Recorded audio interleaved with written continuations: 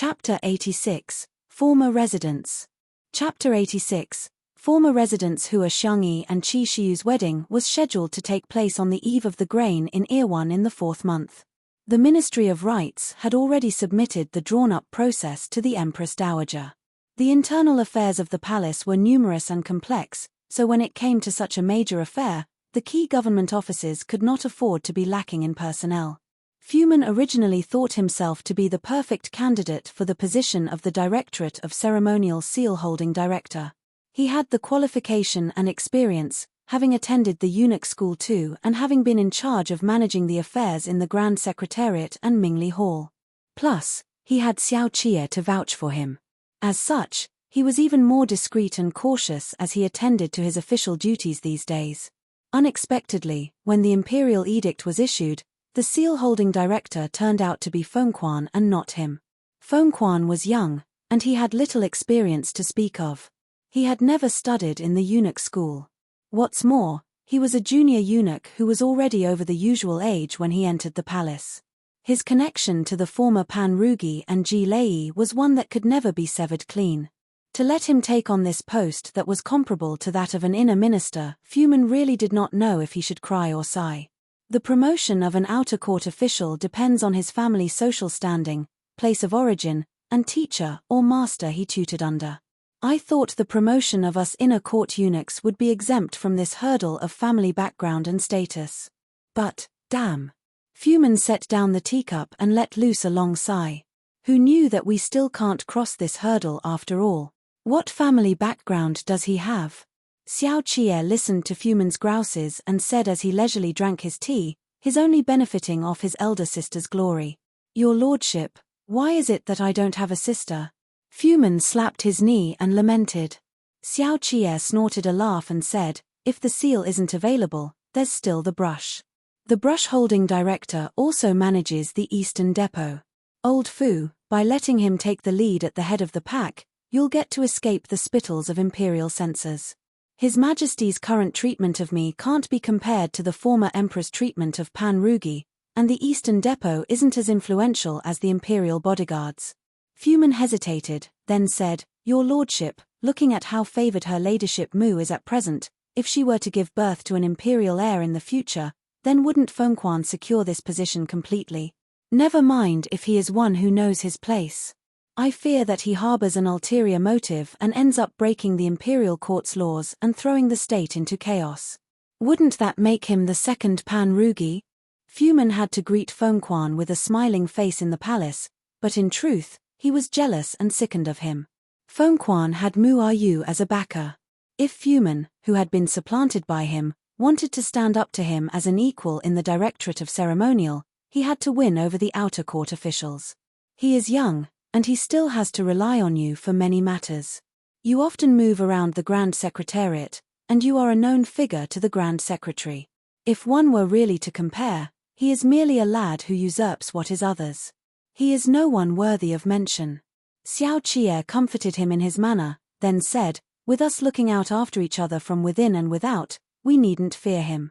How is it going in the palace lately? Second young master, she is dead. His Majesty still thinks of the tune he had yet to complete and felt sad for a few days. Fuman turned sideways to look at Xiao Qie. But your lordship, while I was serving tea to the various excellencies in the Grand Secretariat, I inferred from Minister Wei's words that he still wants to investigate the Shi clan's accounts. The Shi clan caused such a big commotion at the harbour, and there is no head of household this time. Such a big business may be likened to a piece of fatty meat, it's a gold mine. They are all eyeing it. Isn't his family still alive? Xiao Qie and Shen Zechuan had discussed the follow-up plans for the Shi clan. Those keys had fallen into Shen Zechuan's hands, and in Xiao Qie's eyes, these were Shen Zechuan's trousseau. Biding his time, he said, Shi Hongshuan's eldest sister-in-law, and Shi Hongshuan's various cousins are all skilled in managing the business, and they have not committed any crimes. By investigating their accounts for no apparent reason, Minister Wei would be accused of hitting a man when he's down. His Majesty didn't agree. But the Grand Secretary seems, Fuman moved his arm onto the table and said to Xiao Qie, seems to have the intent to pursue the accounts too. Hai Liangyi naturally has his own considerations.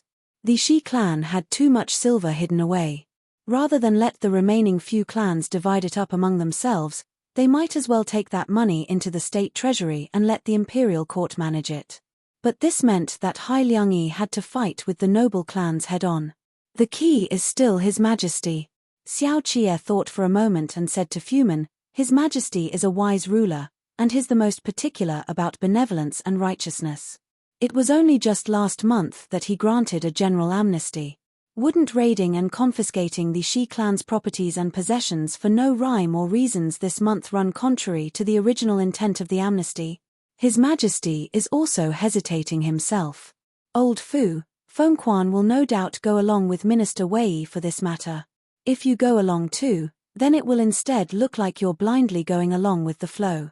Why not use the opportunity while you are serving His Majesty to tell His Majesty in detail that it is inadvisable to go ahead with this matter at present? The gears turned in Fumin's head. He said, won't this offend Minister Wei? Whether inside or outside the palace, there is only one master, and that is His Majesty. Xiao Qie smiled. Pan Rugi was powerful and influential too, but he did not throw in his lot with the emperor. I'm not at all surprised that he ended up executed. Besides, how can Mingli Hall tolerate tongues wagging? How would he, Wei Huaigu, know of the words you say to His Majesty? His Majesty likes people who are sentimental. You don't have to persuade for the sake of persuasion. Just mention it in passing. I shall listen to your lordship's advice. Fumin was all smiles, looking warm and affable. In any case, this money won't land in our pockets. We all might as well not want it. The Ministry of Revenue has been tabulating the Imperial Army's accounts for the medicinal herbs used at the Jiao Zui Temple for quite a number of days. How's it? Have you heard anything of it? It's been done and has already been submitted to His Majesty's desk. Nothing is wrong. Fumin knew that Liang Xueshan, from the Ministry of Revenue who was entrusted to handle this account, had been nominated by Xiao Qie, so he said, His Excellency Liang is truly something to sort out and keep the accounts in such clear order. He could even answer readily and smoothly when the Grand Secretary quizzed him about it. Looks like he's on his way to a promotion too. Thus, Xiao Qie asked no further.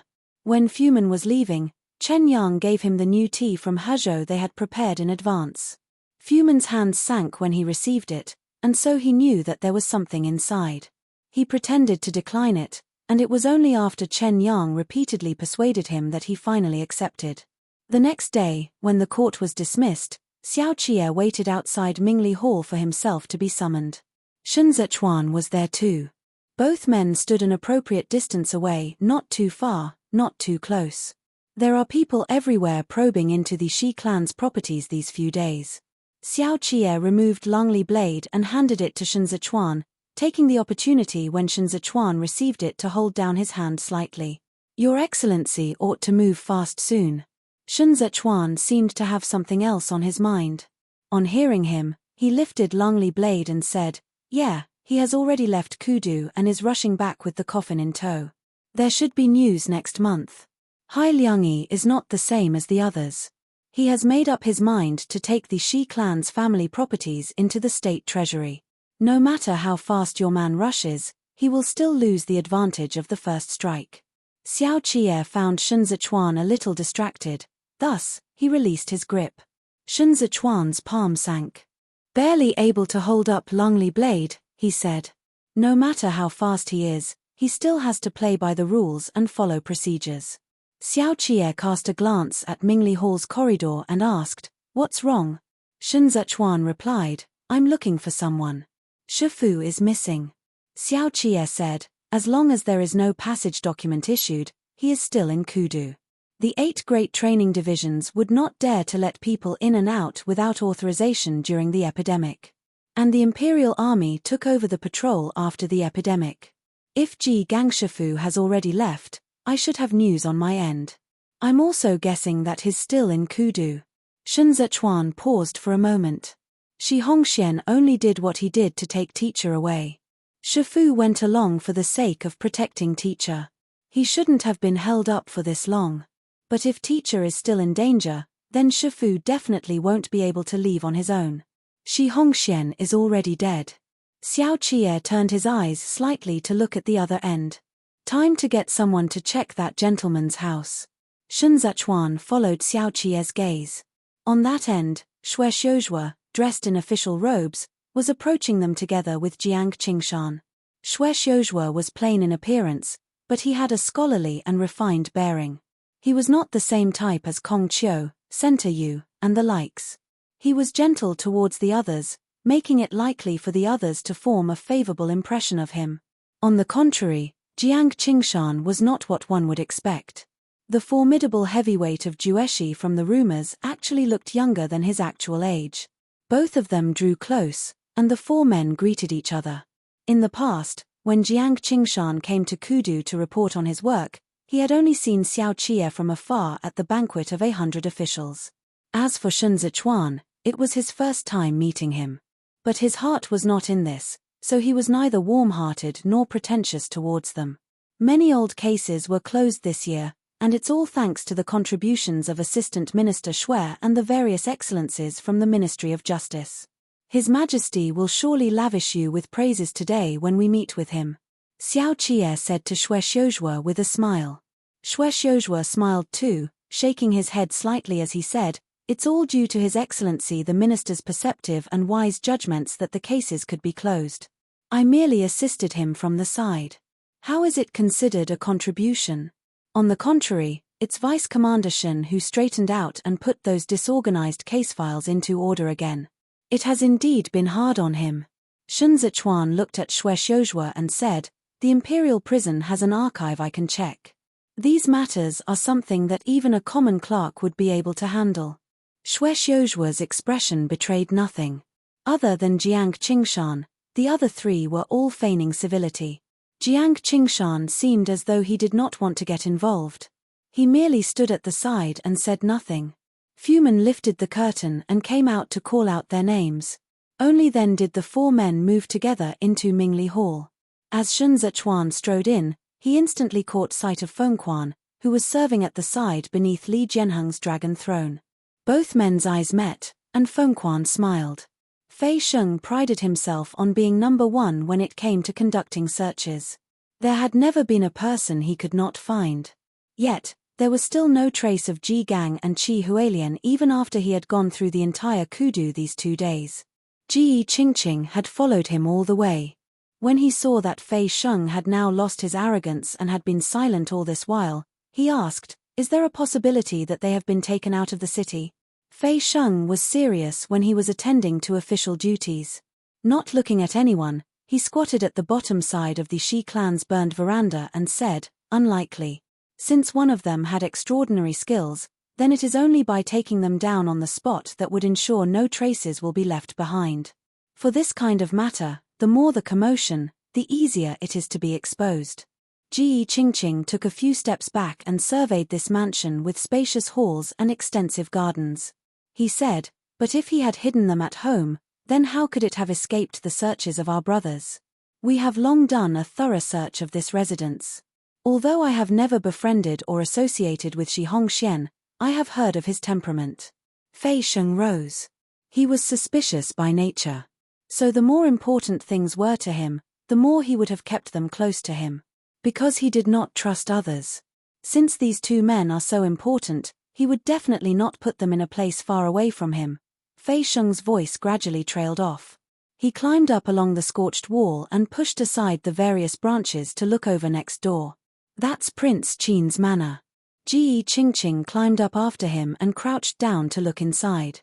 Deserted for many years, Fei Sheng jumped down and took a few steps into the painted corridor, where he saw the paint at the top had already peeled off. It was all grey and drab all around, covered thick with cobwebs. He used his Shochuan Blade 3 to pick off the cobwebs and tried pushing the doors with paper seals. For that's right. It has indeed fallen into disuse for many years. Ji Qingqing looked around. "You suspected he hid them here?" As soon Fei Sheng touched the door, he knew something was wrong. He said, "A decades-old manor, yet the seals are merely covered in dust. Something's fishy." He took half a step back and abruptly kicked the door open. Author's notes: I saw someone question the need to keep considering the issue of ingots transportation instead of using banknotes outright. I'll explain it here so that those with the same question can also understand the reasoning behind this. Because I did not define banknote banks in my setting. If such a setting were to exist, then it must be able to contain Shi clan's wealth and completely be beyond the imperial court's control. It'd be considered as a self-made entity by the merchants, and therefore, it must have a high credit rating to ensure that the banknotes issued under its banner can be used. 4 million taels is no small sum. Even if they were converted into banknotes, they'd still be subjected to inspection during transportation. The banknotes would also need to be protected against humidity and fire hazards. Most importantly, because they are not officially issued by the imperial court, there is no guarantee that its usage across the various lands of Dazhou will be problem-free. As an example, for this amount of money to come out of the Jueshi, it must be converted to banknotes at the banks in Jueshi, but once it reaches Zhongbua or Libei, it remains a question of whether or not the banknotes can be exchanged for the same value. If the setting were to include official banknotes, then events such as the defeat of Zhongbua troops, corruption amongst government officials, power struggles among political factions, and the emptying of the state treasury during the era of Xianda have resulted in the Ministry of Revenue being unable to audit their own accounts clearly. They would have even less capacity to issue and distribute official banknotes and paper currency. The issuance and distribution of such have strict requirements for the notes materials as well as a standardized credit limit. So even if banknotes were used, there is also no way a few banknotes could net 4 million, given the limit on credit. If we were to consider using denominations of 1 tael, 5 taels, 10 taels, and so on, the transfer of 4 million banknotes could only resolve the issue of weight. Subsequently, if the imperial court were to have a change of sovereign, or if the Shi clan were to be brought to ruins, then whether or not these banknotes will depreciate in value or render void will also prove to be another source of headache as well. Actually, there is an aspect of the Shi clan setting. I'm not sure if everyone has noticed. It's that the Shi clan controls the sultans and copper mines. The copper mines mean that they can mint their own copper coins, as long as they have a firm grasp on the relative purity standard of Dazhou's copper currency. This is the fundamental reason they can pit themselves against the rest of the 8 great clans. Besides, isn't the large amount of silver warehouses in their possession also an indication that they have, in fact, already been mining silver in private and have the potential to manipulate the flow of silver in the market? Of course, these are a few words from whatever little information I have on hand. Because I'm not familiar with the know-how in this field, I'm not comfortable with blindly adding in the setting of banknotes and banks. In the case of silver, it makes more sense to only consider the relative purity standard of silver. Many areas are problematic if we were to probe deeper into it, so thank you for your tolerance and understanding. As a result, today's chapter isn't much, sorry. But now that today's matter has been dealt with, we will return to our old schedule tomorrow. Chapter 87, Imperial Heir. Chapter 87, Imperial Heir. The door panel fell to the ground with a loud thud, strewing accumulated dust all over. Fei Sheng covered his nose and mouth and strode in to check all the corners, not missing a single one. This was the former residence of Prince Qin. Although it had fallen into a state of disrepair for years, one could still get a glimpse of its former opulence and grandeur. Fei Sheng lit the candle he carried on him, extinguished the lighter one and headed into the inner chamber. The bed curtain and beddings are all new. Ji Qingqing lifted the drape and looked at the bed. There were still people staying here a few days ago. Fei Sheng stopped beside the table and pushed aside the teapot cover to reveal the residual tea stains within.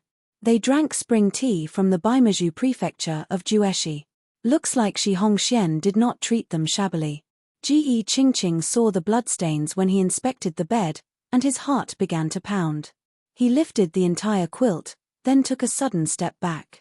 Hidden under the quilt on the bed was a putrid-smelling corpse with obvious signs of livor mortis. This person had obviously been dead for a few days. Fei Sheng held up the light to inspect the corpse. This person was strangled to death. Fei Sheng pointed to the corpse's throat. It was crushed outright. There are bloodstains. Ji Qingqing said. He had wounds inflicted with a blade before he died. Not only that. Look at his neck. There are 2 sets of strangulation marks, which means that the first time did not kill him. How could those men Shi Hongxian hired from the martial fraternity alone be capable of forcing the Shifu into such a corner? As Fei Sheng spoke, he used his blade to prop up the corpse and slowly turned the body over. There's no anomaly with the liver mortis, so he shouldn't have been poisoned. The gashes on his back are in such a mess. Obviously, a layman who knows nothing of swordsmanship had haphazardly hacked away at him. The blade missed the vital points, that's why he chose to choke him to death. They should have joined forces to kill this man. I suspect the Shifu was injured. It's likely he was too physically weak, and the teacher had no choice but to take up the blade himself as a last resort. The more Ji Qingqing heard, the more alarmed he was. He said, since the corpse could be laid out in such a neat and orderly manner, does it mean that teacher and Shifu have not reached the point of panic yet? As long as, it's possible that the corpse was laid out by others. Fei Sheng surveyed the place again. There are no traces of a fight here either. I think Shifu was injured and did not have the means to display his prowess with ease, that's why he needs teacher's help. But their second transfer was definitely not arranged by Shi Hongxian, because none of those martial artists he hired from the martial fraternity would dare to set themselves against the imperial bodyguards for just a bit of money. Whether or not this corpse is one of the martial artists remains to be seen. If it isn't, Fei Sheng's words came to an abrupt halt. He was willing to work for Sun Zechuan because he was eyeing the lucrative post. If this matter was not a personal grudge, then it was going to involve court strife. He did not want to put himself right in the middle of it, so he did not finish the second half of his words. If it wasn't a martial artist, then this kind of highly skilled expert could only come from the imperial palace, and this corpse was possibly from the imperial bodyguards themselves. Ji Qingqing understood his concerns. Both men fell into a silent stalemate. This house was creepy and eerie, so continuing to stand here like this was not an option. Fei Sheng retracted his blade and said, they are most certainly in Kudu. Each of the officials' residences and princes' manors has specialized bodyguards to stand guard. Their doors are tightly shut, and there are secret passages built inside. It's simply too easy if they want to hide a few people. Sorry, this humble one is unlearned and of little talent. I can only search this far for His Excellency Shen. With that, he cupped his hands to Ji Qingqing and stepped out the way he came in. He mounted his horse and headed back to turn in his report. From where he was in his spot, Ji Qingqing saw that trail of blood drag all the way to the ground. So he followed the blood trail and kneeled while propping himself up on the ground to look under the bed. It was even darker beneath the bed, and there seemed to be something there. Ji Qingqing reached out to fish it out, but it turned out to be a handful of ashes. Ji Qingqing blew away the ashes, leaving only a fingernail-sized piece of paper in his palm. It was the remnants of handwritten notes that Qi Hualian had not thoroughly burned away. Sun Zichuan closed his eyes. Sandwiched between his fingers was the piece of paper that had been burned yellow. There were only a few words remaining on it, yet these were words he was the most intimately acquainted with. Qi Hualian's handwritten notes touched upon quite a number of matters. They were all treatises on contemporary politics they discussed back then in Jiaozui Temple. Every little thing he had taught Sun Zichuan, and every inside story about the eunuchs he knew when he served as Grand Mentor, were all in the notes. During the epidemic, Qiao Tianya had transferred them all to store in the loft for Qi Hualian to safekeep personally. To prevent the information in them from leaking, Qi Hualian had his own way of reading them. What treatise it was and how to read it were all something he had thought over himself during his spare time at the temple. If one were to read them in the usual order, quite the number of matters would appear to be just a jumble of words, much like the ravings of a lunatic, totally incoherent and incomprehensible. But he burned it. Was it because he was forced by circumstances, or because he was worried that the one detaining him would be able to read it? Qiao Tianya, who had been leaning against the wall, involuntarily straightened up when he saw Sun Zichuan stepping out. Sun Zichuan swiftly walked down the steps and said, "Prepare the carriage." Noting that it was already getting late, Qiao Tianya knew where he wanted to go. The inconspicuous and common horse carriage set off and circled twice on Shunwu Street before reaching the Plum Blossom residence. "Where is his lordship?" Sun Zichuan got off the carriage and asked. On seeing his solemn expression, Ding Dao did not dare to play around and replied honestly, "His lordship has just gone out to invite that eldest master Shui for a drink. He will return later." "Your Excellency, do you need me to go and call his lordship back? It's just a few streets away." For Xiao Qi'er to invite Shui Xiuyi for a drink at this moment, he must also be trying to probe deeper into Shui Xiuzhua. The Shui residence was not an easy one to investigate. It was far more convenient to have an insider like Shui Xiuyi around than to send someone to grope around in the dark for clues. Shun Zichuan walked into the courtyard and said, "You just need to tell him that I'll be resting here tonight. Tell him to come back after he's done drinking. Don't stay out all night. But also tell him there's no hurry, there's no need for him to rush back immediately. Shui Xiuyi is not an easy one to dismiss at will." Ding Dao uttered an acknowledgement and left. Qiao Tianya followed Shun Zichuan and asked, "Why the sudden hurry?" Shi Hongxian didn't trust anyone, but he trusted Shui Xiuzhua. Shun Zichuan headed up the stairs under the dim light from the lantern. That last time Shi Dan defrauded him, he rather suspected Shi Dan than to suspect Shui Xiuzhua. He always had to ask about everything. Having gotten hold of teacher this time, he no doubt wouldn't dare to act on his own. Before his death, Shi Hongxian was so sure that Shun Zichuan would lose. Why? He must have known something that Shun Zichuan still did not know as yet. Shi Hongxuan's promotion to the Bureau of Evaluations was on Shui Xiuzhua's suggestion. He heeded Shui Xiuzhua's advice that much, why would he? Shun Zichuan suddenly paused in his steps and stood where he was. The Shui clan had already been on the decline for a long time. Shi Hongxian would never comply and put himself at the disposal of a down-and-out person. He would also never be that easily won over by anyone. They came to associate with each other through the solidarity between fellow students. Because both clans were related by marriage in the previous generations, they had ties of kinship and friendship between them. But what did Shui Xiuzhua use to maintain his hold over Shi Hongxian? Shi Hongxian put profit before anything else. He could even kill his dear blood brother on a whim. It was impossible for Shui Xiuzhua to gain his trust of such proportion with just that flimsy bit of blood relationship alone. Shun Zichuan started to grow apprehensive for no reason. He looked at the eaves. The shadow was like a threatening beast, baring its fangs and brandishing its claws. It had already bitten half of his body between its sharp fangs. Clues that he could not pry apart clearly were just like the dense clusters of water weeds that, along with the colors of the night, entangled and tied down his hands and legs, giving him an inkling of the danger. When Xiao Qi'er saw Ding Dao come in midway through his drinking session with Shui Xiuyi that he had invited the latter to, he knew that Shun Zichuan had returned to the residence. As he socialized with the other man, he gave Ding Dao a slight nod to indicate his awareness of it. Shui Xiuyi was half drunk again. He wanted to call a few prostitutes down for company. But Xiao Qi'er said nothing of this, so he did not dare to call for them rashly. Still grabbing the wine cup, he said to Xiao Qi'er even as his wine-induced hiccups persisted, Shui Yanqing. That batch of fledglings he is raising in the residence, he specifically put them in a big courtyard, and even habitually hire a teacher to set up some kind of private school. If you ask me, he doesn't seem like he's raising prostitutes. Is that so? Xiao Qi'er downed several cups of wine, showing no sign of being drunk. Beside him, Chen Yang filled Shui Xiuyi's cup to the brim again.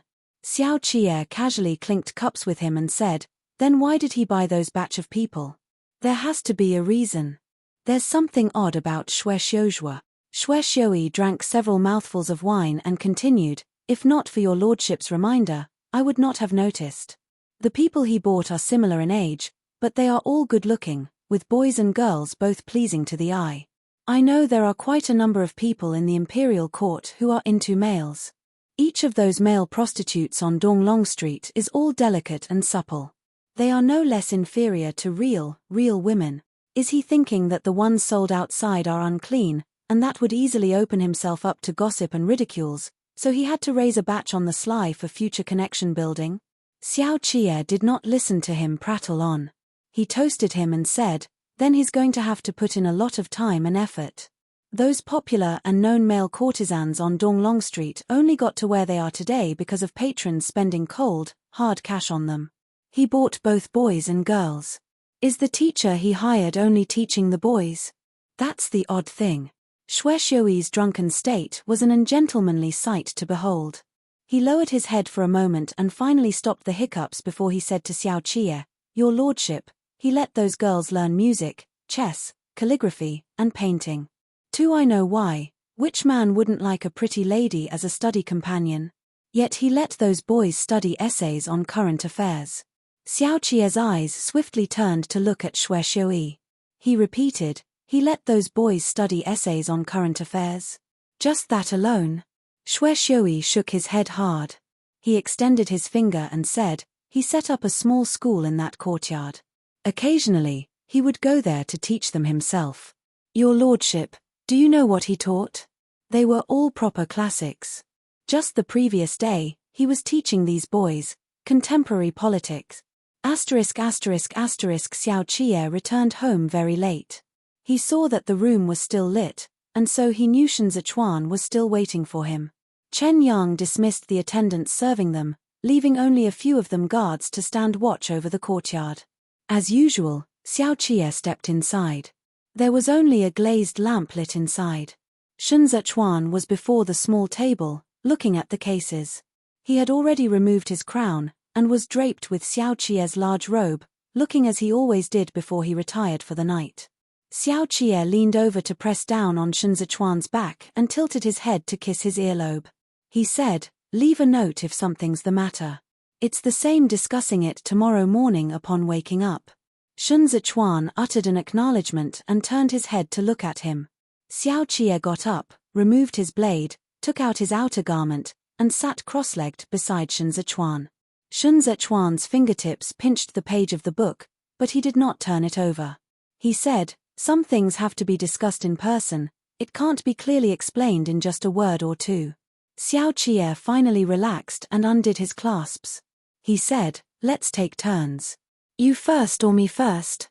Shen Zichuan looked at him for a moment, but Xiao Qie did not pull him closer, so he raised his fingers to help him undo the clasps.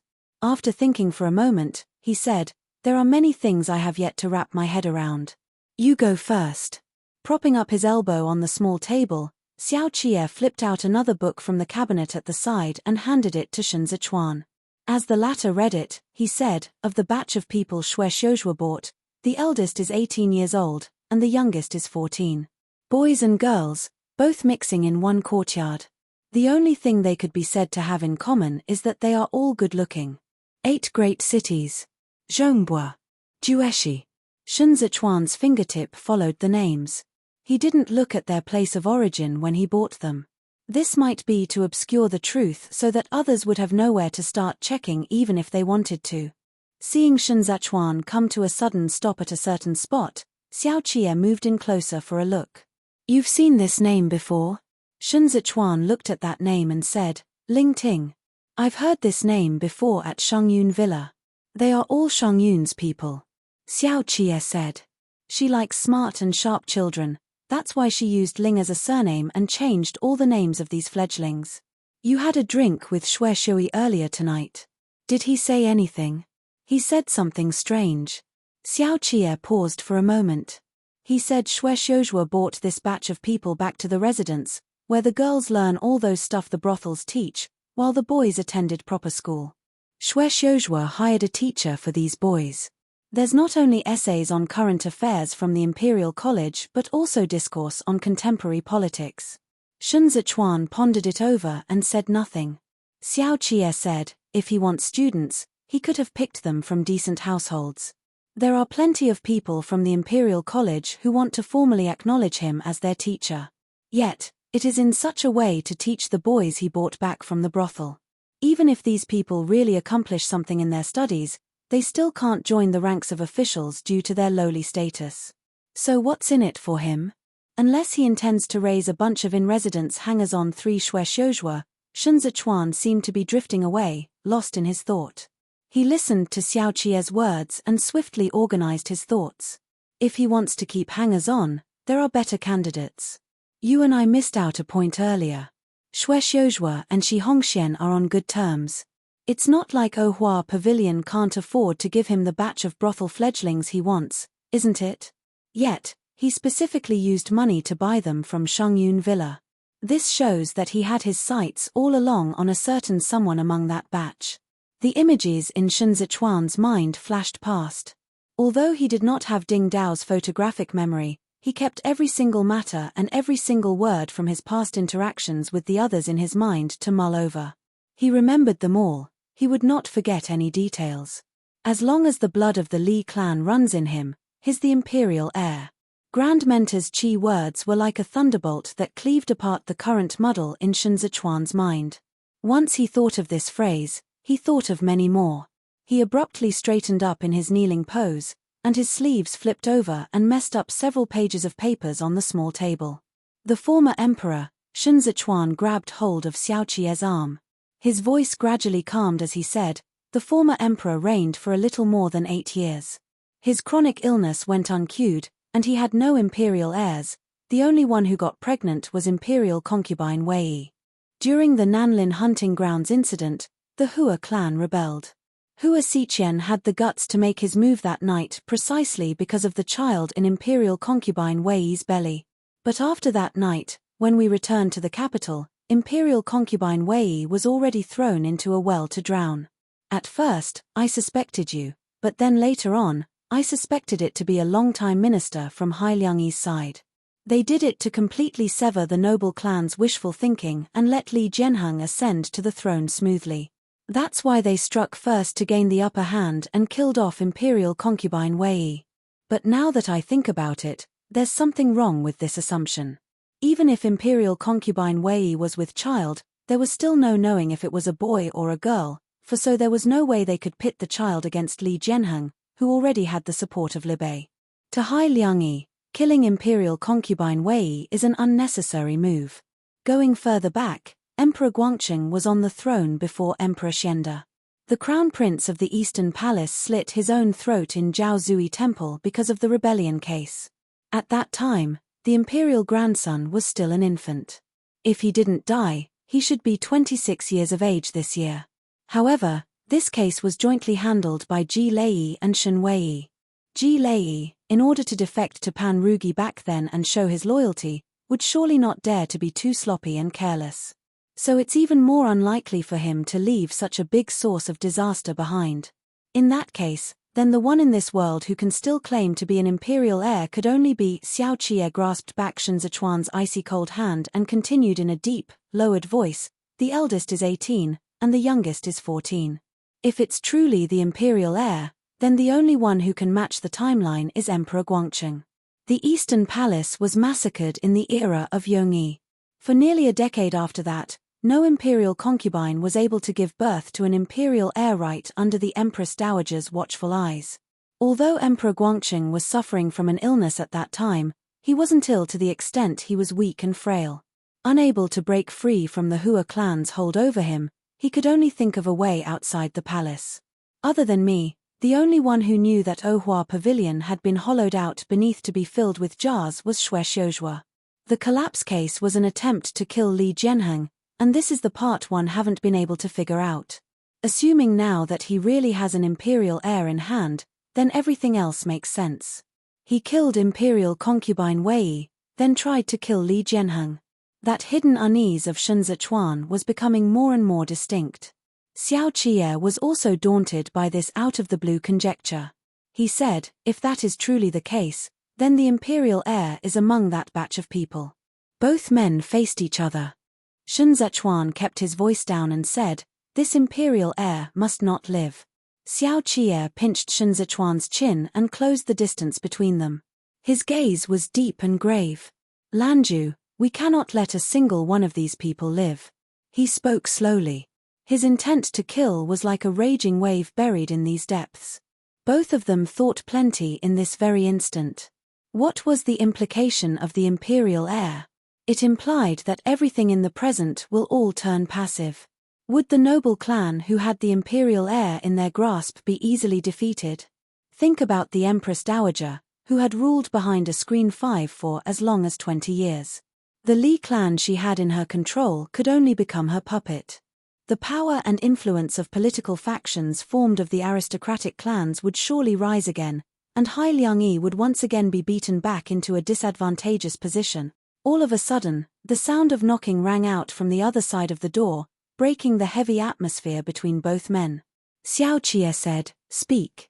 Xiao Tianya said with slight urgency, "Master, the man who has been hurrying all night to catch up with Shidan is back."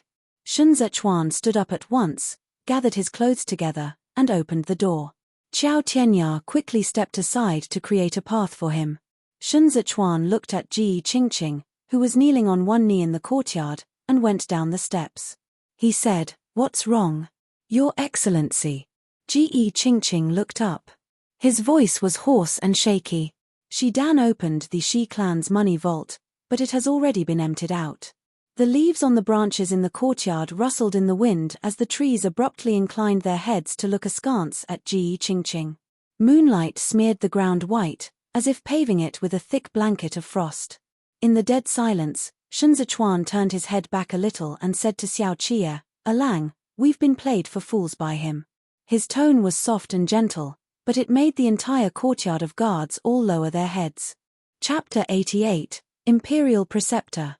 Chapter 88, Imperial Preceptor. The refreshing breeze came blowing gently, and the chilly night made one cold with fear. Xiao Qie's earlier intent to kill was largely dispelled by this Alang. He stayed silent for a long while, bathed in this pleasant coolness as he calmed himself. Shun Zechuan looked back again at Ji Qingqing. Without looking the least bit flustered, he said, "Transporting this many silvers is not something that can be achieved in a short time. No matter how thorough he is, he can't deceive the entire world. Gather some men tonight to head out of the city. First, head to Qinju and make detailed inquiries along the way. Record down all the business transactions of the major goods in the past 2 years from Jueshi to the northeast, then send someone to give me a detailed account." Ji Qingqing had been heavy-hearted with worries after receiving the news. But when he saw how unperturbed Shun Zechuan was, he could not help but feel a little relieved and composed himself too. "Chen Yang." With his robe hanging off his shoulders, Xiao Qie motioned, "Take them to the Interpreters Institute 1 in Kudu first. Get a batch of medium-grade horses and affix their tags to the official writ of arrest for the notorious bandit leader. Say that the bandit is on the run in Jueshi. It's not convenient for the Imperial Army to head out of the city to pursue and apprehend him, thus this task is entrusted to the Imperial bodyguards. I'll personally make a trip to the Ministry of War and the Ministry of Justice tomorrow morning to submit a report." The city gates were already closed, and they could not leave the city arbitrarily. The Imperial bodyguards were also involved in the important tasks of conducting raids and arrests of criminals, and they usually had to report to the Ministry of Justice and Chief Surveillance Bureau whenever they had to leave the city for fieldwork, then waited for the official approval in reply.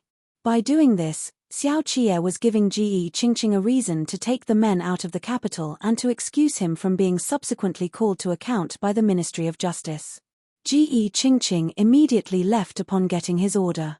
Chen Yang threw on his robe and led the way, and both men left the residence ahead of the others. Xiao Qie led the flimsily dressed Shun Zechuan back by the hand. When he stepped through the door into the room and saw that Shun Zechuan was still deep in thought, he said, "What happened to teacher is no doubt connected to Shuexiuzhua. But since he's willing to transfer him away, that means teacher is still of use to him. He won't act rashly and kill teacher. There are too many secrets hidden in the Shue's residence. I have to think of a reason to get a special search and arrest warrant from His Majesty. To deploy the Imperial Army, it has to be a major case where the evidence is irrefutable. So we still have to rely on the Imperial bodyguards for the probe today." Shun Zechuan did not sit back in his original seat. He knew that resting would prove to be hard tonight, seeing as it was already late, so he poured himself a cup of strong tea. However, he only took a sip and gave the rest to Xiao Qie. Xiao Qie drank it all and said, "Shuexiuzhua is cautious in everything he does. He would not even accept the ice respect to those officials outside the city offered him upon their return to the capital. In all the time during his tenure as the Chief Supervising Secretary, the Imperial censors from the Chief Surveillance Bureau all regarded him as the most uncorrupted official. He rarely gets impeached. So I'm afraid it'll be hard for even the Imperial bodyguards to find a reason to investigate him. Investigating him openly with great fanfare will inadvertently alert the enemy. Shun Zechuan fiddled with the teacup and deliberated it over the bitter aftertaste of the tea. His out in the open, while we are hidden in the dark. As long as we keep the pawn Xue Xiui concealed, we are still the party on the offensive.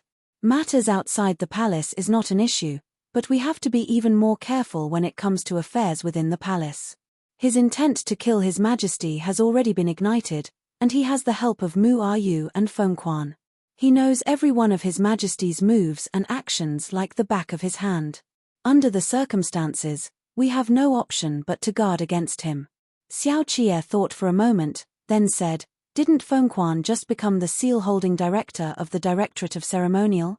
Given his service record, he will surely incur censure from both inner and outer courts. Fuman, whose rank is beneath him, is itching for a fight, while Hai Liangyi detests eunuchs. Feng Quan's power and authority now that he has assumed the post of the seal-holding director cannot be compared to Pan Rugi's during the latter's time in power. Get him trapped both on the inside and outside where he is unable to fend for himself, and he won't have the spare capacity to deal with anything else for Xue Xiuzhua. It's also of pivotal importance to secure His Majesty's position." Shun Zichuan said. No word regarding the imperial heir must get out. Ever since Li Jianheng's ascension, he had been castigated much by the imperial censors. What's more, he had met with mishaps and dangers one after another. He did not have an outstanding track record of political achievements, and his reputation among the commoners was not comparable to that of the former emperor. If the matter of the imperial heir were to leak, it would no doubt unsettle public sentiment. No matter which way one were to look at it, it would not be conducive to maintaining stability. Regardless of whether it's a real dragon or a fake dragon 3 in Xue Xiuzhua's hands. Xiao Qie pressed against his thumb ring and stared at the glazed lamp. The Emperor of Dazhou can only be Li Jianheng. Even if a crown prince is to be designated in the future, it can only be Li Jianheng's son. The Xiao clan was now a notch above the Hua clan, and they had managed to preserve their power. Xiao Qie, secured in his position, was steadily making his moves, while Xiao Jiming, over in Libei, was solid in his defenses too. They pitted against the noble clans in Zhongbua and Chidong on the sly. The fight was not that intense, because there were the outspoken ministers Hai Liangyi and his people to act as an intermediary and mediate between them, managing with some difficulty to prevent the infighting between the two tigers from deteriorating further. But then, Hai Liangyi's greatest protection was Li Jianheng. Li Jianheng was willing to trust him and respect him. He knew of his unyielding loyalty. That's why he had not immediately turned to the Empress Dowager for support in this tug-of-war. Furthermore, Li Jianheng was willing to lay out all the major and minor affairs of the imperial court on the table to discuss with Hai Liangyi. This was the fundamental reason why Hai Liangyi could secure his position in the Grand Secretariat as the Grand Secretary after the move into the new reign. The person Li Jianheng was not important. But after he ascended to the throne, Li Jianheng became crucial. He was in the center of all the covert and overt attacks. And he was the cage the three sides jointly used to restrain the other. He was also the dagger the three sides jointly used to attack the other. Now that Xue Xiuzhua had already surfaced, Shun Zichuan could not help but wonder, even as he looked for a breakthrough, if there was another person behind Xue Xiuzhua. There was a drizzle a few days later, when Xue Xiuzhua had the day off. He was wearing a sky-blue fine-woven silk robe as he paid a formal call on Qi Hualian at the small building he was Jn. Qi Hualian took large bites of his meal and did not even cast a glance at him. Xue Xiuzhua did not sit at the table, and the bow he made was a protocol observed by pupils. He saw Ji Gang sitting before the window polishing a stone, and so he said to those in attendance, "Elder Ji has yet to recover from his injuries and should avoid spicy food. Go and get the chef from Duanzhou to cook up the dishes again. No need for the trouble." Ji Gang blew away the dust and said in a quiet voice, "I'm not eating." Xue Xiuzhua did not say a word, and the attendant withdrew to give the chef his instructions. The Xue clan was a prominent clan of the city of Jincheng, and they were not used to the local tastes of Zhongbua. This chef from Duanzhou was someone he had hired specifically for Ji Gang. The drizzle outside the building came pitter-pattering amongst the apricot blooms in spring, and the pink and white in the courtyard were all beaten to mud by the rain. Having eaten and drunk to his fill, Chi Hualien wiped his mouth and rose to look at the bleak scene in the courtyard. He said, "No need to waste that effort. Ji Gang is extremely obstinate. If he says he's not eating, then it means exactly that. Just get them to prepare some steamed buns and pickled vegetables for him to allay his hunger." Xue Xiuzhua smiled. "I can't be so irreverent with both elders in my house as guests." "Then open the doors." Ji Gang carved a nose and eyes for the stone. "We can go back ourselves." Without a change in his expression, Xue Xiuzhua said, "There's a chill in the spring air lately. Seeing as Vice Commander Shen still has nowhere to settle down, how would he be able to provide proper accommodation for both elders? Drop the pretense. Just say that you're keeping us in captivity." Chi Hualien walked a few steps, and the iron chain on his ankles clanked along with his movements. He said, "I've been taken prisoner my entire life, and I'm almost reaching my end. I'm old, and he's disabled. What are you trying to do by holding the two of us old, weak, sick, and disabled men captive in your hands?" Xue Xiuzhua personally bent over to pick up the chopsticks Chi Hualien had pushed aside to the ground. Wiping it with a handkerchief, he said, "Mr. is a brilliant man of great stature in the past. You originally would have enjoyed the posthumous honor and glory of being enshrined and worshipped by the imperial ancestral temple after death. A pity you threw in your lot with the wrong person, and ended up feigning insanity in Jiao Zui Temple for 20 years. Today, I would like to ask of Mr. to be the imperial preceptor once again. Firstly, it can make up for Mr.'s regret for not being able to witness the Crown Prince's enthronement ceremony back then. Secondly, it can redress the injustice and grievance Mr. has suffered and allow Mr. to begin afresh in the imperial court. You can return before the eyes of the masses in a dignified and above-board manner. Aren't these two reasons sufficient enough? I am a person who respects and admires Mr. Be the imperial preceptor again." Chi Hualien took a step backward, dragging the iron chain along with him. A laugh escaped his throat. "You want me to be the imperial preceptor again? Such arrogance. The world is now at peace, and the current emperor is rightfully legitimate. He has that high rancher to watch over him and assist him, so why do you still need me, Chi Hualien? I'm crazy and silly. There's no way I can assume an important post." Xue Xiuzhua set down the chopsticks and said, "Mr. ended in such a situation only because Mr. was slandered. During the reign of Yongyi, the Empress Dowager took control over the state affairs, which turned the law and discipline of Dazhou's imperial court upside down and caused corrupt officials to run amok. It was the same during the reign of Shenda. Hua and Pan colluded with one another and stirred up troubles in Kudu, the 8 cities, the entire Dazhou, bringing untold suffering to the common folk of the various lands. Then, the troops of Zhongbua suffered a defeat, and it was a scene of desolation and despair in the 6 prefectures as victims and refugees swarmed all over, and bodies of the starved littered the roads. Mr. spent an idle 20 years in Jiao Zui Temple, yet you have lost your drive and heroic spirit now that you have come out. Have you even lost the will to compete and emerge victorious against Hai Liangyi?" Chi Hualien turned around and held onto the window to look at the rain pelting the apricot blossoms. After a moment of silence, he said, "It's true that I wanted to compete with Hai Liangyi 25 years ago to determine who was the better one. We both took the same imperial examinations. He was so unremarkable, while I ranked first in the imperial civil examinations at the provincial, metropolitan, and palace level. 5 I was complacent in my youth and did not know how to navigate the official circles. I ended up framed and demoted out of the capital. Too ashamed to face my elders in Yuzhou, I fell depressed for several years. Later on, Hai Liangyi was promoted, and he rose in ranks. Yet, the Crown Prince did not take him as his teacher, but welcomed me back to Kudu from Yuzhou. And so, I became the Grand Mentor of the Eastern Palace. At the same time, I assumed the post of Minister of Personnel. Hai Liangyi lost to the name Chi Hualien his entire life. But he is a gentleman. When the Crown Prince slit his own throat, he was condemned by all. Only Hai Liangyi believed that there was still hope in him, that he was not beyond redemption. Just for this alone, I cannot be compared to him.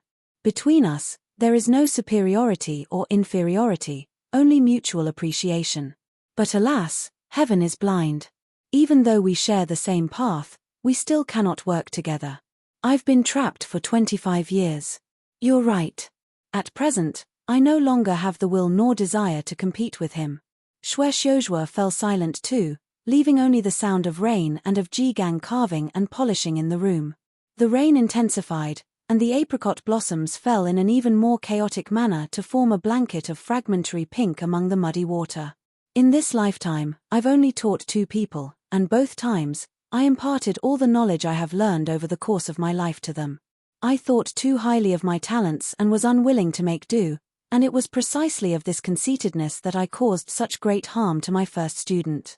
Qi Hualien gazed at that dirty water with pieces of petals, as if he was looking at his own down-and-out half of his life. He said, I, Qi Hualien, am not an immortal after all. 2 students are enough. As for the others, I'm not up to teaching them. Ji Gang burst out coughing violently. He covered his mouth with a handkerchief and grumbled, close the windows. Qi Hualien shut all those scenes outside and looked back at Xue Xiuzhua. He said, that's all I have to say. Don't pester me. Leave. Don't stay and get in the way. Xue Xiuzhua did not move.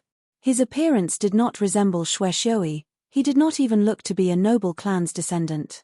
He lacked the same kind of haughtiness Pan Li and Fei Shi had.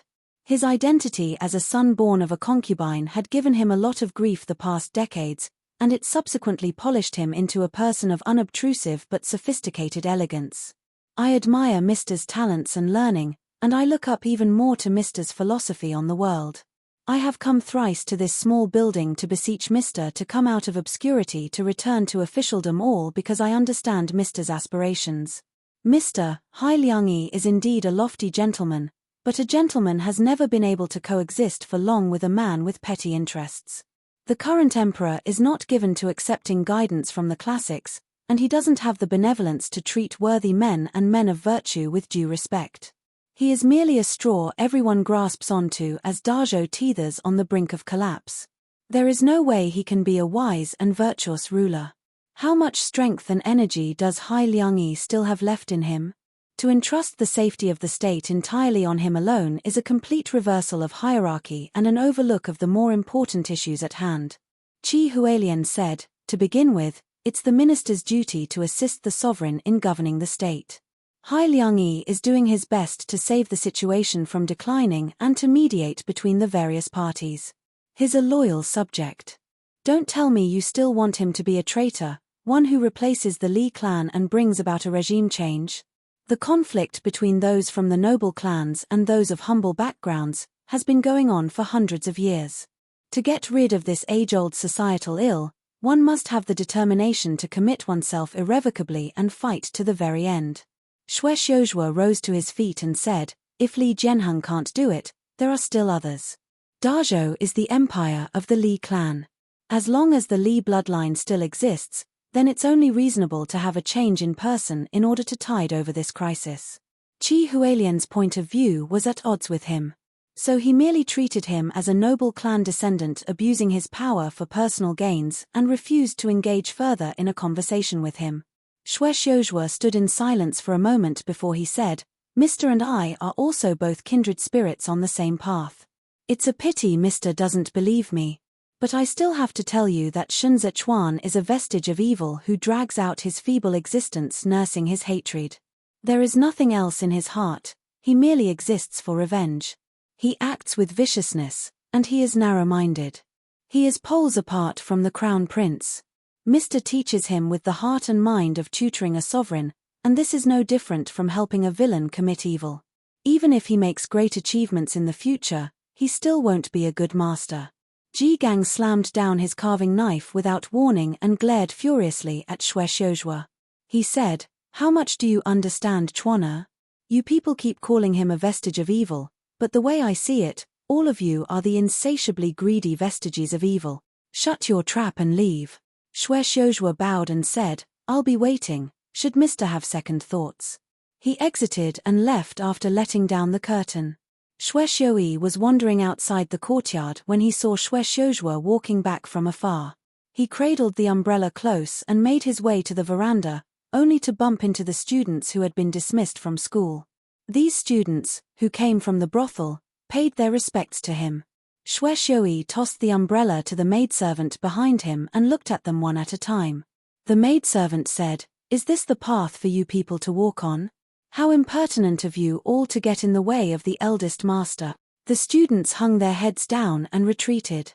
A girl of 17 or 18 stood behind them. Xiu Xiui noted that she was extraordinarily good-looking, so he tugged her sleeve frivolously and said, "Are you one of the chicks Yanqing brought back? What's your name?" This girl cast a glance at Xue Xiui without answering. Xue Xiuzhua just happened to approach from the other end to block Xue Xiui. He said with a smile, "Did eldest brother just come back? Let's return to the courtyard. The rain is heavy. Careful not to get drenched." Xue Xiui slapped his hand away and said impatiently, "I know." Xue Xiui took a few steps and heard the students behind him pay their respects in unison and addressed Xue Xiuzhua teacher. He turned his head back again for another look, only to see that girl earlier looking right back at him with her head inclined to the side. Her gaze showed no fear or trepidation. Even after Xiu Xiui discovered her looking at him, she did not avert her gaze. Instead, she looked at him until Xue Xiui could not help but turn his head around first. The wind and the rain pelted his face. Xue Xiui shivered and hurried away with his arms wrapped around himself. Chapter 89, Thunder. Chapter 89, Thunder. Ji Qingqing had been out of the capital for a little less than half a month. The Shi clan's money vaults that were opened one after another all turned up empty, but the good thing was that the stores in the various regions could be managed by Shidan. Coupled with the 4 million silvers he had gotten earlier, Shenzichuan did not end up totally empty-handed with nothing to show for.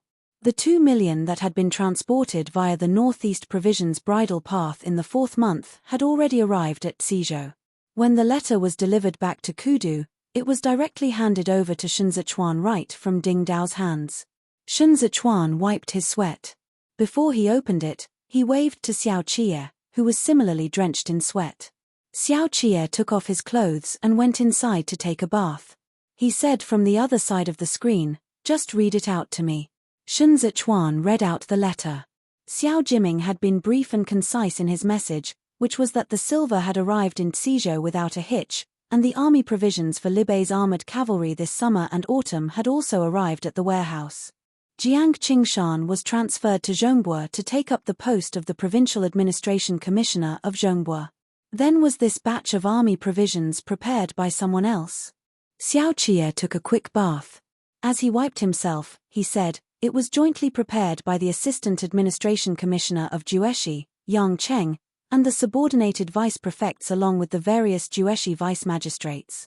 They are all old hands under Jiang Qingshan's command, and they are the fastest when it comes to the past preparation of the military provisions." Shenzichuan set down the letter on the desk. He wanted to say that since it had not been through Jiang Qingshan's inspection, then the military provisions should still be properly inspected before distribution. But he thought the better of it when it came to his mind that Xiao Qie was not managing Libei's military affairs. Xiao Jiming should know the ins and outs of this matter. There was no need for an outsider like him to interfere, so he dropped it and did not bring it up again. Xiao Qie draped on a dark-colored wide-sleeved robe over his inner garment. He could hold his own against these solemn colors. Even with it hanging loosely over his shoulders, he cut an imposing figure. He drank a cup of tea that had gone cold when he came out and said, "Ji Yujin went to the Shui residence to check it up last night. Teacher and Shifu are most likely detained in one of the lofts. Common places aren't able to trap Shifu." Shenzichuan touched the brush. "I want to see it for myself. If someone as vigilant and wary as him were to discover it and transfer teacher and Shifu to another place, then we will be looking for a needle in a haystack." Xiao Qie removed the crown for Shenzichuan. "I've already called for men to take turns to keep the periphery of the Shui's residence under surveillance. We have to think of a safer method. There's still one thing I can't figure out." Shenzichuan let Xiao Qie comb his hair for him. That clumsy back and forth was not at all like the second young master. How exactly did he empty out the Shi clan's money vaults? Ji Qingqing did not find out anything in Qinju either. Xiao Qie cast a glance at Shenzichuan in the mirror and said, "Can't figure it out?" "I already did." Shenzichuan looked at him. We know that 4 million silvers you got are all subjected to inspections at the various regions' checkpoints as long as they are transported through a trade route, regardless of whether it was by land or water. He must have this concern too, so there's no point checking the trade routes. Even as Xiao Qie spoke, his hands did not remain idle. He weaved a little braid the width of a finger for Shen Zichuan and slowly continued, the governmental posts Xue Xiuzhua holds in successive order are all important positions. A chief supervising secretary audits the accounts in the various regions, and when it's close to the banquet of 100 officials, he no doubt has to have dealings with the transport office. The transport office is responsible for the management of the local taxes paid out to the imperial court. It can't get any more convenient for him to enter and exit Kudu if he smuggles the silvers in between. Suddenly enlightened, Shen Zichuan asked again, then where did he hide them? Although the Shui's residence is larger in scale than the Shi's residence, it's not of a real heritage as the Yarrow clan. Even if he dug into the ground, he can't hide that much money. That depends on how exactly he wants to use them. Xiao Qie released his fingers, and Shen Zichuan's black hair cascaded down like water. It was soft to the touch, and totally lacking in aggressiveness. He pressed down on Shen Zichuan's shoulders from the back, and both men appeared in the mirror. He said, his hometown is in the city of Jincheng, and down south is the prefecture of Hezhou. Hezhou's waterways are developed and are dominated by the Yang clan, who have business dealings with the Shi clan's boats in the harbors of Jueshi. Now that he has kicked off Shi Hongxian, he will have to find someone who can play around with money as well as Shi Hongxian if he wants this money to start moving once more. And this person is none other than the Yang clan of Hezhou. So, my guess is that he most likely entrusted these silvers to the Yang clan of Hezhou. Shen Zichuan had never been to Hezhou before. All he knew was that the Yang clan of Hezhou was very capable. They were not like the Shi clan where legitimate sons born of the principal wife ruled the roost. What they counted on was capability, regardless of whether one was a son of lawful birthborn of the principal wife or a son of common birthborn of concubines. During the first year in the reign of Xianda, the Yang clan made a fortune trading in tea in Hezhou. They rarely went near Kudu other than to pay tributes. Shen Zichuan knew very little of them. Second young master's braids are also prettily done. Even as Shen Zichuan was thinking, he did not forget to look askance and poke fun at him, truly an erudite man of many talents. This second young master has braided many a number of them. Xiao Qie teased him. Aren't Lang Dao Shui Jin's little braids pretty? I was the one who braided them all. Shen Zichuan said, I put all my heart and soul into saving up the betrothal gift for you. Yet you regard me as Lang Dao Shui Jin? Xiao Qie lowered his body and gestured to the mirror, a horse, Chem. There were all sorts of expressions in Xiao Qie's eyes. Pressing against Shen Zichuan like this made Shen Zichuan remember the debauchery of the last time they rode the horse on a rainy night. His smooth neck no longer had those love bites, yet it had already learned to blush when Xiao Qie whispered into his ears. Shen Zichuan lifted his chin slightly, completely exposing the arc of that exquisite, jade-like neck. It was like a crescent moon in the dim light, not that sharp, and innately smooth and lustrous. He softly asked, Am I? Xiao Qie fell under his spell. He kissed the corner of Shen Zichuan's eye, then stared at the man in the mirror and said with a smile, Would I bear to? You're the master of me. I only want to take you riding. Shen Zichuan's anxiety that had persisted for days on end dispersed some. When he smiled, it carried with it a hint of seductive allure that even he himself did not notice. The temperature in Kudu suddenly rose in the 5th month. They had not even enjoyed the refreshing coolness of spring to their heart's content when that summer heat came assaulting them in the faces. The subordinate officials could not take sedans as they went about their tasks, so each of them lifted their robes and fanned themselves. They were drenched in sweat as they entered and exited the various office compounds, with the blazing sun already causing their lips to peel and faces to redden.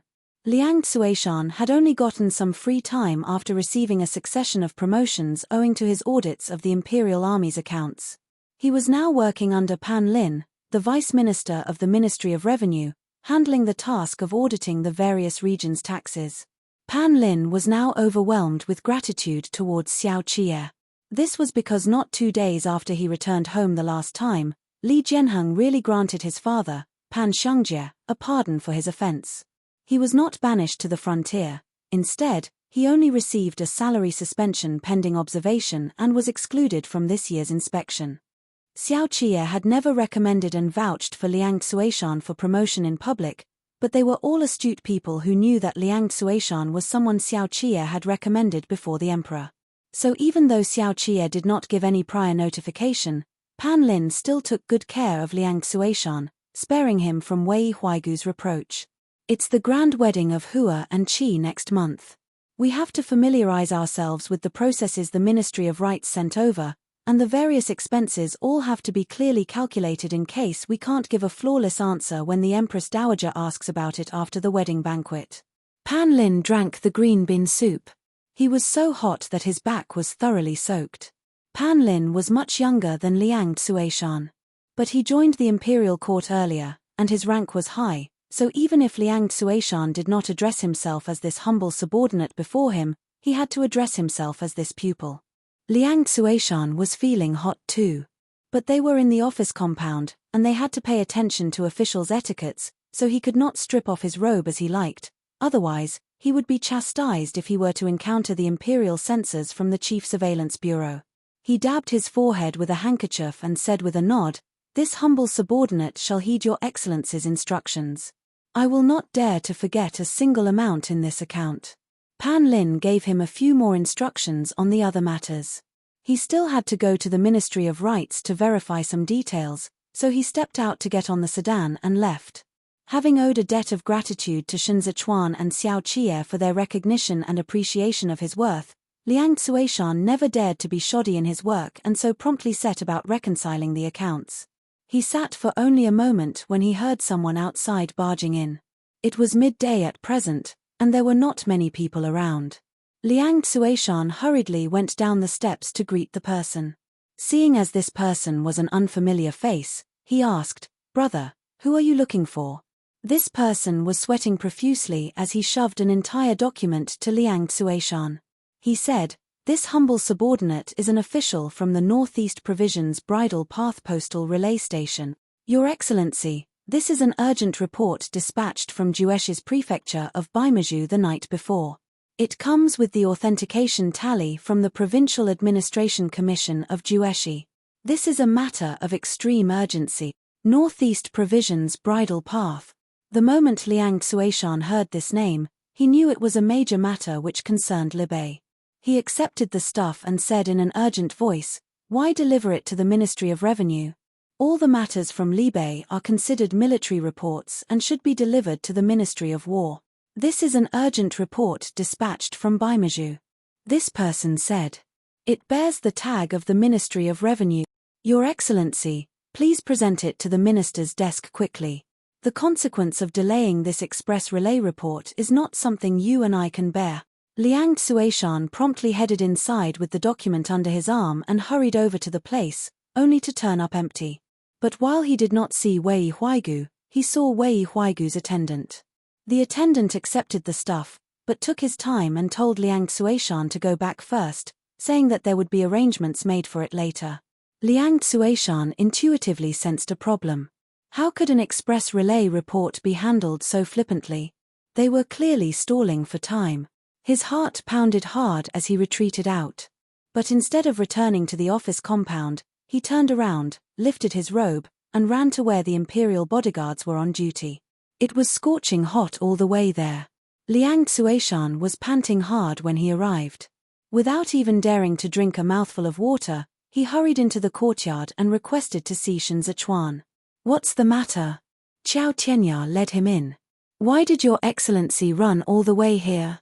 "It's an urgent matter." Liang Xueshan could hardly care to explain to Qiao Tianya. When he saw Shen Zichuan upon entering, he hurriedly said, "Your Excellency, this humble subordinate has something to discuss with you." Shen Zichuan got Qiao Tianya to serve the tea. Setting aside his official affairs, he said with a fixed gaze, "What's wrong?" Liang Xueshan did not dare to sit. He exerted himself to take a breather and said, "This humble subordinate received an express relay report dispatched from Jueshi's prefecture of Baimaju earlier at the Ministry of Revenue's office compound earlier. It concerns the Northeast Provisions Bridle Path. This humble subordinate delivered the report to the top, but never got to meet His Excellency the Minister. This stuff is inextricably connected to Liu Bei. Your Excellency, I fear something has happened to the military provisions sent to Liu Bei last month. Sun Zichuan immediately rose and said, head over to the Imperial Army's office compound and inform His Lordship of this matter. Take my horse. Say that the Imperial bodyguards is on official duty and spur the horse all the way there. The military provisions concerned Liu Bei's war affairs this year. If Wei Huaigu was indeed delaying reporting this to the higher-ups, then there must have been a slip-up somewhere that he alone could not shoulder the responsibility for. Although the preparation for the military provisions was handled by the prefecture of Baimaju in Jueshi, the overall inspection had been carried out by the Ministry of Revenue. This sweltering heat was abnormal. It was only the beginning of the 5th month, yet it felt just like the great heat. The sun was still scorching at midday, and by the afternoon, the weather had turned overcast and windy, looking as if a rainstorm was fast approaching. Wei Huaigu had sat on the chair for an entire hour. His back was already soaked through. He felt dizzy, having already finished reading that postal relay report much earlier.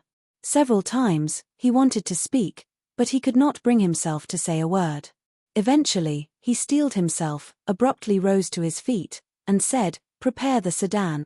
We're going into the palace." Xiao Qi'e had not even dismounted yet, and the bean-sized raindrops had already come pelting down.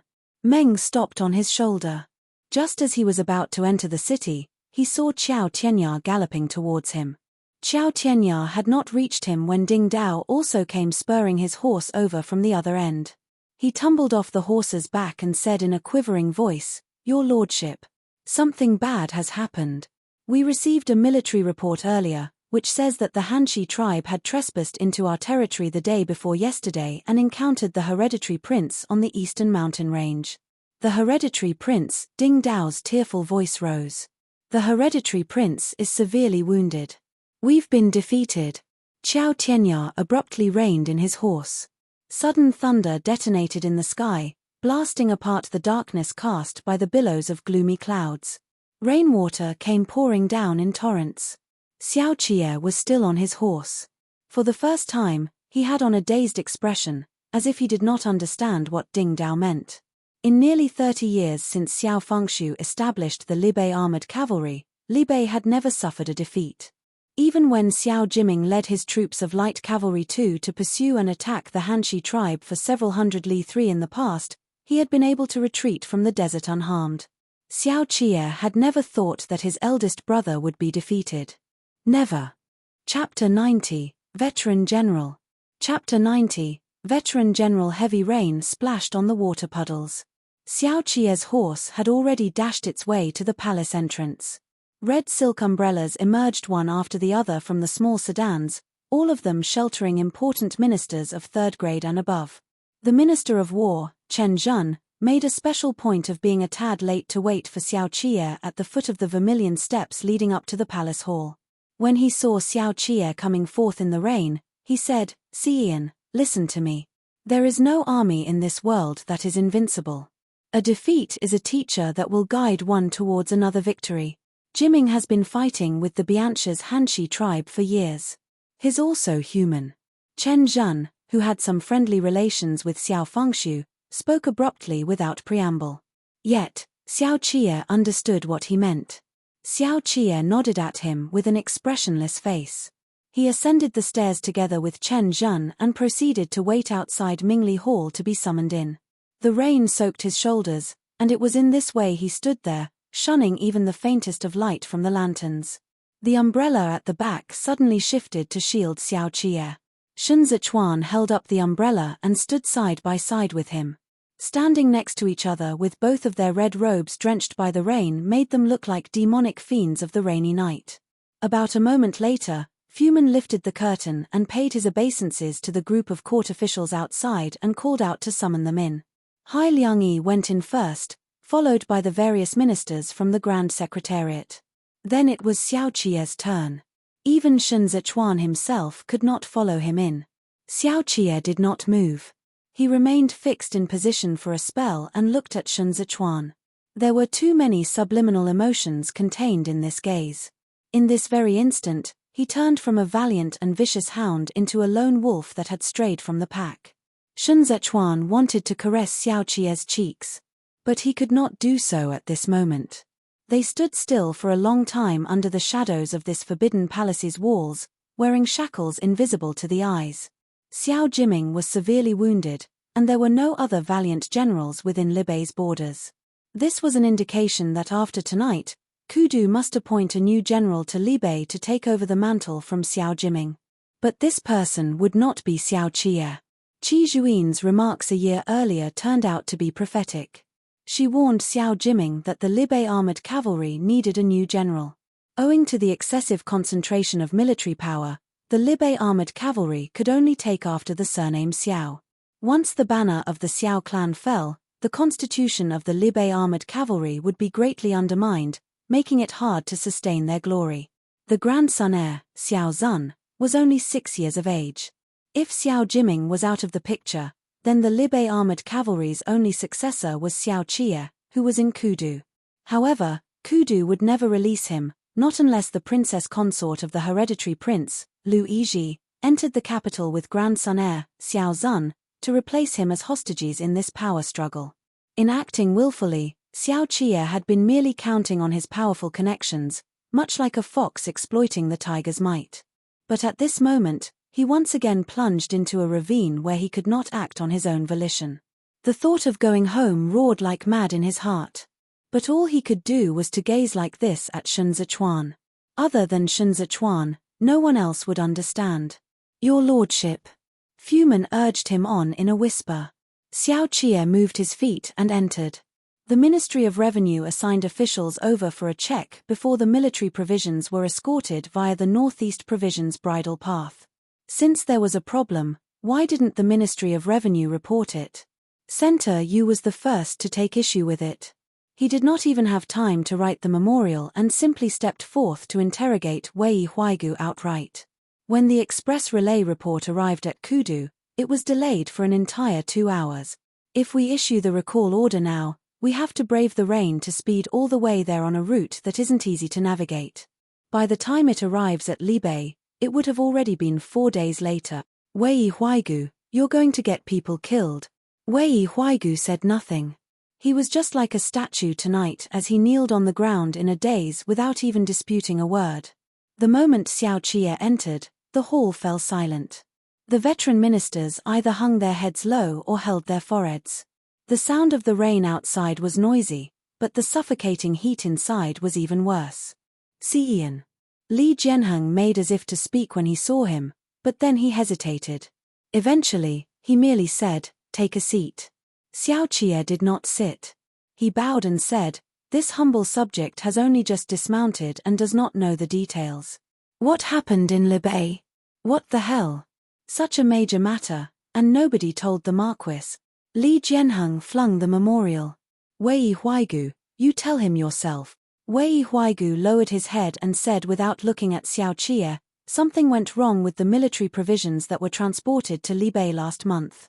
According to the relay report of Yang Cheng, the Assistant Administration Commissioner of Jueshi Provincial Administration Commission, these military provisions have been mixed with moldy substances. It was distributed after arriving at Libei, and subsequently, thousands of people fell ill the night before. Who would still dare to look at Xiao Qie in the eye? The Xiao clan fought wars at the frontier. And they had performed a tremendous meritorious service 5 years ago in coming to the emperor's rescue. The Biancha Hanshi tribe was the toughest of the lot to battle against, and the entire northeast area was guarded and defended by Xiao Jiming alone.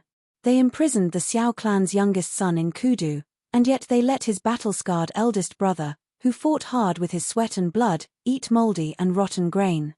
So how would they still dare to look Xiao Qie in the eyes at this time? Without turning a hair, Xiao Qie said, "The military provisions were prepared by the Provincial Administration Commission of Jueshi." Yang Cheng knew there was a problem. Why did he wait until the military provisions arrived at Libei before he dared to mention it? He's the Assistant Administration Commissioner of the Southwest, and he has no grudge or enmity with Libei. Why would he risk his head to do something like this? The officials from the Ministry of Revenue triple-checked the military provisions, and the official reports that were sent back all stated that they were new grains from last year. But now, they have all become old and moldy grains. They are all minor officials of low grade. Why would they do that? The military provisions arrived at Libe via the Northeast Provisions Bridle Path, and the Libe armored cavalry steward supervising the granary also had to check before distributing them.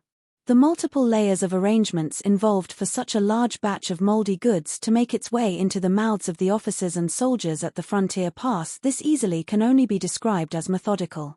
The more he spoke, the more his words increased in gravity.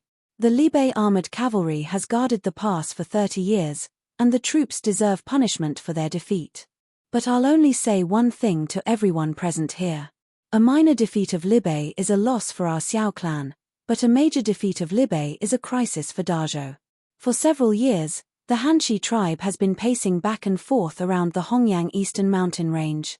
What they are waiting for is an opportunity. When the troops of Zhongbua were defeated, the Hanshi tribe deployed their horses to launch an assault. They brought the cavalry of the rest of the 11 tribes and fought their way right outside the gates of Kudu without any let-up. It has just been a mere 5 years, and the page has already been turned on the tragic massacre of the 6 prefectures of Zhongbua. We have yet to avenge our national humiliation, and we are going to allow our own people to add another strike to it. The moment Xiao Qie said his piece, the color drained from the faces of everyone present. He was blunt in his words. He had come here tonight to raise hell and take someone to task for this matter. Someone played dirty tricks on the military provisions, and they want to dismiss him with that same old trick of bureaucraties. No way. He would go all out on a killing spree, and he would pursue this case relentlessly. Everything else be damn, he wasn't going to play nice with any of them. The military provisions were adulterated, with new grains substituted with moldy ones. It's no doubt inextricably connected to those at the bottom of the supply chain who resell the grains at a profit. A few years earlier, Zhongbua was in short supply of grains, and many merchants who stockpiled the grains made a killing from this. It's just that I never expected there to be officials and merchants still in collusion with one another to do such unconscionable deeds in spite of strictly enforced laws in place nowadays. The Minister of Justice, Kong Chiu, said, "If we can't carry out a thorough investigation of this matter, then we will not be able to give the various generals of Libe an explanation. This humble subject requests a joint trial by the 3 judicial offices with the imperial bodyguards to launch a search and investigation from Baimaju to Kudu. We must get to the bottom of the matter. Not only that. There's another matter that needs to be urgently attended to." The Minister of War, Chen Zhen, cast a glance at Xiao Qie and said, "The military provisions for Chidong 5 commanderies similarly comes from Baimaju. We must dispatch an urgent report immediately to Commander-in-Chief Qi. This batch of grains should not be distributed further down the line. How are we going to make up for the shortage?" Xiao Qie's tone was icy. These 2 batches of military provisions are the entire hoard amassed last year from the 3 great granaries of Jueshi. Now that you are recalling them and rendering them useless, how is the military provisions shortage going to be filled? And from where are you going to supplement them? If the shortage cannot be filled within 5 days, Libe and Chidong will have to fight wars on empty stomachs. It's a question of feeding hundreds of thousands of people. Borrow and transfer from Huaizhou, Hezhou, and Cizhou. The receipts for the loans shall be borne by the imperial court. This matter is critical. The state treasury can't take out that much money at such short notice to buy. We can only promise to exempt these 3 prefectures from taxes for approximately 2 years. Hai Liangyi said in a steady and unhurried voice. It's only with all the grains from the 13 cities that Baimaju was able to afford these 2 batches of military provisions. The 3 prefectures the Grand Secretary mentioned cannot be compared to it. Besides, these 3 prefectures are separated and far away from one another. One preparing and coordinating the grains to be escorted and transported will also take up several days. Tell Qi Zhuyin that Chidong's military provision is reduced by half this year. They still have military fields to sustain them, so they still have extra resources. Hezhou leads straight to Chidong, while the grains from Cizhou and Huaizhou have to be transferred tonight. Although Hai Liangyi was still sick, he was still clear-headed in his arrangements. The hereditary prince is wounded. It's inadvisable for him to remain for long at the front line. And the Prince of Libei is ill and is similarly indisposed to head out for war. Chen Zhen, draw up a name list of commanding generals and hand it to me an hour later. Within 3 days, Kudu must send a capable officer to Libei to take over its military affairs. Hai Liangyi took charge of the situation and gave the final word. There was no doubt that Wei Huaigu would not get away this time. Xiao Qie did not intend to let him off. He did not directly go straight for him at this juncture only because the redeployment of the commanding general was a far more important issue at present. Wei Huaigu was behaving a little oddly tonight. He kneeled where he was, never once explaining to vindicate himself even after a long time had passed. Mingli Hall's side room was brightly illuminated, and the officials who had withdrawn from the court all gathered here. Hai Liangyi could not bear cold winter nights, so Kong Qiu draped an overcoat over him. He gathered the coat around him and gestured with his hand to motion for everyone to take a seat. I will send the impeachment memorial to the Grand Secretariat tomorrow. Center, you said. Just how many incidents have the Wei clan been caught up in? His Majesty is mindful of showing mercy, so Wei Huixing's incident the last time did not implicate Wei Huaigu, and he wouldn't admit his fault for what happened with the public ditches back then. And what about the military provisions this time? He can't escape blame for negligence and dereliction of duty. Being an official in the imperial court has nothing to do with one's familial background and standing. When it comes to attending to official duties for the sovereign, don't keep using a person's surname to find faults with others. If he makes a mistake, then impeach him if you must. Hai Liangyi had yet to drink a drop of water tonight. He looked at Xiao Qie and said, "The hereditary prince has been leading the troops for several years. Since he was able to kill his way out of the heavy siege and return to Libei, his life is not in any danger. There is no need for your lordship to be anxious. If there is anything in shortage in Libei, Kudu will work through the night to allocate and transfer it." Xiao Qie had already understood what Hai Liangyi meant. To maintain the status quo, Hai Liangyi would not let Xiao Qie return to Libei, no question about it. Xiao Jiming was defeated, but he was not dead, and even if Xiao Jiming died, Xiao Qie still could not return home, because there was still Xiao Fengshu. There are countless decent generals in Kudu, but those who can adapt to Libei are few and far between. The Hongyang Eastern Mountain Range is close to the desert, and we are about to head into the Great Heat 2 period in the 6th month. The frontier is brutally hot. I'm afraid it'll be unsuitable if we dispatch an officer who was born in the southwest. Xiao Qie sat on the chair, facing an entire room of veteran ministers, yet he was extremely calm. He reacted quickly, to the point he could be described as unassailable. He preemptively examined the case of the military provisions and told Hai Liangyi that it was fine to deploy a new general to Libei, but it had to be someone who came from Libei or Chidong. He did not want an armchair strategist who was all talk and no action. Hai Liangyi nodded approvingly at Xiao Qie. At this point in time, one should indeed not be swayed by personal feelings and act impulsively for private gains and power. It was an indisputable fact that Libei lacked a commander to lead the troops. A deputy general who was skilled in warfare like Zhao Hui was formidable too, but they were all men whom Xiao Fengshu personally taught. They were originally meant to take on the tasks to coordinate and assist. It was fine for them to lead a troop of soldiers to outflank the enemies, but it was not enough to convince the masses if they were to lead Libei. But ever since the reign of Xianda, Dazhou had been faced with a dearth of able generals. Of the 4 great generals, other than Zhuo Qianqiu, the rest all had their own important duties to attend to. The abundance of talents further down were all high-ranking military officers from Chidong. They were all core members of the warfare squad whom Qi Zhuyin single-handedly trained from scratch. It was Chidong's military affairs that they were familiar with. To lend out any of them to Libei was easier said than done. Besides, the Qi clan was about to enter a marriage alliance with the Hua clan. If a Chidong's general were to manage Libei's military affairs temporarily, then this would break the status quo again, resulting in one clan rising in dominance and making it hard to hold them in check. Who to assign? Even Hai Liangyi's head hurt to think about it. As they burned with anxiety inside, Fuman, who was outside, suddenly hurried in and said, "Your Excellencies, look who's here."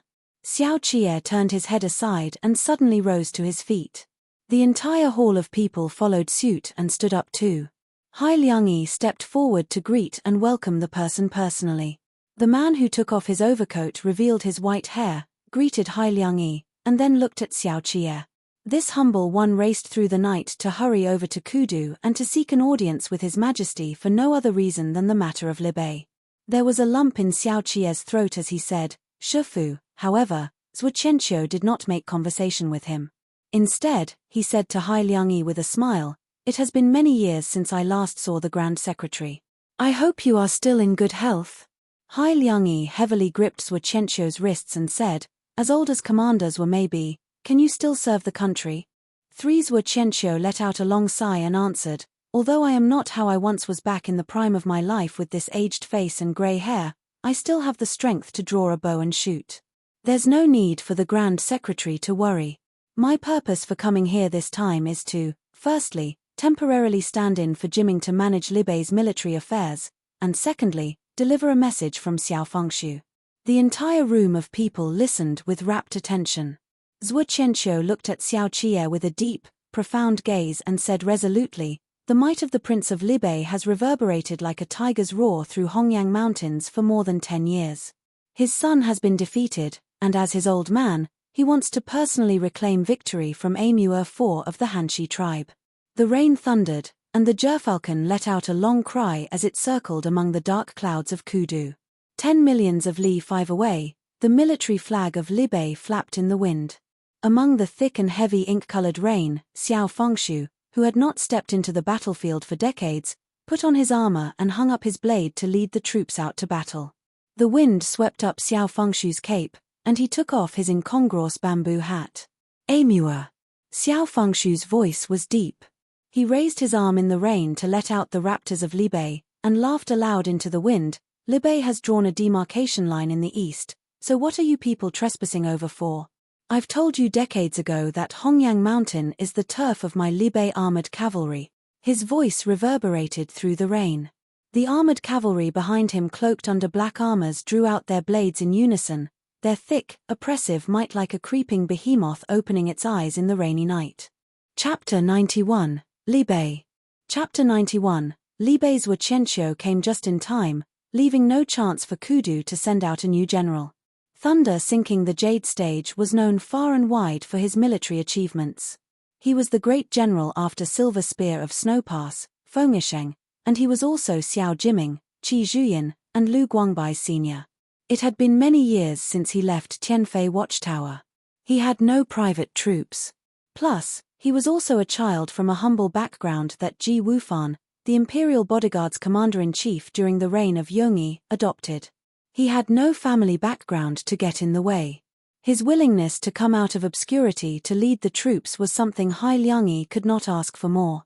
As Zhuo Qianqiu waited for Li Jianheng to summon him, he stood with Xiao Qie under the eaves to watch the rain. "This entire journey has been a rush, so I didn't bring any message for you." Half of Zhuo Qianqiu's overcoat was wet, all because he had never stopped the entire journey to rest except to change horses.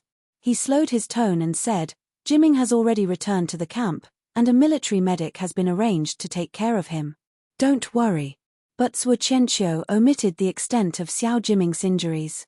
Xiao Qie partially lowered his head, then asked after a moment of silence, "What injuries?"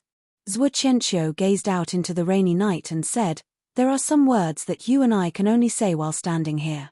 Jiming's food had been tampered with. Even Zhao Hui fell for the trap. The squad of soldiers dragged their sick bodies to the battlefield and just happened to encounter Amur, one who is the toughest of the lot to battle. Jiming received 3 slashes.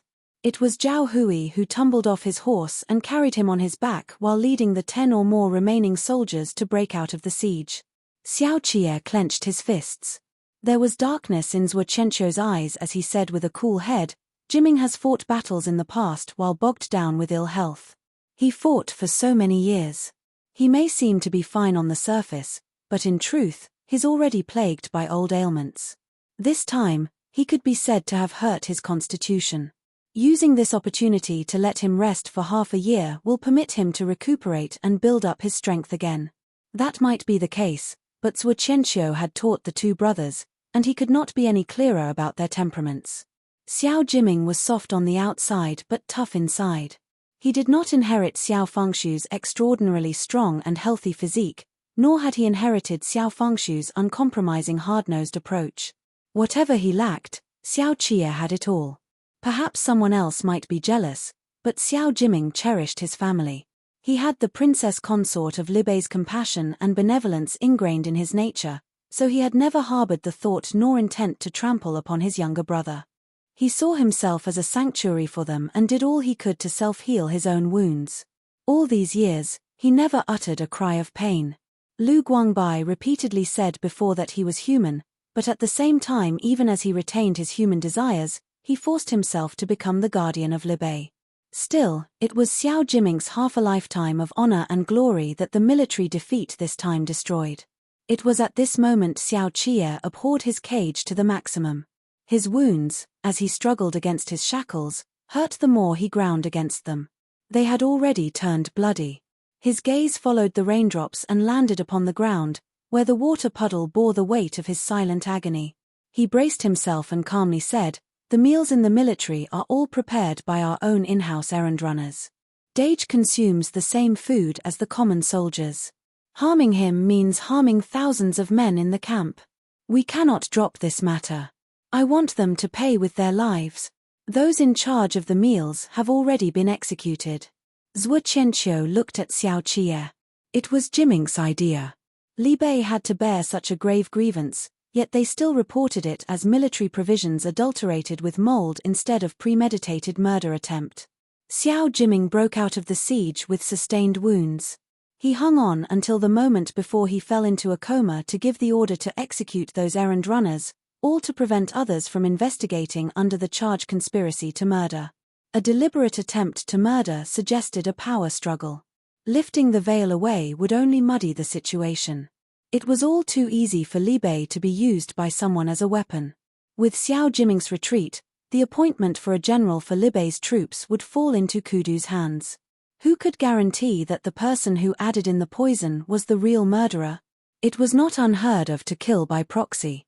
Besides, assuming the moldy grains and poisoning were just the first steps, then if they reported the murder case and the imperial court could not find the perpetrator, the noble clans, in their denunciations, could distort the facts and falsely incriminate them for stooping to deception by using Xiao Jiming's injuries and defeat to get Xiao Qie back. You did well too. You didn't tell them you want to return to Libei to rally the forces and attempt a comeback. Zhuo Qianqiu revealed a despondent expression. If you had spoken frankly and fought for Libei's military power before the emperor, then their guilt tonight would have become machinations. It would also put His Majesty on the alert and set the stage for future troubles. I expect that the Grand Secretary will not set me free. Xiao Qie forced himself to pull himself together. It's as Shifu says. Fighting for military power will only make His Majesty afraid, and I still have 20,000 men in the Imperial Army in my hands. This is a big taboo. What's more, stirring up troubles and making unreasonable demands at this juncture will hold up Libei's military affairs. Shifu coming here has helped me out of my predicament. When I have my audience with His Majesty later, I'll discuss the dispatch issue of the military provisions with the Ministry of Revenue and Grand Secretary in detail. I'll have to get on my horse and head back at dawn tomorrow morning at the very latest. Your father has waged war with Amur at the eastern mountain range. He's launching a frontal assault first. No matter what, we have to knock their momentum down. This was not the place to talk after all, and Zhuo Qianqiu stopped after discussing a little about the military situation. He merely said, "It has been a long time since I last led the troops. I'll have to familiarize myself with the military affairs as soon as I can on my return to the camp. Libei is different from Tianfei Watchtower. Libei armored cavalry is skilled in storming the enemy, while I used to be on the defensive back at Tianfei Watchtower. I have to discuss this properly with your father. And one more thing. Zhao Hui is also seriously injured this time. He only has a younger sister who married into Kudu left in his family. Do remember to get Chen Yang to go over the Ministry of Rights later to let them know that all is well." Xiao Qie nodded his head in acknowledgement. Just then, Fumin came to invite Zhuo Qianqiu inside. Zhuo Qianqiu took one last look at Xiao Qie and said, You're alone in Kudu. Take good care of yourself. Xiao Qi'er performed the disciples' bow to him, and Zhuo Qianqiu strode forward and lifted the curtain to enter. Fei Sheng got his wish these days to handle matters at Jiang Qingshan's side. Something had gone wrong with Jueshi's military provisions tonight, and Jiang Qingshan, who still held the post of Provincial Administration Commissioner of Jueshi, had to make a trip to Mingli Hall to discuss the matter and would not be out for at least a couple hours. Fei Sheng's old ailment acted up again. Wanting to rest for a moment in the office, he sent a junior eunuch to get him some food. Fei Sheng was sitting on the chair with one leg propped over the other to wait when he suddenly heard a sound from the door. He took a look with help from the candlelight. Seeing that it was Han Cheng, he hurriedly got up to pay his respects. Han Cheng, who had just arrived after braving the rain, motioned for him to rise. Fei Sheng went up to remove the overcoat from Han Cheng. Han Cheng asked, "Has His Majesty summoned them to ask about it?" Fei Sheng knew he was asking about something else, so he replied in a deferential manner, "Commander Zhuo is here." "Zhuo Qianqiu?" Han Cheng was taken aback and blanked out for a moment. He lives up to his name as the Prince of Libei, with reactions so swift that others are not given the opportunity to exploit any openings. With Commander Zhuo's appearance, there will be no other candidate in Kudu who can surpass him. This Libei armored cavalry is still the armored cavalry of Libei. Fei Sheng concurred but did not continue the topic. He knew that these were not matters he could involve himself in, so he would stay for as far away as he could. Han Cheng knew what he was thinking and held him in contempt for that. Those Shu sons born of concubines were all like this. They had no guts and no spunk. They eyed the bit of carrot dangling before them all day long, but made no attempt to forge ahead.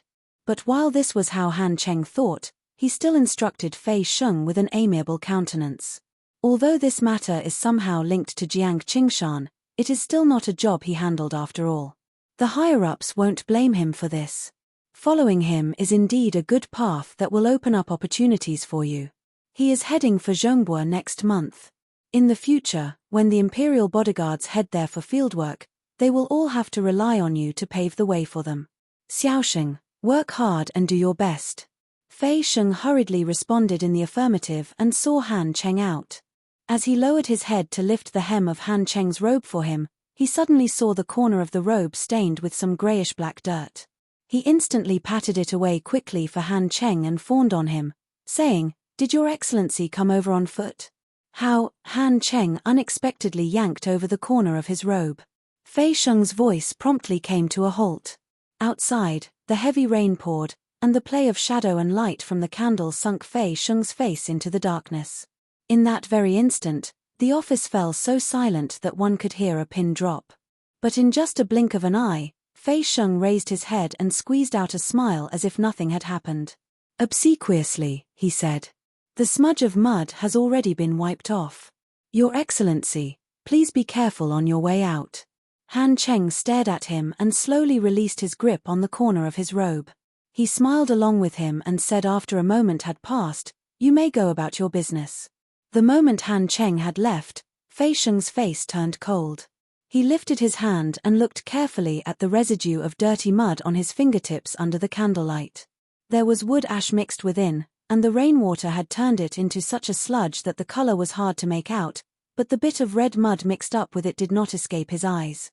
The Shi's residence had been burned down, and the dye the Shi clan had used happened to be imported red clay. This stuff was valuable and hard to get.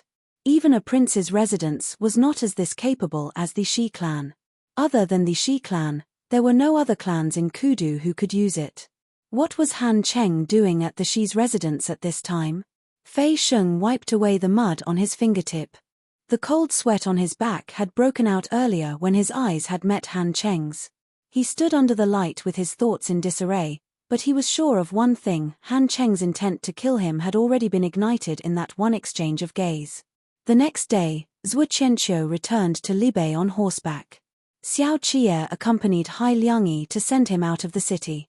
He could not return home, but he could deploy Chen Yang and Jiyu Jin out to follow the grains distribution officials to Huaizhou and Xizhou to supervise the military provisions. Nothing must go wrong with the military provisions this time. Xiao Qi'er could not trust the men from the 6 ministries. He had long planted Wang Xian in Cizhou. Then he had gotten Pan Lin to transfer Liang Xueshan to Huaizhou. This way, he would not miss a single detail of the overall planning for Libei's military provisions. When Liang Xueshan returns, Xiao Qie, who had not slept for the entire night, wiped his face with a cold handkerchief and said, "I'll have to convey to him my proper thanks." Shun Zichuan sat in the carriage. He had not slept last night either, having stood guard over the hall. On hearing him, he said, "I have already made arrangements to settle his family down in the residence. Someone will be on night patrol to watch over them, just so he can do his job with peace of mind. Huaizhou differs from Cizhou, it has no dealings with us, and now we are getting them to prepare the military provisions at such a brief notice." Huaizhou prefectural prefect must be feeling rather reluctant. Huaizhou is exempted from handing over military provisions for 8 years. The reason Hai Liangyi considered them is that they can afford to do so. Covering himself with the handkerchief, Xiao Qie leaned back against the carriage wall and continued after a moment's pause, "We have to arrest Wei Huaigu today. We can't let him land in the hands of the Ministry of Justice. They had friendly relations with the Minister of Justice, Kong Chiu, and they had a good time drinking wine together the last time too. But this bit of friendship could not be compared to Hai Liangyi." Xiao Qie had already given up the idea of beating around the bush with them. He wanted to sever Wei Huaigu's retreat route, so he could only make this case bypass the joint trial by the 3 judicial offices and have it end up in the hands of the imperial bodyguards, that is, Shun Zichuan. Wei Huaigu. Shun Zichuan fiddled with the waste token that had been set aside on the small table. He thought for a moment with a solemn expression, then said, since he had already intercepted the express relay report, it means that he does not want it to make its way to the emperor. Yet, he changed his mind at the last minute. There must be a reason for it. Xiao Qie recalled Wei Huaigu in Mingli Hall last night and said, he was indeed acting abnormally last night. Going by his temperament, he should be trying every means possible to pass the buck or pick a scapegoat from the Ministry of Revenue to take the blame.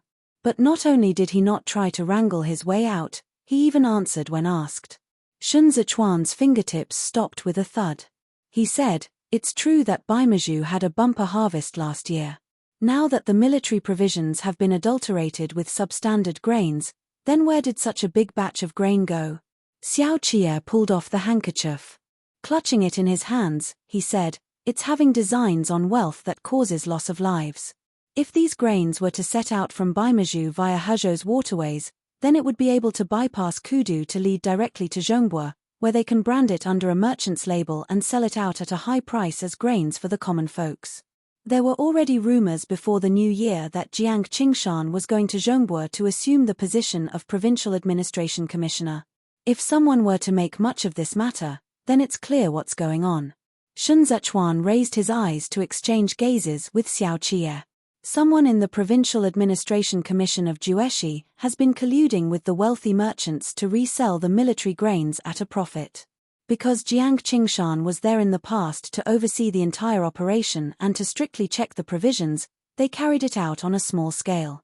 But this year, Jiang Qingshan was going to be transferred out of Jueshi, and he entered the capital after the new year to report for duty.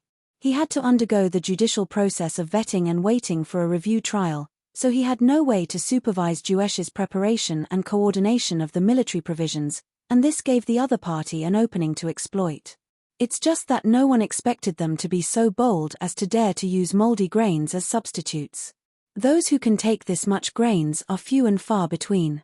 The expression in Xiao Qie's eyes was deep and unfathomable. Without their own caravan of traveling merchants to conduct the transaction, no one would dare to touch it. Shi Hongxian. Shun Zichuan said slowly. Shi Hongxian. Xiao Qie said with certainty.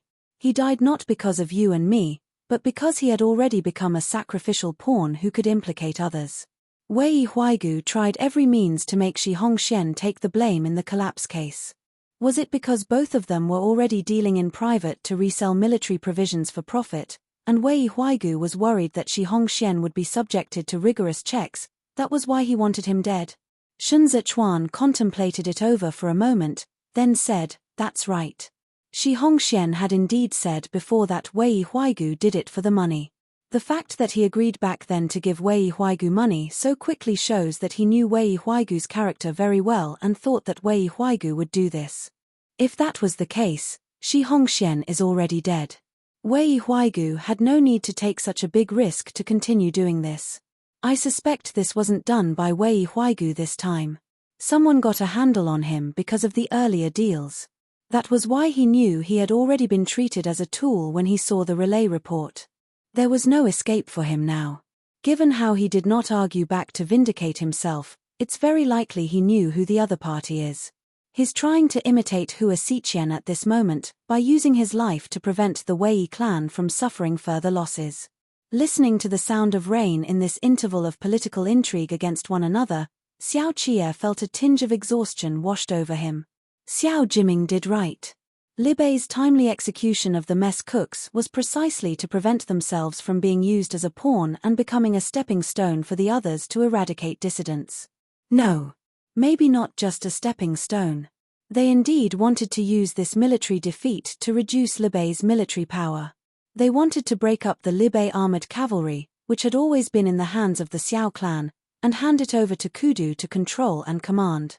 This way, even if they could not take down Li Bei immediately, they could still create the effect of supervision by an army inspecting censor, thereby restraining and holding the Xiao clan in check. If Commander Zhuo had not arrived in time tonight, Shun Zichuan held Xiao Qie's hand and looked at him in this cramped carriage. Then the appointment of Kudu's new general would have been issued this morning, and the Li Bei armored cavalry would no longer be the Li Bei armored cavalry. Xiao Qie's hand was icy cold. It took him a long while before he lifted his hand to stroke Shun Zichuan's hair. He said in a hoarse voice, "Li Bei armored cavalry is the armored cavalry of Dazhou. Father personally established it with his own hands. It's far more important than my eldest brother and me. For so many years, Kudu doesn't understand that we serve as an impenetrable fortress in Li Bei. We are not treasonous traitors." Chapter 92. Anxiety. Chapter 92. Anxiety. The sky was already dark when the rain stopped, with a few thin rays of fading light leaking out amongst the thick clouds. Black boots that came and went trampled on the water on the ground, sending them splashing, with the puddles reflecting the fractured dome of heaven. It was clearly the beginning of summer at this moment, but Kudu still seemed to be soaking in the rainy season. It had already been days since the capital last saw clear skies. Having only gotten some free time now, Hai Liangyi sat on the Taisha chair one and drank strong tea. He was old, and it was hard for his spirit to keep up. He was already feeling fatigued. But there were officials moving all around him attending to their duties, and the document-exchanging hands also needed his perusal and approval. He was not at liberty to rest. Secretariat Elder Kong Qiu took a temporary rest from the cases on his desk and said respectfully to Hai Liangyi from where he was seated below the latter, "The Ministry of Revenue must be held responsible for the incident with the military provisions this time. This pupil has already submitted the request for the joint trial by the 3 judicial offices to His Majesty yesterday. This matter can't be delayed. What do you think if this pupil gets started on the arrest tonight?" Hai Liangyi was slow to answer as he stirred aside the tea foam. He looked at the window and only said after a long time had passed, "I've been sitting for so long it makes me tired. His Majesty is still having his meal at present. Come with me for a walk outside." Kong Qiu personally took Hai Liangyi's overcoat from the junior eunuch and put it on for him. Both men walked out of the office. It was already dark outside. Kong Qiu carried a lantern and followed Hai Liangyi along the small garden of the office compound. "You want to arrest Wei Huaigu, and there is nothing wrong with it." Contrary to expectation, Hai Liangyi felt a little more comfortable bathing in the night wind. He took a few more slow steps and said, "This incident concerns the stability of the frontier. You mustn't be too lenient with Wei Huaigu. Just handle it in accordance with the law." Kong Qiu guessed that Hai Liangyi still had something to say to him, so he lit the way for Hai Liangyi. Already changing his form of address, he said, "I shall do as teacher says." This pupil thinks the same too. He's so audacious this time that it won't work even if the Empress Dowager wants to shield him. This pupil can see that he's been increasingly acting out of line this year. Someone should have given him a warning a long time ago. Military affairs are not like other governmental affairs. This matter must never be tolerated and condoned. That the Prince of Libei put on his armor once again to head into the battlefield is an admonition to Kudu. Hai Liangyi stopped. He could no longer see the light between heaven and earth. He stood still in silence for a long while before he said, Xiao Fengshu is the alpha wolf. In the power struggle between Libei and the Hua clan all these years, he has never once stepped out of Libei due to ill health. He watches Xiao Jiming exhaust himself mentally and physically, and watches Xiao Qie trapped in the imperial city. He places both of his sons in dangerous circumstances. Why do you think he did that? Affected by Hai Liangyi's tone, Kong Qiu subconsciously grew more heavy-hearted. He said, concession. The Prince of Libei is making concessions with his sons. The long-standing noble clans have established themselves into a fortress in Kudu, and he broke the rule from the frontier. Perhaps he once had the opportunity to advance, but he retreated. Yet the Empress Dowager didn't understand. Feeling physically and mentally exhausted, Hai Liangyi said, the Empress Dowager didn't understand, neither did Wei Huaigu or the noble clans. Xiao Fengshu broke the rule, and he backed off not because of fear, but because he was willing to accede to the sovereign-subject relationship between Dazhou and Libei. But as they say, things will reverse in the opposite direction when they hit their limits. Chasing after the Xiao clan this urgently to beat them down is like urging Xiao Fengshu to turn back. Since time immemorial, power struggles have always been unavoidable. But when it comes to wars, it's often an ominous sign that the situation is hopeless. The Zhongbua troops suffered a defeat in the era of Xianda. Back then, the entire imperial court was full of corrupt officials who trampled upon the governmental affairs and made a mess of it. We have now regained the mess, and we are in trouble both internally and externally. Hai Liangyi coughed in the wind and refused Kong Qiu's attempt to support him. It's only this year that the state treasury has the spare resources to bear the expenses for the local aid reliefs. Jueshi did good and lived up to expectations by settling the military provisions issue for the two great armies. With Libei and Bianjuan commandery stable, and with capable minister Jiang Qingshan about to be transferred to Zhongbua, there's hope for Zhongbua's revival. The Imperial College is on the rise, and scholars from humble backgrounds are gradually increasing. The Chief Surveillance Bureau has sent Yu to lead it, and of the up-and-coming talents, there's Yu Xiaozai.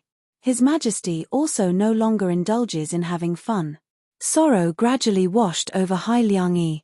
I initially thought that a new dawn was about to begin in Dazhou, yet I now increasingly find myself in a situation where my spirit is willing but my flesh is weak. Alarmed, Kong Qiu forcibly held Hai Liangyi to support him. His eyes reddened, and he said, why does teacher speak of such demoralizing words? The Prince of Libei is absolutely not that kind of person. This pupil will preside over the trial this time. I will definitely not let Libei suffer this injustice. There is still a chance to turn things around. However, Hai Liangyi did not pull himself together. How far can this emaciated body still walk while holding up Dazhou?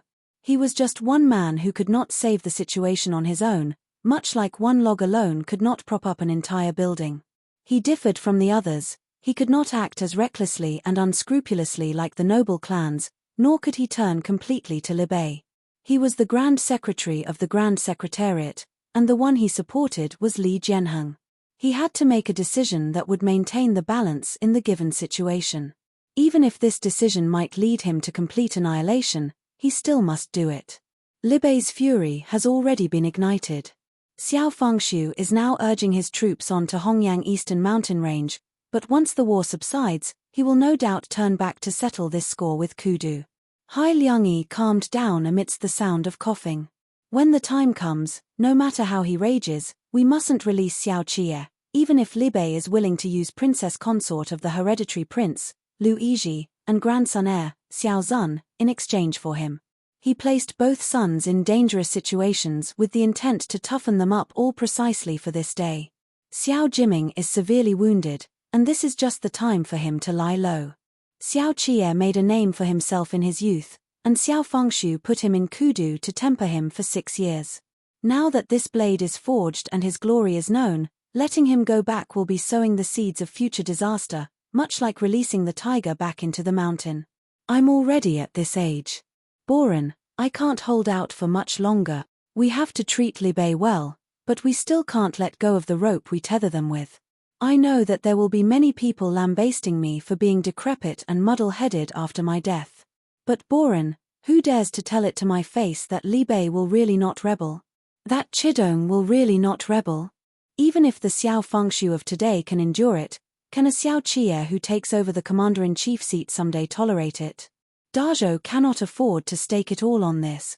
I will take responsibility for deciding what should be given to Li Bei. Not a single item will be lacking.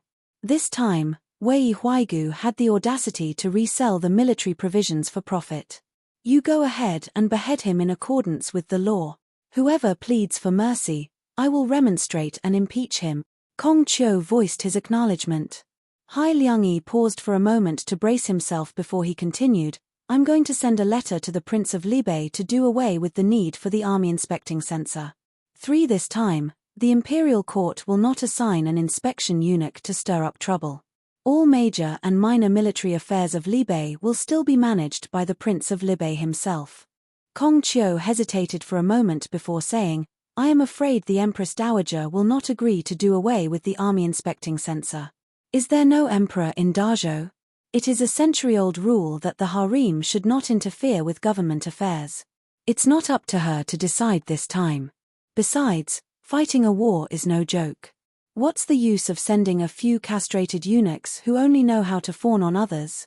They are just a waste of food. Hai Liangyi took a few more steps and continued, the eunuchs are all personal attendants of the Son of Heaven. The 24 yamen could be called the inner court. Having resided for long deep in the palace, they know not of the sufferings of the people, nor do they understand the ways of the sages. Pan Rugi was an eunuch who had attended the eunuch school, but all he did was to frame loyal, upright men and bring harm upon the state. A wise man foresees and mitigates risks. The eunuch faction has only just been eliminated, we mustn't give them any more opportunities. I'll get Chen Zhen to draft the memorial now. Submit it to His Majesty tonight. Fuman came looking for them with a lantern in hand from the other side. He did not dare to approach them and merely paid his obeisances from afar and said in a solemn voice, Secretariat Elder and Your Excellency the Minister, this way, please. You have been summoned to the hall. Hai Liangyi answered in a muted voice. He did not look kindly upon Fuman either. Kong Qiu supported him by the arm and walked back with him. Only when he was this close to Hai Liangyi's body did he realize just how skinny the Grand Secretary had become. He felt a stab of sorrow and grief in his heart, although his expression gave nothing away under the darkness. Xiao Qie retidied his robes and crown and entered the hall once again. This time, Xue Xiuzhua was also present, with a spot at the end. The case of the military provisions is of grave importance, and it involves the collusion between officials and merchants for illegal profits. It's a bad influence on the local officials. If it can't be dealt with promptly and severely, then those scums will only take it for granted and have no regard for the law. Having smoked his pipe outside, Senta Yu curbed his impatience and said, Your Majesty, I request to start the investigation and prosecution tonight. First, apprehend Wei Huaigu into the penal prison and have someone keep an eye on the Wei clan's account books and manners. We can't let them take advantage of the disorder to transfer away the ill-gotten gains. Li Jianheng had also been hanging on for a day and a night, and he was now so tired he could barely open his eyes. He managed with some difficulty to nod his head and said, The military provision is a major issue. He made a mess of matters. Whether he should be executed or have his properties sealed, the Grand Secretariat may just deal with him at its own discretion and as it deems fit. The reach of this case stretches so far and wide that even Jiang Qingshan has to remain in his post pending the trial. Plus, the Wei clan is a large clan with an extensive business empire. I'm afraid it can't be done within half a month with the Ministry of Justice acting alone on its own. Xiao Qie's thumb rubbed the space between his thumb and index finger gently, and the thumb ring slowly rotated. He said, likewise, the joint trial by the 3 judicial offices epidemic case is still pending. To strictly guard against the emergence of similar official merchant collusion cases elsewhere, the Chief Surveillance Bureau still has to free up personnel to head down and check the accounts of the various areas. Seems to me that everyone has their own difficulties and are similarly short on manpower. Your lordship has a point. Shuexiuzhua continued in a soft voice. But everything has its own importance and urgency. Li Bei is fighting a war at present, so the matter of the military provision is of top priority. The Ministry of Justice and the Chief Surveillance Bureau naturally have to put this matter first. It's not an issue at all. Blockhead Li Jianheng could tell that Xiao Qie was hinting at something to him. But with Shuexiuzhua's interruption, he did not know how to continue. Scratching his cheeks, he looked at Hai Liangyi and asked, "What does the Secretariat Elder think?" Hai Liangyi did not look at any of them. After a moment's pause, he said, "Is your lordship worried that the joint trial by the 3 judicial offices will drag the case on for too long?" Xiao Qie said, "The workflow of the joint trial by the 3 judicial offices is too complex.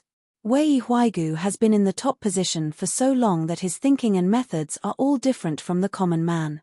I'm worried that it will cause further complications if we keep him around for too long." Li Jianheng hurriedly cut in, "That's right. The Wei clan has always shown filial respect to the Empress Dowager.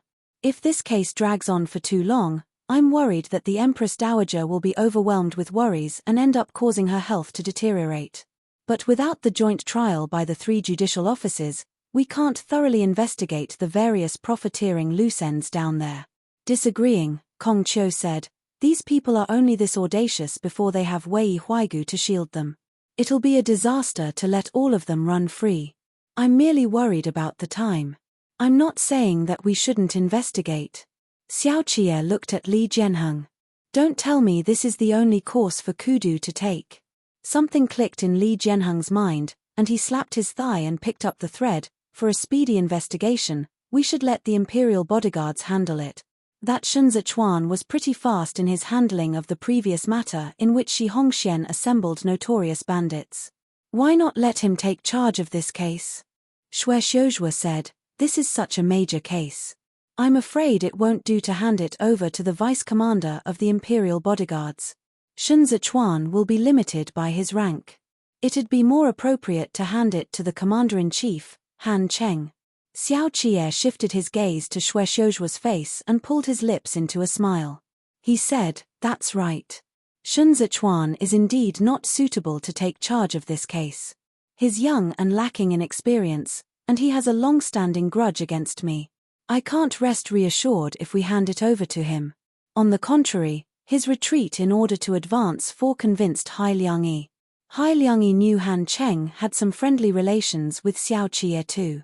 He was worried that Xiao Qie might use this and go too far with his handling of this case, so he might as well hand it over to Shun Zichuan, who had always been at odds with Xiao Qie, to handle. With both men standing in diametrical opposition to each other and mutually monitoring one another, no one would be able to play dirty tricks and tamper with the case. "Your lordship, this is just your prejudice.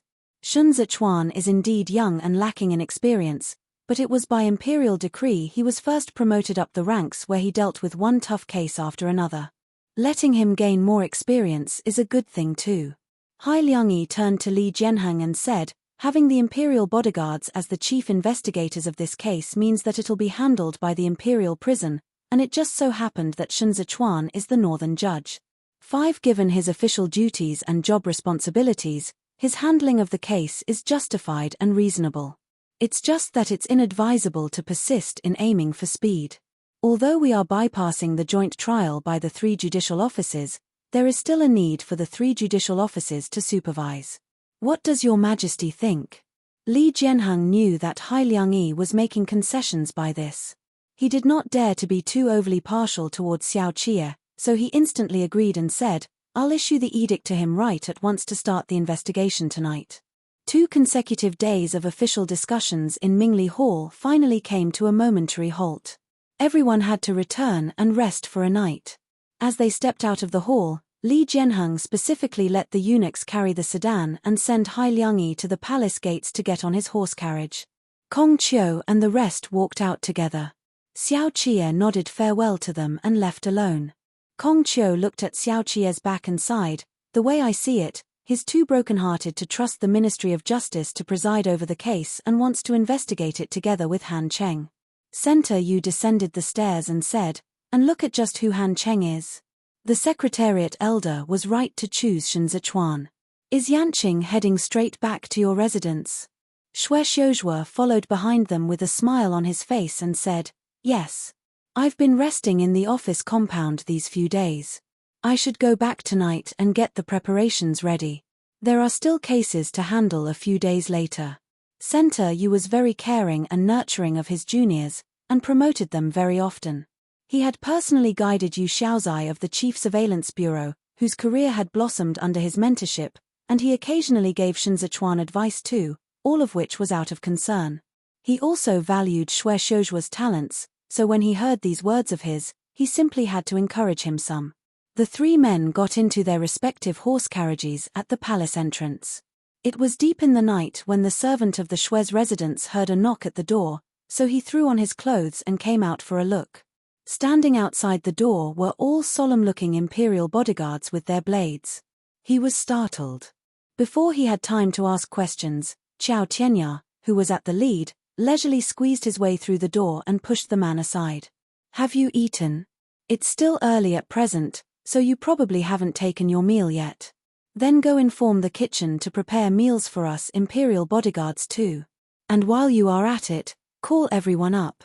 We're going to search the residence." The steward lifted his lantern to stop him in his tracks and yelled, "Your Excellency, how can you do this? You haven't produced the search warrant. Take all those who obstruct official duties and hold up the search and arrest into the imperial prison." Shen Zichuan stood at the entrance, his gaze sinister and ruthless. "Tell Xue Xiuzhua that I'm looking for him." Chapter 93, General. Chapter 93, General. The imperial bodyguards swarmed into the Xue's residence and swiftly passed through the veranda to enter within. All the people in the various courtyards were startled awake. The women huddled together in fear as they were herded out of their houses towards an open space in the residence to assemble. The imperial bodyguards had a reputation out there, and in these people's eyes, Shen Zichuan was a man-eating predator. One Xue Xiui hurriedly put on his clothes and stepped out. Seeing Xue Xiuzhua standing under the eaves too, he could not help but lunge forward and hold Xue Xiuzhua as he said resentfully, "What did you do to bring the imperial bodyguards to us? If you implicate us and get us into trouble, I'll boot you out and have you disowned from the clan." Xue Xiuzhua turned his head to look at this savage-looking eldest brother of his and let him hold as he liked.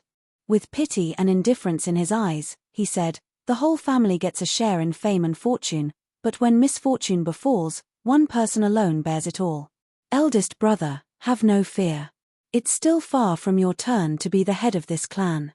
Having said that, he pushed Xue Xiui away and walked along the steps towards Shen Zichuan. This was the second time Shen Zichuan and Xue Xiuzhua met head-on. Xue Xiuzhua had not gone to bed yet. He had been in the study handling affairs pertaining to the cases and had promptly walked out with an azure wide-sleeved robe draped over him. This man had a calm and unhurried aura to him, and his scholarly elegance was not something that could be feigned overnight. He had real capabilities, and this was something Shen Zichuan never denied. "To what I owe the vice-commander's presence in my humble abode at this late hour?" Xue Xiuzhua, who was about the same height as Shen Zichuan, stood firm and said to Shen Zichuan, "I should have prepared a simple meal with wine as a show of hospitality and welcomed you much earlier. I've just received the imperial edict. His Majesty orders me to take overall charge of the military provisions case. This is such a major issue, and the imperial bodyguards, not daring to be sloppy, have promptly arrested Wei Huaigu." Shen Zichuan scrutinized the couplets in the main hall and did not look at Xue Xiuzhou as he said with nonchalance, "Wei Huaigu has always been on good terms with Assistant Minister Xue. In order for you to avoid suspicions, your residence will have to be searched tonight. I am fully aware that the Court of Judicial Review is assisting the imperial bodyguards with the case. But I am an appointed official of the imperial court. If the imperial bodyguards want to search my residence, you'll need the warrant issued by the Ministry of Justice." Xue Xiuzhua looked around the courtyard and saw panic and confusion all around. He said, "However, this case is urgent, and the vice-commander has the prerogative to act first and report later. Uncle Xue, hand the keys to the inner courtyard to the imperial bodyguards as well. Lead the way to whichever area they wish to search." Shun Zechuan inclined his head and said, "You are really something to be on guard even against an impromptu imperial edict issued by His Majesty." Xue Xiuzhua smiled. "It's only right that I act with caution when encountering a character like the Vice Commander. It's late and chilly out there. If the Vice Commander doesn't find it beneath you, would you like to have a cup of tea with me inside? This residence isn't small.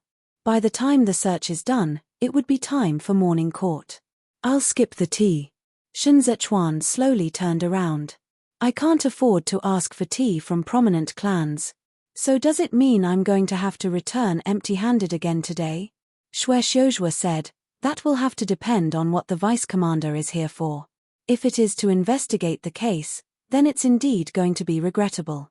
I'm just acquaintances with Wei Huaigu, we aren't connected in any way."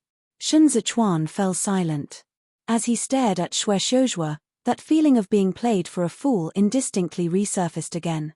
After a long while, Qiao Tianya returned to the open ground and shook his head at Shun Zechuan from afar. Shun Zechuan then knew that he had come up empty-handed once again. Shifu and teacher were both not here. "A wily hare has 3 burrows too," Shun Zechuan said softly. "Just a fish swimming at the bottom of the cauldron, 3 taking a momentary breather." Xue Xiuzhua said in a deferential manner. "You only have this one chance with me." Shun Zechuan moved his feet and approached Xue Xiuzhua. "Where are they?" It was a moonless night, with the after-rain dampness and chill pervasive all around. The men and women in the courtyard were all covering their faces and weeping. Xue Xiui did not know the details, but fearing Xue Xiuzhua would infuriate Shun Zechuan, he hurriedly stepped forth and bowed to Shun Zechuan with his hands clasped before him. With trepidation, he said, "Who is your excellency looking for? We are not harboring any fugitives from the military provisions case. All the people in the compound are here. Your excellency, please feel free to interrogate them. We will definitely tell you all we know without holding anything back."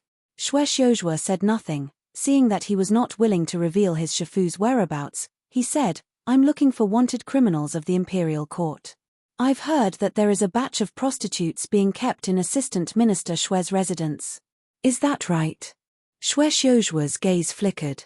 Xue Xiui immediately butted in and said, Yes, there is. But matters like soliciting and consorting with prostitutes are all impeachable by the Chief Surveillance Bureau. He has been pretty careful in hiding them, so the imperial censors have no awareness of it. Your Excellency, please take a look.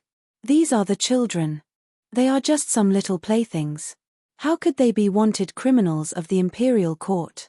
Shun Zechuan noticed the slight change in Xue Xiuzhua's expression at Xue Xiui's words. He turned his eyes to look at those boys and girls and said, "What place is Shongyun Villa? Everyone in there are all wanted criminals implicated in the assassination case. Assistant Minister Xue bought them from Shongyun Villa without so much a word. Why wasn't the Ministry of Justice notified?" Xue Xiuzhua pushed Xue Xiui aside and said, "These people all have proof of household registration. Although they are from the brothel, they are all innocent. The Vice Commander is currently on the military provisions case tonight. It has nothing to do with them, so why keep harping on it? Whether they are innocent or not, we will only find out after they make a trip to the imperial prison." Shun Zechuan looked back and said, "Take all these people away." The group of people hugged themselves and cried out loud. Qiao Tianya took the lead and dragged them away. Under Xie Xiuzhua's tutelage, those boys had been taught to carry themselves like the younger generation of distinguished clans, so how could they compare to the imperial bodyguards? In no time, their wails worsened. Xue Xiui was so frightened that his legs were trembling. Still wanting to mediate and say a few words of appeasement to ease the tension, he even brought out Xiao Qie. Your Excellency."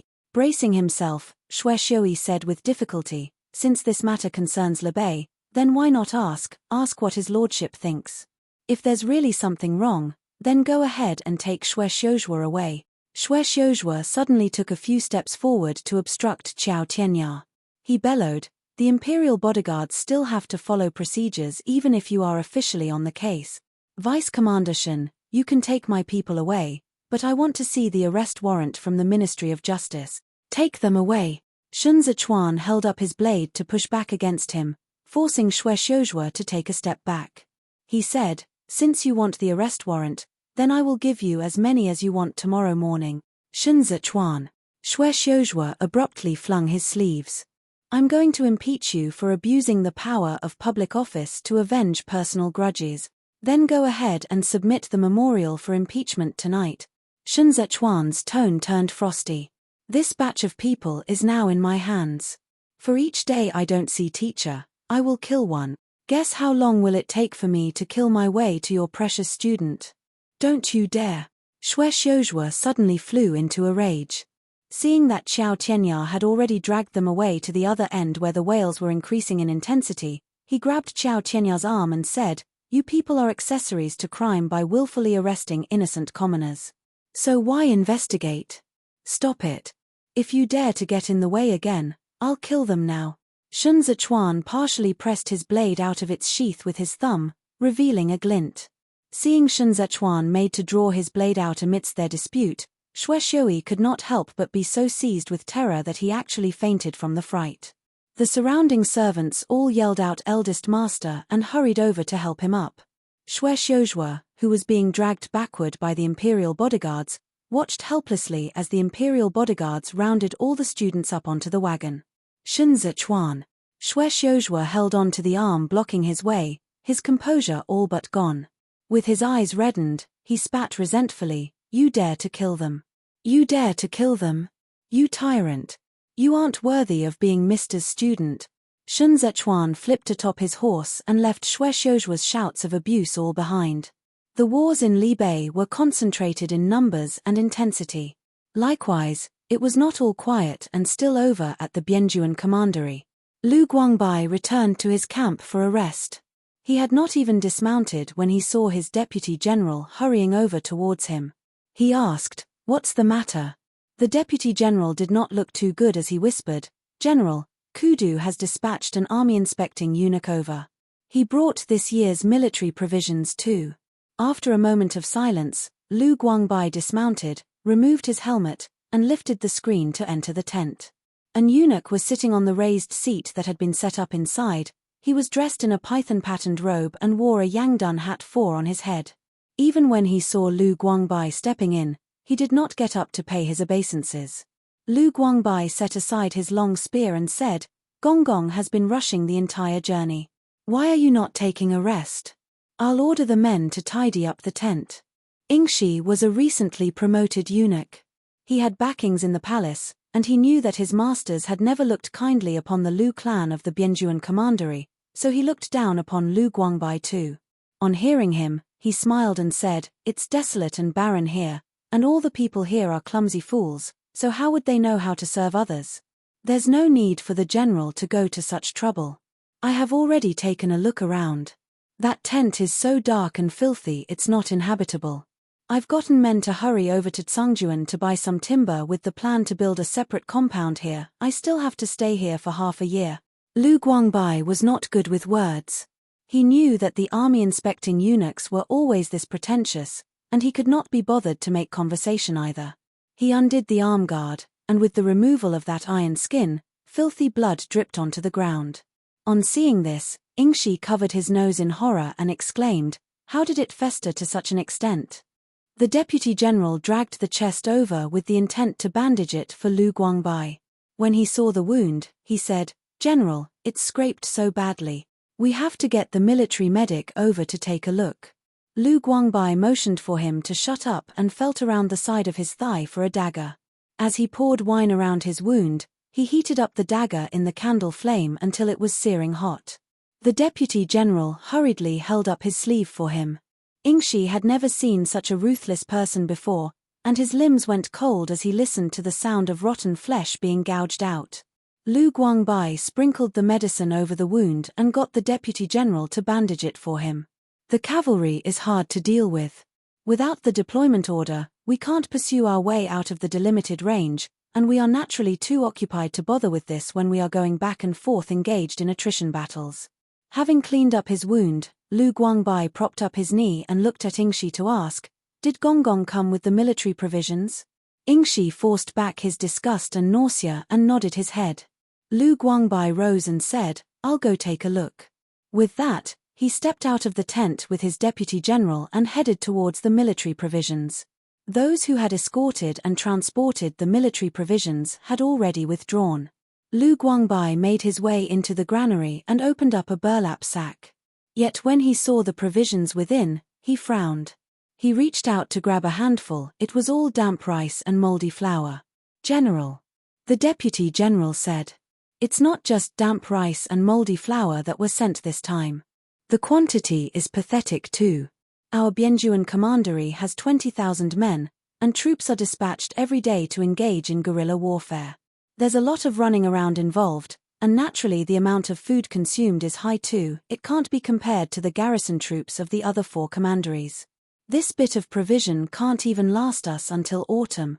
Lu Guangbai's scarred palm released these grains and said, "The Secretariat Elder High has always looked out for us.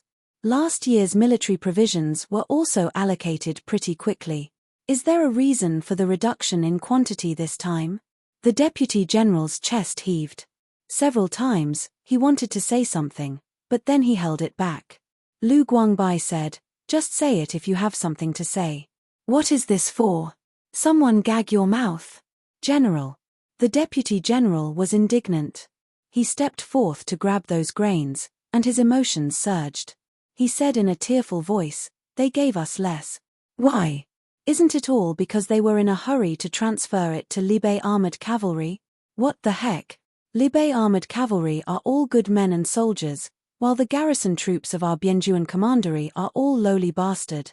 They have always loved fawning on those at the top and bullying those at the bottom. They trampled on you every opportunity they can, but these are wars we are waging. We are all risking our own lives here, so on what grounds can they play favorites? What issue do they have with our Bianjuan commandery? We are already this poor, and they still want to skimp here and there. I asked those escorts who transported the food what are we to do in autumn, and they said the imperial court told us to play it by ear and take care of it ourselves. Do as we deem fit. Fuck them to hell and back." The deputy general clenched his fists. Chidong's military provisions were reduced by half to supply to Libe.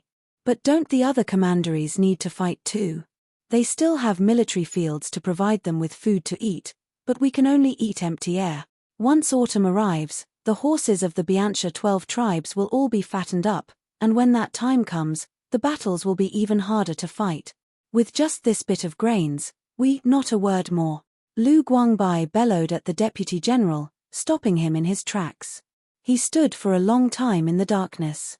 Eventually, he looked at the starry sky outside and said in a hoarse voice, "I'll think of a way."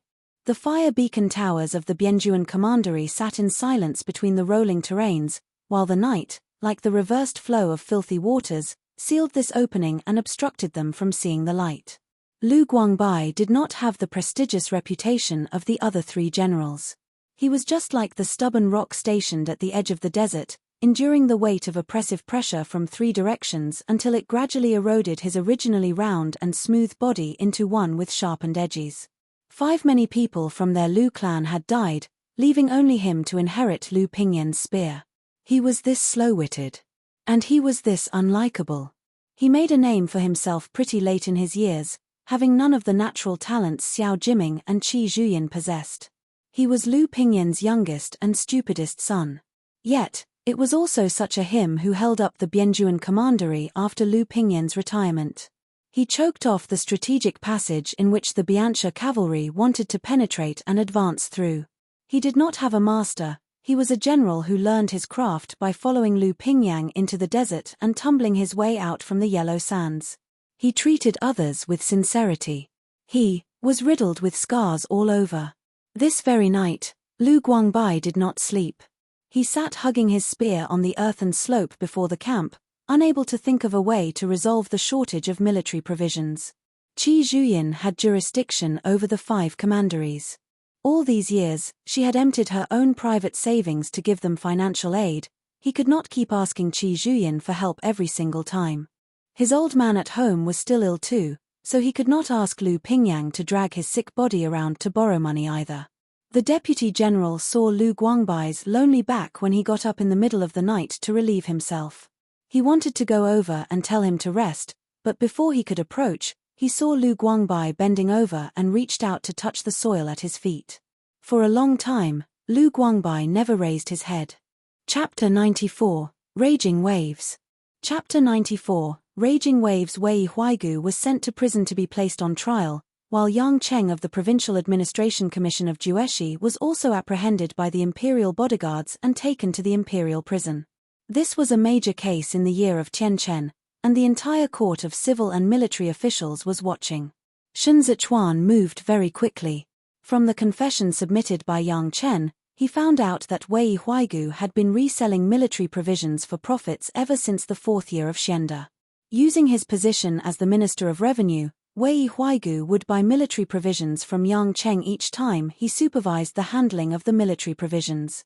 Then he resold it at a higher price to Shi Hongxian, who then separately sent these military grains via sea and land towards the 6 prefectures of Zhongbua and Shuhai to make a huge profit off them. In this way, he split the land tax among the commoners' fields in the 13 cities of Jueshi and let the common folk down there bear the tax. Since you've already been doing this for so long, then why was it only this time that you were pricked by your conscience into reporting Wei Huaigu through the relay report? Shen Zichuan looked through Yang Cheng's confession.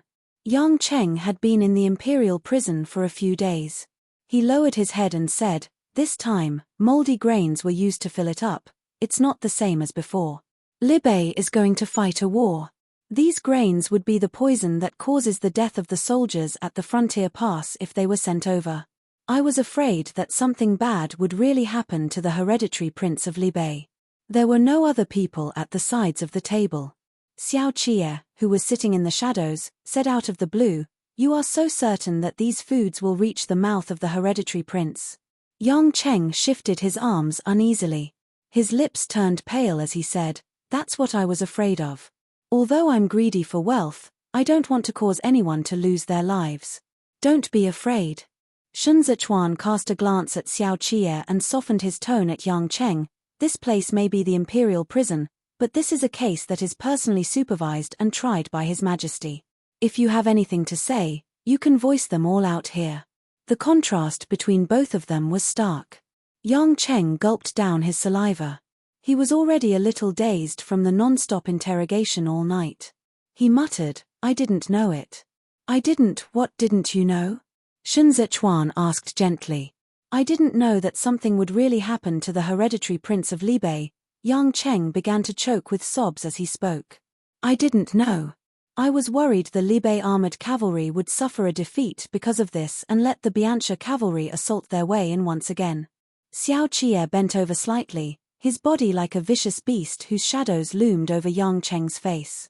He said in a frosty voice, "So you know this batch of military provisions can lead to the defeat of the Libe armored cavalry. Yet you still had them sealed and loaded up the carriages. You deserve to die." Yang Cheng grew terrified under Xiao Qie's gaze. Stumped for words, he cried incoherently, "Your lordship. I plead guilty. I deserve to die, you won't die." With compassion brimming in his expressive, upturned eyes on his jade-like handsome face, Shen Zichuan said, "The main perpetrator is Wei Huaigu in this case. He used his position to coerce you, and there was nothing you could do. I understand these difficulties of yours. His lordship understands it as well. Yang Cheng, you entered government service in the era of Yongyi. You have been an official in Jueshi for half of your life, and you have made your way up to the post of Assistant Administration Commissioner. You are a capable man, as assessed from the Kudu's inspection. Now that Jiang Qingshan has left Jueshi to be transferred to Zhongbua as a provincial governor, the position of the Provincial Administration Commissioner of Jueshi will be vacant. Going by age and experience, you will be the first choice for recommendation when the Ministry of Personnel is deliberating over it. You see, your future was supposed to be bright, and yet you forfeited it all for that bit of money. It's not worth it." Hunching over, Yang Cheng sobbed. "I heard that you were from Baimaju in your early years. Your family was poor, and you lost your father at the age of 6. Your siblings and you were single-handedly raised by your mother alone. She sent you and your brothers to school and spent most of her life enduring hardships. She finally waited for the day you became an official and had your own residence, yet you committed such a grave mistake.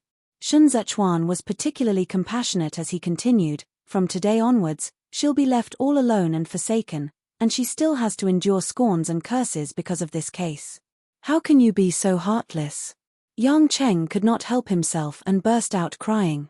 He was a scholar to begin with, and he knew of propriety, justice, integrity, and honor. He was the most filial in serving and attending to his mother's needs back at home.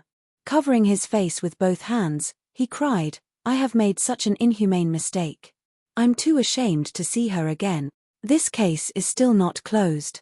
Whether you will be executed or not is still up for debate." Xiao Jie threw down the confession and looked askance at him. "Since you still know to be ashamed, then you still have a shred of conscience left. All the questions I'm going to ask you next will not be recorded in the confession. If you answer truthfully, I'll think of a way to preserve your life so that your old mother may live her remaining years in peace and comfort. But if you dare to prevaricate in an attempt to fob me off, then I'll immediately have you publicly beheaded at the foot of Duanqing's city gate as a warning to the rest." With one relay report, "You gave Wei Huaigu away and ruined many people's golden rice bowl. You are a man in the trade, so you understand best what fate awaits those widows and orphans. Without me to vouch for you, the lives of everyone in your family will be in imminent danger." Yang Cheng cried for a long time. When he stopped, Shun Zichuan personally held out a cup of hot tea to him. He wiped his tears hastily and repeatedly said his thanks. With both hands holding the tea, he fell silent for a long while before he said, "Your lordship's willingness to protect me is a great life-saving kindness. I don't dare to ask to re-enter government service as an official again. All I wish for is to be sent into exile. This case implicates way too much. It's not something that can be clearly explained in a short time. I'll tell your lordship about it slowly. Ever since the first year of the era of Xianda, the state treasury has been depleting in substantial amounts. The Ministry of Revenue's accounts are all messed up. Hua Xiqian, as the Grand Secretary of the Grand Secretariat, collaborated with Pan Rugi to approve many projects that squandered away public funds. For example, Linlang Garden in Qinju. Most of them weren't really built for real. These gardens were merely just a pretext to pass through the Grand Secretariat's examination and gain its approval so that everyone could draw out money from the state treasury together. The collusion between officials and merchants for illegal gains was something everyone in the palace knew. The money really flowed like water flowing into these people's pockets. In the 4th year of Xianda, Wei Huaigu dragged me into this. I'll be honest, your lordship. I know these money shouldn't be touched, but I had no choice. When local officials like us enter the capital, the Pan and Hua factions will take turns to call on us and ask for ice respect. No doubt you would have also heard of the widely spread practice of spending money to get a promotion those few years. The noble clans have the dignity of a noble clan to uphold. Those who are truly held back by all these ice respect and coal respect 3 are officials from humble backgrounds like me.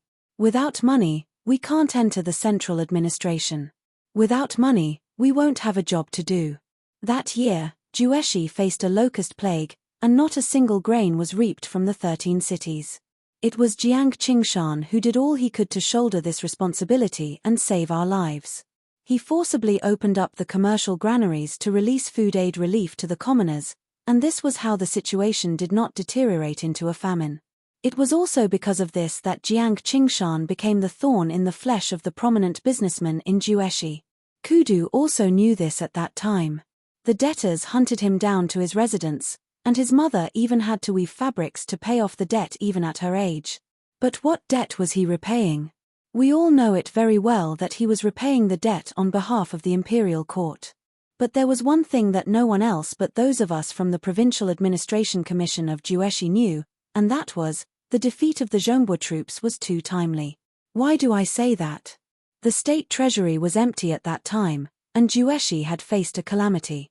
Li Bei and Bianjuan Commandery still had to deal with the Biancha cavalry. The harvest of Hezhou further down was dismal too. People from the various areas were already starving to death at the beginning of the year. The Ministry of Revenue was forced into a corner, but they had no way to provide aid reliefs to the various areas because the state treasury had already been emptied out. Hua Xiqian had to give the various regions an explanation, and Hai Liangyi of the Grand Secretariat was also looking into the accounts. In no time, Hua Xiqian was caught between a rock and a hard place. This matter put him in a terrible fix. At that time, the Hua clan in Dicheng sold their manor, and it was the Shi clan who took over. We all know that Hua Xiqian wanted to backfill the state treasury by doing this. He wanted to cover up the matter. But a vacuum of that size was not something he alone can fill in, and so, Hua Xiqian began to collect his debt from the others. I don't know if Hua Xiqian got his money back. But it was at this juncture that the Bianxia cavalry suddenly launched an assault at Chashi River.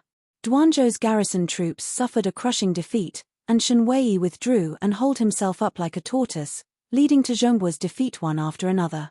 Libei armored cavalry and Chidong garrison troops came from both sides to provide reinforcements.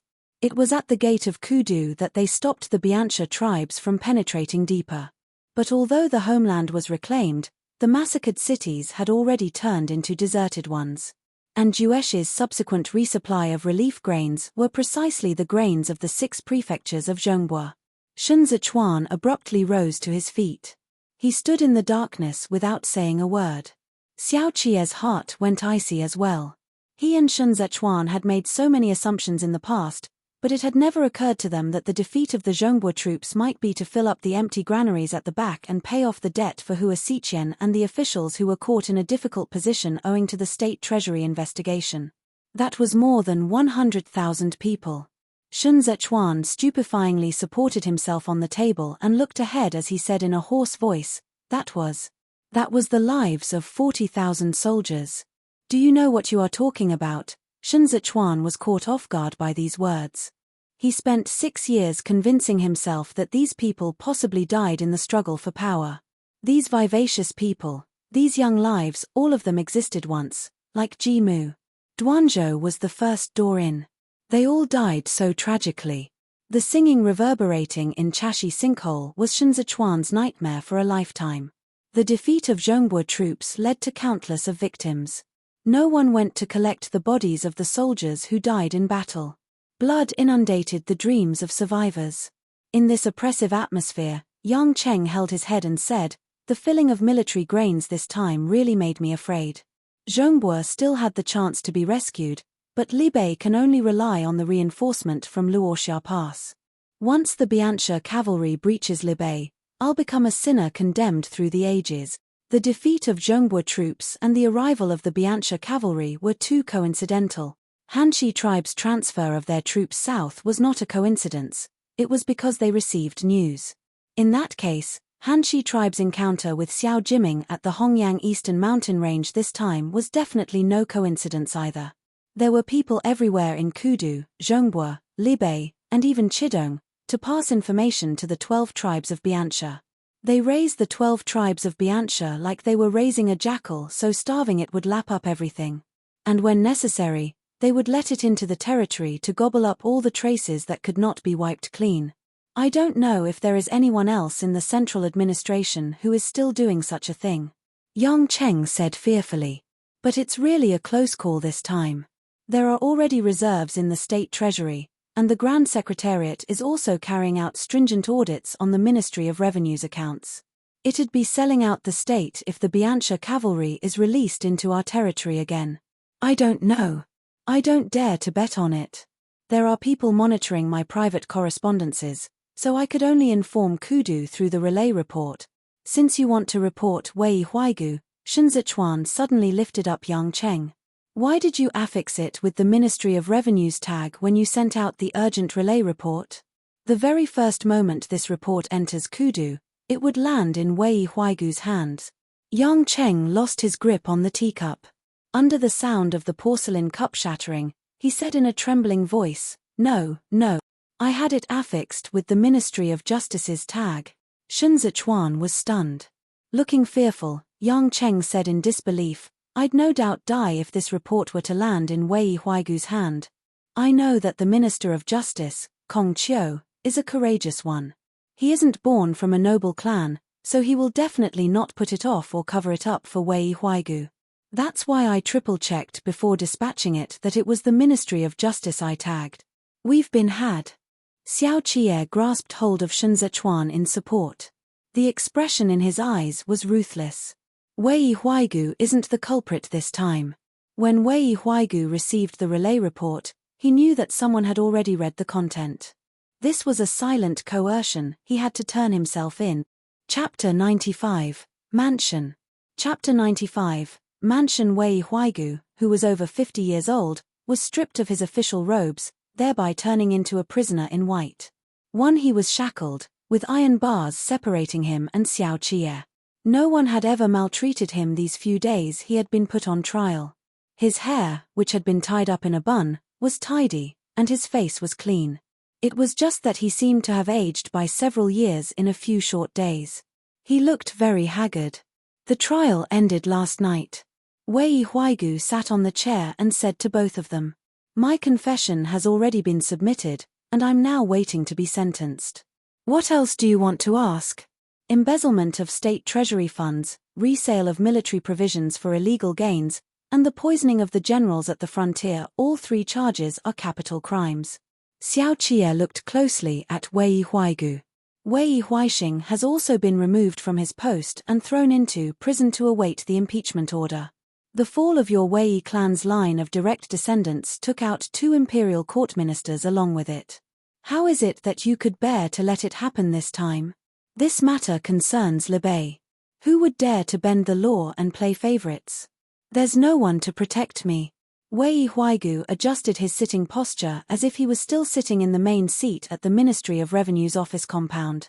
He looked at Xiao Qie. Your father has now come out of obscurity to take up the mantle. His Majesty probably won't even dare to sleep these few days. The Prince of Libai is still the same tough nut as he was back in those days.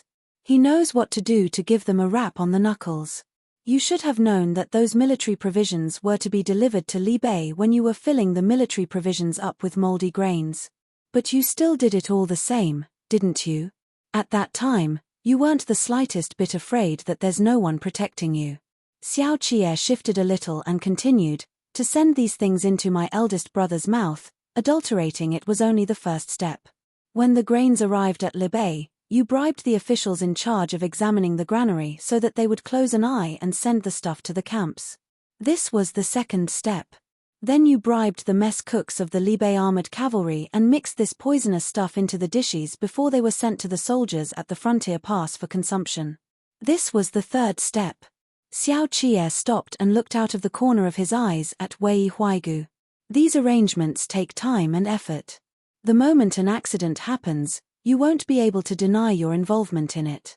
Not only will you not get away with it, you'll even be subjected to a probe by the Ministry of Justice, which will bring your crime of reselling military provisions for profits to light. You are not this kind of person. Wei Huaigu did not answer Xiao Qie's question immediately. Instead, he looked at Shun Zichuan, who had been sitting behind Xiao Qie all this while. He laughed and pointed at Shun Zichuan, saying, "Second young master has made progress, having been in Kudu for 6 years. Back then, when you first entered the capital, you spent the whole day looking for fights and braying for blood. Vice Commander Shen knows this from experience, right? That's why I said Xiao Fengshu is an iron fist to dare to put his son on the edge of the blade to polish. You really have your father to thank for being able to grow into the person you are now." Xiao Qie looked at Wei Huaigu with indifference. It was unexpectedly Shun Zichuan who pushed aside the confession statement. With both hands slightly clasped together on the table, he said calmly to Wei Huaigu without so much a smile or wrath, "That's right. You find it unfair to see such a Xiao Xian. Your son spent all day mixing with the brothel crowd during the years of Xianda. By the time the Grand Secretariat had a change of personnel in the reign of Tian Chen, it would have been insurmountably hard for him to enter officialdom through the imperial examinations even if he wanted to. You are already at this age. Yet the Wei clan does not have a descendant of direct lineage who is capable of keeping the Wei clan going. You placed your hopes on a marriage alliance, but a pity the Fei clan knows that the Wei clan is on the decline, and Commandery Princess Jiaoyu eventually married into the Pan clan. In your post as the Minister of Revenue, you've repeatedly demoted and relegated newly appointed officials to remote areas. What you fear was being replaced by the up-and-coming talents. Today, the Wei clan seemed to be still at the height of its power, But in truth, it is already water that is about to spill over. With your death, the Wei clan is doomed to fall. Touching his shackles, Wei Huaigu said, "The power of a clan is like the tides, whose rise and fall is a fact of the world. It thrives one moment and declines the next. All of it are predestined. There's nothing for me to regret when the time comes for the Wei clan. History has gone through several generation changes for as long as Dazhou has existed to this day. Everything is ever changing, only the 8 great clans have not changed. Therefore, it's only with my death that the Wei clan can survive." "Will the 8 great clans really remain unchanged?" Xiao Qie said. The internal strife between the Shi brothers led to the end of all their Di and Shu descendants. There is already no one left today to carry on the bloodline. In the future, the Shi clan will no longer be the Shi clan it used to be. It's only a matter of time before they are squeezed out of the political game. But Wei Huaigu laughed it off and said, "As long as the Shi clan still exists, they won't be booted out of the game. Today, you kill Shi Hongxian, wanting to cut up the Shi clan's family fortune, yet you can't bear to give up the Shi clan's businesses, so you still have to continue to rely on others to put things in order for you. So tell me, is the Shi clan still considered dead then? They merely lost a helmsman at the head. This is a temporary predicament. As long as that eldest madam of theirs still wants to control the business under Shi's name, then when she finds a new flame in the future, the other party can only marry into the family tree and change his surname. The child they bear will still take on the surname Shi. And this is a new direct line of descendants that will continue the Shi clan's lineage." Candle wax dripped, like tears mottling the sides of it. Night was coming to an end. Silence reigned on the outside. Wei Huaigu stood up, like an elder guiding intellectual discussions. "I have a question. I have always wanted to ask Xiao Fengshu, but there is no more chance for me to now, so I can only ask you. Xiao Qie, your father came from a humble background. He experienced hardship at the frontier before he finally tided over the sea of suffering to possess his own turf and title. You call yourselves people who broke the shackles of the noble clans. But it has been 30 years now, and Li Bei and the Xiao clan have become a single inseparable entity. He came to have sons too. You and Xiao Jiming are both legitimate sons born of the principal wife. To avoid disputes between the son of lawful births born of the principal wives and son of common births born of concubines, he even refused to remarry for or get a concubine. He turned Xiao Jiming and you into the only choices to lead the Li Bei armored cavalry. Isn't this precisely the impenetrable fortress built as a safeguard at the inception of a noble clan? You are now walking the same exact path as us." After a moment of silence, Xiao Qie said, "You think this way because you don't understand that there are people in this world willing to be tied down by love. My father doesn't remarry or take a concubine simply because he is only willing to exchange lifetime vows of conjugal bliss with my mother in this life of his. Li Bei armored cavalry is a heavy cavalry 5 he established. He understands this army better than anyone else. This is his 3rd son, one that is far more important than my eldest brother and me. All along, the ones who have been seeing my eldest brother and me as the only choices for Li Bei armored cavalry are you people. My being in Kudu doesn't tether the Li Bei armored cavalry at all, only Xiao Fengshu and Xiao Jiming. You still have not understood one thing. My father has indeed set up an impenetrable fortress around the position of the Li Bei armored cavalry's commander-in-chief. But that is not a bastion of iron to safeguard the status of a noble clan. Rather, it is a test, of whether one can truly become the chief commander of an army to lead Li Bei armored cavalry into bearing the ravages of the elements against the fortress amidst those ceaseless confrontations with Bianxia. 30 years ago, Xiao Fengshu was the man who broke through this layer of fortress. 10 years ago, the one who did the same was Xiao Jiming. If someday, someone is similarly able to break through this layer of fortress, has no fear of hardships and suffering, and is willing to be forged and tempered in such a way, then, he shall be the new commander-in-chief of the Li Bei armored cavalry. You made it out to be all so honorable and dignified for Xiao Fengshu, but in reality, the Xiao clan has been monopolizing the military power of Li Bei all these years. The expression in Wei Huaigu's eye was slightly mocking. That's just because the 2 men who have borne such a weight one after another happen to be surnamed Xiao. Xiao Qie's eyes suddenly revealed a brilliance that made it hard for one to look right at him in the eyes. In the dimness of this fading light, he was both Xiao Fengshu and Xiao Jiming, as well as the pride the three men of the Xiao clan had hidden deep under their armors. He said, "You people called my father an alpha wolf. There are no prejudices against one's blood lineage in a pack of wolves. As long as you can defeat us, you can lead us. Everything the Libei armored cavalry has to show for today is what it deserves." Someday, Xiao Qie's voice came to a stop. But Shun Zichuan knew what he was going to say next.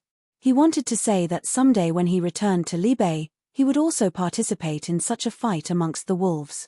As long as he could defeat the others, he would be the third alpha wolf. The source of their pride and willfulness was that they had never feared resistance. This was Xiao Fengshu's soul, and he taught this kind of spirit to both of his sons, as well as the Libei armored cavalry. Do you know why the Qi clan, who similarly guards the frontier and who holds military power firmly in their hands, has never faced such animosity from the noble clans as the Xiao clan did? Wei Huaigu and Xiao Qie looked at each other. He said mildly, "Because you were all born with a rebellious bone. This pride is precisely the root cause of Kudu's distrust of Libei. And do you know why the noble clans would not fall? Because we know to go with the flow and seize the opportunities presented to us. The Li clan is the root, the foundation of Dazhou. We surround it, see it born, let it grow. We alternate with one another, and we give each other. We are the soil that sustains Dazhou. The land you step on under your feet, and the sky you look at when you raise your head, they are the stability that arises as a result of the noble clans holding together. All those who want to break such a stability are enemies." 26 years ago, the crown prince of the Li clan led the Eastern Palace in an attempt to break the status quo. That was naive. The crown prince didn't understand that once the noble clans collapsed, the Li clan would rapidly wither too. That was why he was sure to die. Hua Xiqian may die, as may Shi Hongxian. Same goes for me. But it's just our bodies that perish. The noble clan is not a world that can be overthrown by human power alone. Nobody, and I mean nobody, can defeat us. All these years, the only scholar of a humble background in the imperial court who truly broke through the siege to endanger us all is Hai Liangyi. He used close to 30 years to lie low in patience. He has made his way up now, but does he dare to turn the world upside down without careful consideration? He rejuvenated the Imperial College and promoted scholars of humble backgrounds. Every step he takes is that careful and cautious, because he knows the outcome of using brute force to tussle will be the ruin of the empire. But how long can he still live? After his death, this phase will crumble and fall apart. It's impossible for him to succeed. Wei Huaigu suddenly burst out laughing. He held on to the bars and looked at Shun Zichuan. Qi Hualien led the Eastern Palace to act with haste and resolve. He would never let us off easily. He thought he could do it, but he ended up causing the death of the crown prince. All the geniuses in this world should learn to reflect on their shortcomings. He is a cautionary tale of political radicalism. Stop him.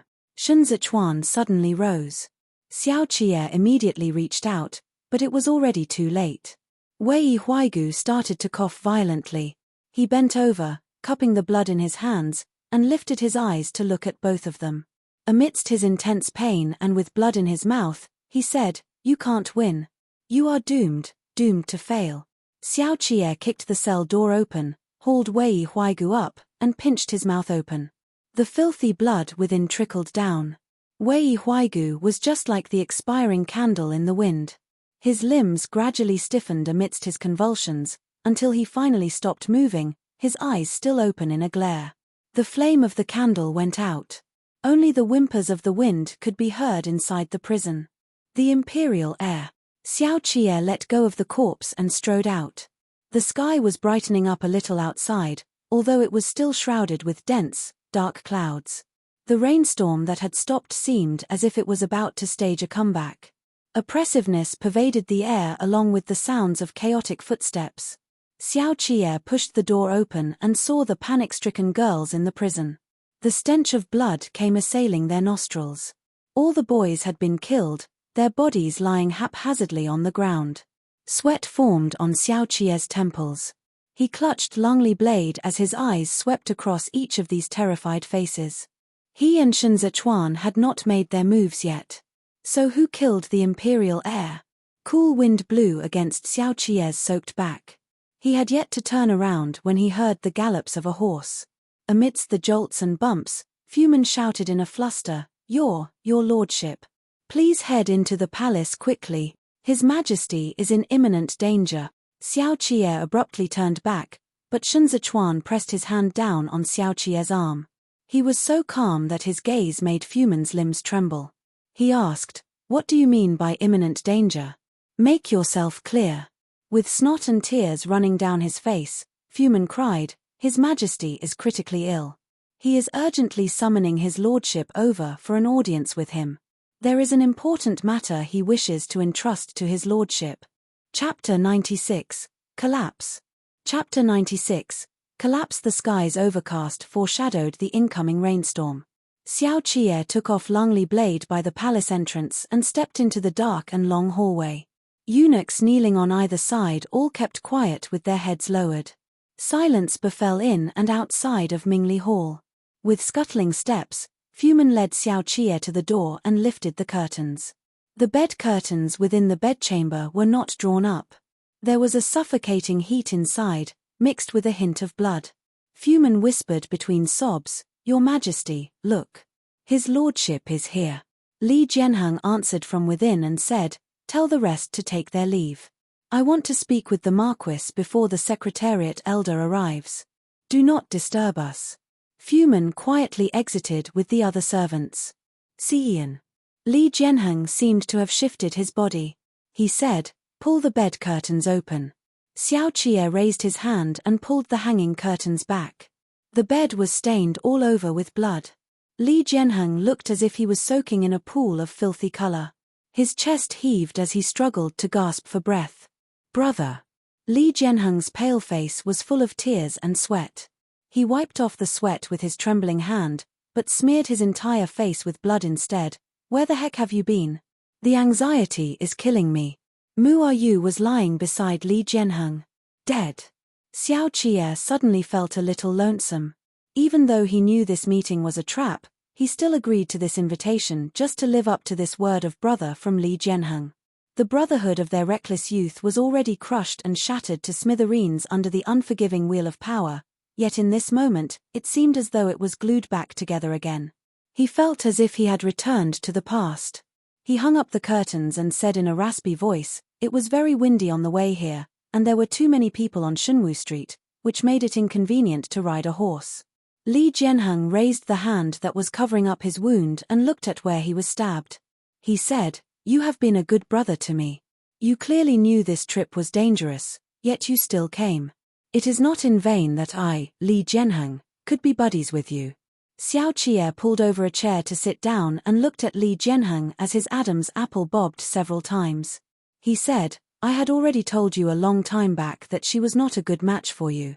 But I liked her so much. Li Jianheng blankly rubbed the blood between his fingers. I thought she liked me too. Fuck, so this is how much it hurts to be stabbed with a knife. Xiao Qie rubbed his face and propped his elbows on his knees. He said, What did you want to tell me now that you have called me over? Li Jianheng turned his eyes and chuckled at Xiao Qie through his tears before his face fell again. Choking with sobs, he said with a broken voice, I called for you, so you came. The fuck is wrong with you, Xiao Xian? Do you know that it's full of people out there, waiting for you with swords in their hands? Just like Xiao Qie had done when he was resolving tough situations for him in the past, he calmly nodded and said, I know. Li Jianheng forced down a sob and said, If you didn't come, I'd not have to apologize. Xiao Qie's eyes reddened. He said, You are the emperor. There is no need for the emperor to apologize. Li Jianheng covered his wound and bawled his eyes out while shaking his head. He sobbed, Brother. I really wanted to be a good emperor. I even memorized the texts a few days ago. Tell this to the Secretariat Elder on my behalf when you head out. Xiao Qie said, You are the emperor.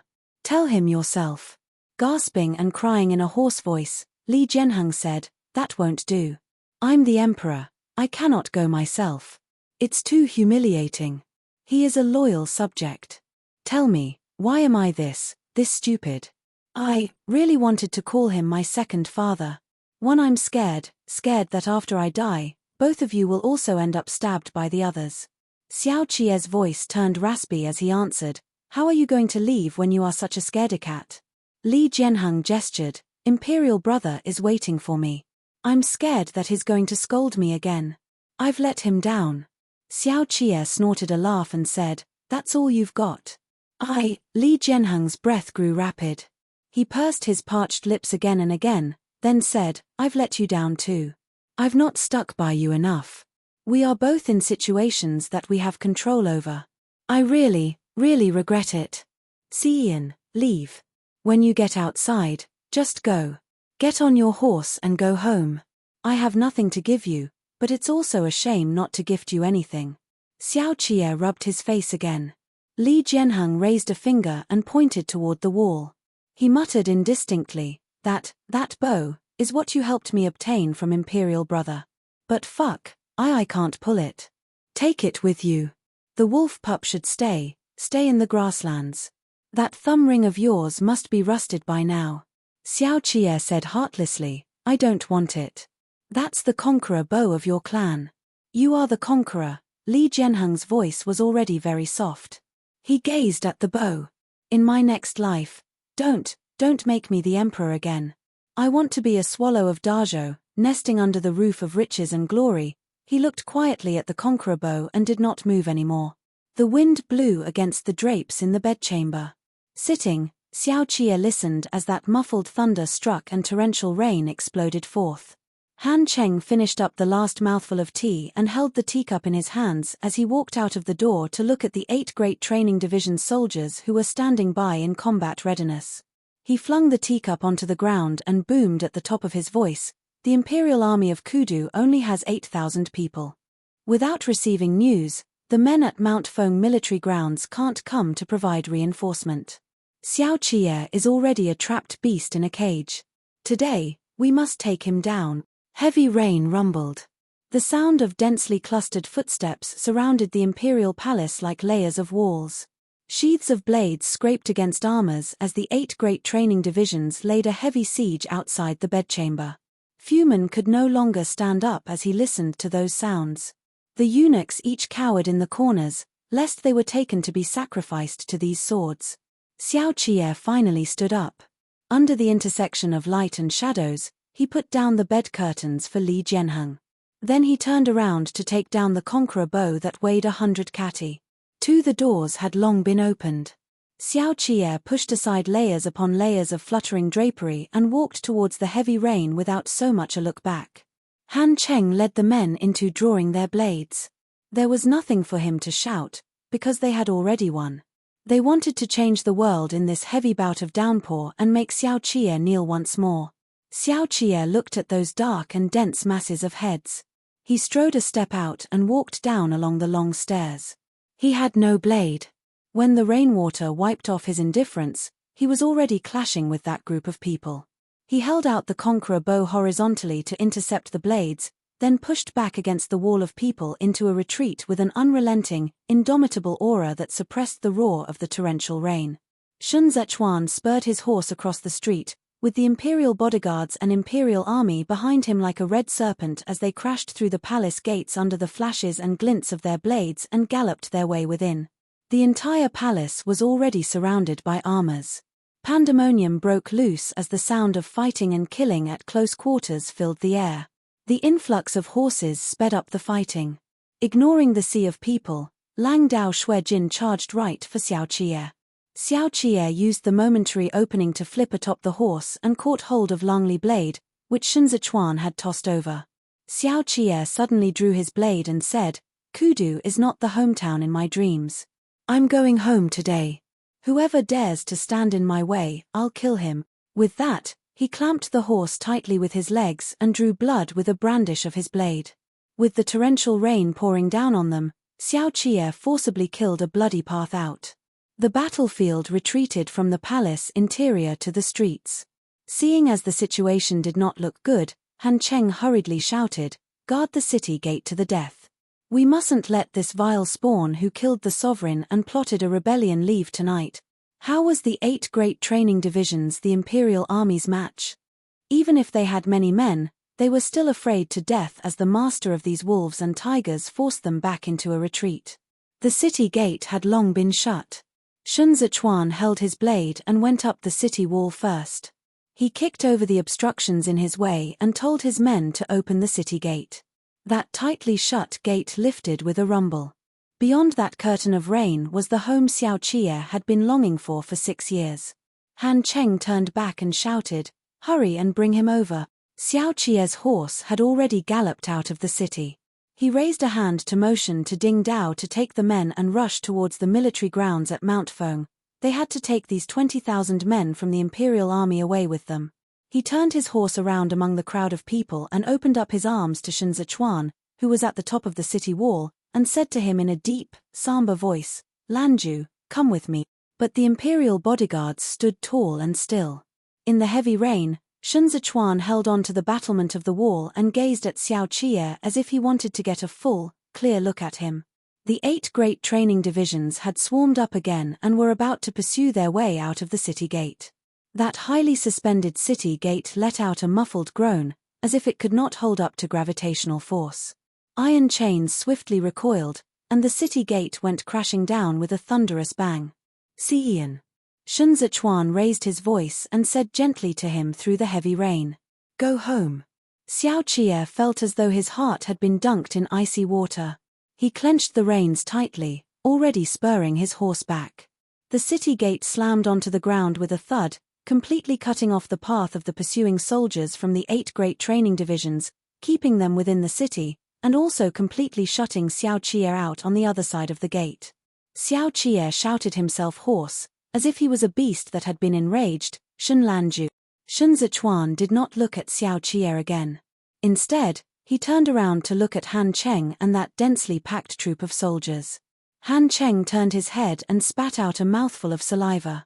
He said in a ferocious voice, "Sun Zichuan, you've ruined things for me. You think you are worthy to call yourself an imperial bodyguard?" Sun Zichuan looked down on him and said in a frosty voice, "Since Ji Wufan, the imperial bodyguards have always been heroes of indomitable spirits and clear consciences. You people lay a trap and conspire to murder the Son of Heaven. Han Cheng, it's entirely justified for me to kill you." Han Cheng threw his head back and laughed out loud. He said, "What are you? The last evil remnant of the Shun clan. I treated you well, having guided and supported you many times, and this is how you repay me. Here. Bring the man over and show him to Vice Commander Shun." A disheveled Chi Hualien was dragged out. He fell into the rainwater and cursed, "Treacherous traitor." Yanking at the chain, Han Cheng spurred the horse forward and dragged Chi Hualien through the streets. He pointed at Chi Hualien and said to Sun Zichuan, "Haven't you been looking for him for a long time? He's here. Sun Zichuan, come and get him. Traitor, traitor." Chi Hualien was boiling with fury as the dragging smeared his face with muddy water. Han Cheng looked at Sun Zichuan's pale face, then at the dark expression in his eyes. He said, "Your eldest brother is the hereditary prince of Jianxing. I remember that the Biancha cavalry dragged him to his death alive. But there is no love lost between you both, so you weren't hurt by it at all. Are you hurting now that it's your teacher's turn today? Han Cheng." Sun Zichuan spat out Han Cheng's name through clenched teeth. "You went to such trouble to hide teacher in your hands. What do you want? He was initially of great use." Han Cheng suddenly turned hostile, "But you let Xiao Qie go and ruined the trap I set. As such, you're no longer of use, and neither is he. If you still want him to live, then kowtow to me and admit your mistakes. Kneel and call me father loudly 3 times, and I'll spare him, and you as well." Sun Zichuan strode a big step forward and said, "Deal, bollocks." Chi Hualien raised his head from the muddy water. He wiped off the filth and climbed to his feet. Staring at Sun Zichuan, he said, "The reason I taught you the classics was not for you to allow yourself to be humiliated by anyone. I, Chi Hualien, will not even bow down to heaven and earth. So how can you kneel to a despicable scum?" The metal shackles clanked and clattered. Chi Hualien stumbled and shouted at the top of his lungs amidst the rain, Hundreds of years have passed like a dream, 3 and I still come and go as I wish. I have lived a life of wealth and glory, of fame and fortune, and he laughed maniacally as he tugged at the chains around his neck. I have laughed at all the heroic figures throughout the land, and there is not another talent who surpasses me in the world. Who is there who can be compared to me, Chi Hualien? I am the world-renowned triple Yuan 4 top scholar from Yuzhou. When I conversed in His Majesty's presence and counseled His Majesty on state affairs, oh, Han Cheng, where were you? You were just a vermin in the ditch. It was as if Chi Hualien was intoxicated as he soaked in the rain. You vermins are unworthy of even carrying my shoes. The noble clans are like the rotten boils of this land. Tell Hai Liangyi that Dazhou is already beyond cure. He and I are both too powerless to turn the situation around. Chi Hualien arrogantly turned around amid the sound of his laughter and spat at Han Cheng. He said, "But I will not admit defeat. I will only serve as the imperial preceptor in this life. Lanju. The cage is now broken, and the world will rise in turbulent chaos. I have taught you all that I could teach you. This decaying world." With his back to Shenzichuan, Chi Hualien suddenly choked with sobs. The downpour drenched his body through and through, but it could not douse his ideals and passion that had been blazing for years. In the past, he was always calling out for the crown prince, yet, at this moment, he could not bear to look back at Shenzichuan. Why not overturn this decaying empire and go create a world you can call yours? Lanju, go. Don't look back. Teacher shall shoulder the burden of these 40,000 souls who have died unjust death on your behalf. Don't be afraid. Have his blood spattered in the rain, and he fell over on his back. Gazing at the sky, he murmured, "Have no fear." A sudden clap of thunder erupted. Shenzichuan cried out involuntarily and fell to his knees. He stared blankly in a daze, giving the heavy rain free rein to land blows on him. In that endless silence, his mask was utterly torn to pieces. He finally let out the first howl of despair in 6 years. There was already no more sanity left in those reddened eyes of him. He clenched Yang Shenxue and suddenly drew his blade. Han Cheng. He hated this empire to death. He also loathed these faces to death. Shenzichuan propped himself up from the ground. Yang Shenxue slashed through the droplets of rain and flung out blood from among this heavy siege. He killed one, then killed another. He strode across those bodies, yet he seemed like a beast that had been abandoned. His blade sliced across throats, so swift that it seemed like a stream of mercury. Blood sprayed over half of Shenzichuan's face. He was beside himself. The blood trickled like tears across his cheek. Retreating again and again, Han Cheng bellowed, "Kill him." The raindrops in the wind suddenly burst apart. In the blink of an eye, a long arrow had reached right before Han Cheng. Xiao Qie leaped down from atop the city wall along the iron chain, kicked down a man, and flipped his hand over to draw his blade and stab it through the other party. With the corpse falling onto him, he moved swiftly and struck away the flashes of blades. When he extracted the blade, blood had already soaked both of his palm. Xiao Qie dragged Shenzichuan back with one arm and whistled. Meng spread its wings and pounced. In the chaos, it pecked Han Cheng's right eye, injuring it. Han Cheng hastily covered his face in a panic.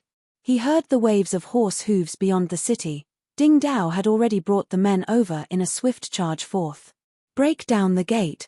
Ding Dao shouted, himself hoarse. The imperial army swept forth, but before they could take any action, they heard that city gate let out a dull, thunderous noise again as it was slowly hoisted up. Dragging the iron chain, Fei Sheng gasped heavily a few times and led the imperial bodyguards to draw back with all their might. He cussed, "Fuck. Son of a bitch is so heavy, dog on it. Your lordship, get on your horse and run." Lang Dao Shui Jin swiftly galloped in from the opening. Sounds of killing and shouts engulfed Kudu. Thunderous sounds of killing and shouts similarly reverberated through the Bianjuan commandery, which was also engaged in a life-and-death battle. Lu Guangbai could barely lift his spear now. As he withdrew, he shouted, "Where are the reinforcements?" The deputy general, who had received several stabs and slashes himself, answered, "They didn't come." The rain howled. Lu Guangbai looked back in the direction of the camp. Xiao Qie had already gotten on his horse. He pressed Shen Zichuan to his chest before him and broke through the heavy rain towards the city gate. Lightning flashed, and thunder boomed. A rift seemed to have been torn open in the sky. The rain poured mercilessly down. Lu Guangbai ripped off his tattered cloak and nailed the spear into the ground by his feet. He said over the sandstorm and rainstorm, "We can't fight on anymore." The deputy general lay at the side of the sand slope and looked at him. "Fate wants to bind me here for life, but this is not the path I choose." Lu Guangbai took off the armor with Dazhou's imprint on it. He wiped the wind and frost off his face, and his eyes spoke of worldly weariness as he said a little self-mockingly, "The yellow dust six submerged my brothers deep under. I no longer have a wish to bow in submission to an illusory fate. The imperial edict can't save my troops, and the imperial court can't fill the stomachs of my mounts." Xiao Qie had already galloped his way out of Kudu, with countless soldiers in pursuit behind him. They charged ahead, as if tearing apart the dark, rainy sky. "I'm no longer willing to lay down my life for this purpose." Lu Guangbai closed both of his eyes. Watery blood trickled along his fingers and dripped onto the yellow sands. His Adam's apple bobbed. When he finally opened his eyes, there was darkness in them. The blood on Shen Zichuan's cheek was washed away. Grieved sobs escaped his throat. He had already forsaken all of his past submissive obedience in this sorry escape. Like a sharp sword, they pierced through the heavy rain. Lu Guangbai washed both of his hands clean in the rain and held up his long spear once again. They were all prisoners pursued by fate. They were once willing to be shackled. But the rainstorm toppled over the great mansion, and its collapsed debris came assaulting towards them like a deluge of floodwater. 7 Onward, onward. I want to surmount that mountain. I am going to fight for myself. Chapter 97, In Pain. Chapter 97, In Pain. Rain that had been falling for several days in a row subsided, leaving the public roads utterly muddy. Kudu fell into a state of mourning. With the sudden death of the young Emperor Tianchen, rumors that the Marquis of Dingju, Xiao Qie, had colluded with the vice-commander of the imperial bodyguard cum northern judge, Shen Zichuan, to assassinate the emperor with the intent to rebel spread like wildfire as whispers behind closed doors in Kudu.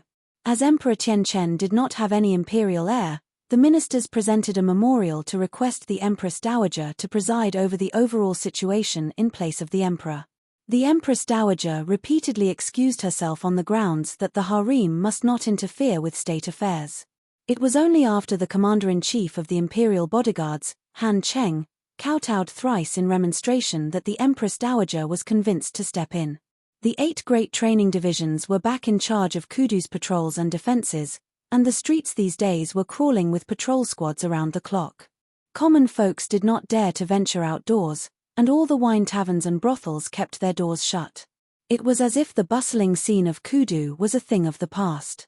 Even the color of the vermilion walls and glazed tiles in Kudu looked washed out by the misty drizzle. Hai Liangyi fainted several times when he wept before the coffin. He was now lying on the bed, unable to drink even a drop of medicine. His hair seemed to have turned entirely white overnight, and those spirited eyes of his that once gleamed with brilliance became dim and gloomy. They even looked particularly turbid and cloudy, after all those tears he had shed. "Teacher." Kong Qiu sat at the bottom with his head lowered and said, "You have to eat the medicine. Now that the world is in turmoil, everyone is waiting for you to take the helm and steer the state toward stability once more. You must take care of your health." The tear streaks at the corners of Hai Liangyi's eyes had not been fully wiped. His gaze drifted, and it was only after a long time that he said, "Take the helm and steer the state toward stability once more. Boren, there is nothing I can do anymore to save the situation." The bamboo tube in the courtyard tapped gently against the rock in the stream, exposing the cracked lines. Rain fell soundlessly. Yet there was no way those scars could be covered up. Hai Liangyi was too advanced in age. His vital energy had been worn out by the ups and downs of officialdom, and now there were signs that he might never recover from his illness. Sorrow overwhelmed Kong Qiu. He sat where he was, weeping with his face covered. How did it come to this? Han Cheng is a hypocrite who speaks honeyed words but has the malicious heart of a viper. He is petty and narrow-minded. Now that he has gained power, the entire imperial court of civil and military officials will be on tenterhooks. He forced Xiao Qie out, and so Libei is now without a shackle. From now on, Hai Liangyi suddenly started coughing. He propped himself up and vomited out blood. For a moment, he could not hold back his emotions, and he cried in a hoarse voice as he held onto the edge of the bed, "From now on, our territory will be torn asunder, and turbulent times will rise once again. The century-old empire of the Li clan will fall into ruins here. I've sinned. I'm a sinner. I, Hai Rensha, have spent my entire life shamelessly advancing my own agenda and navigating official circles. Yet it was all to toil in vain for the benefit of these people. With a head full of ash-white hair, Hai Liangyi hunched over and wailed in a voice so hoarse and so full of despair that it was a tragic sight to behold. Teacher, teacher. Kong Qiu hastily came over to help him up, then looked back and shouted, "Men." The door curtain was lifted, but it was Yarrow Wenyu who entered. On seeing what was happening, he immediately kneeled on the footrest and disregarded the filth as he wiped the tears and blood for Hai Liangyi. At the same time, he directed the attendant to draw water and rinsed the handkerchief. Finally, he helped Hai Liangyi lie down. After soothing him for a moment, he said to Kong Qiu in a soft voice, "Your Excellency, may I ask of you to wait outside, please?" Kong Qiu did not dare to disturb them any further and hurriedly retreated to wait outside. After a long time, the sound of Hai Liangyi's cries receded. Yarrow Wenyu held the bowl in his hand and personally fed his teacher medicine. It was only after Hai Liangyi fell into a drowsy sleep that he lifted the curtain and stepped out. Kong Qiu wanted to say something, but Yarrow Wenyu motioned for him to follow the attendant to the main hall first, while he himself made his way through the veranda to the back for a change of clean clothes.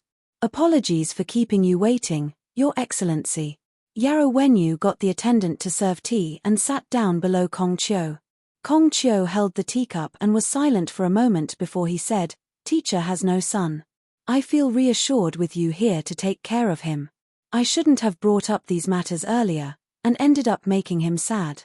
Although teacher has returned home ill, he is still concerned about state affairs. Even if Your Excellency doesn't bring it up, he would still find it hard to dismiss it from his mind. It'd have been better to cry it out than to bottle it all up in his heart." Yarrow Wenyu held up the teacup and stirred it a few times before saying, "The current situation is unstable and volatile. Teacher won't be able to rest for long anyway." Kong Qiu knew that Hai Liangyi treated him like his own son. So he did not hold back and said with a sigh, "His Majesty's passing is so sudden. We are now already in a disadvantageous position. In addition, the Han clan has control of military power in Kudu, and we are presently in an irreversible situation in which Her Majesty is in power and in control of the government. After this incident, what is to be of Li Bei in the future?" Yarrow Wenyu was fair by nature, and he looked no different from porcelain as he held that teacup. He said, "The way things stand now, it's vital to discuss countermeasures to deal with the situation." Han Cheng's original position was that of the Imperial Bodyguard's commander-in-chief. If he wants to overstep his authority and enter the Grand Secretariat to take charge, his only option would be to ask the Empress Dowager to issue an imperial edict, so he isn't exactly without leverage. Wei Huaigu consumed poison and committed suicide because of the military provisions case. The temporary vacancy in the Grand Secretariat will thus have to be filled in by Your Excellency. With this, all the important affairs of the Imperial Court will still have to be deliberated over and endorsed by the various excellencies under teacher. On hearing this, Kong Qiu set down the teacup and humbly asked, "But the Empress Dowager is in charge of state affairs, and any changes in the Grand Secretariat is subjected to her whims and fancies. If she issued a change of people using Han Cheng as a pretext, then what should we do?" Yarrow Wenyu smiled and said, "The Empress Dowager being in charge of state affairs is a desperate measure to begin with.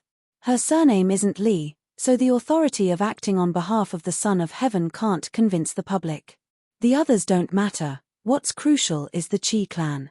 Although Qi Zhuyin may be indolent by nature and doesn't care about government affairs, she has the Qi clan's reputation for loyalty resting on her shoulder. She will never allow the Empress Dowager and Han Cheng to commit all kinds of outrages in Kudu. Since the Empress Dowager wants to win her over to her side, She won't go too far at this point in time. Rather than worry about the Empress Dowager's substitution attempt, Your Excellency might as well worry about Han Cheng's subsequent plans. Kong Qiu said. Han Cheng went all out to ingratiate himself with the Empress Dowager. He has succeeded. In my humble opinion, it's just the opposite. Yarrow Wenyu lifted his eyes to look at the misty rain at the entrance. At this time, it indeed seems like Han Cheng has gained the favor of the Empress Dowager. But looking at the bigger picture in the long run, it's instead the Empress Dowager who is seeking connection with Han Cheng. The Empress Dowager is able to rise to power because the Emperor had no heir.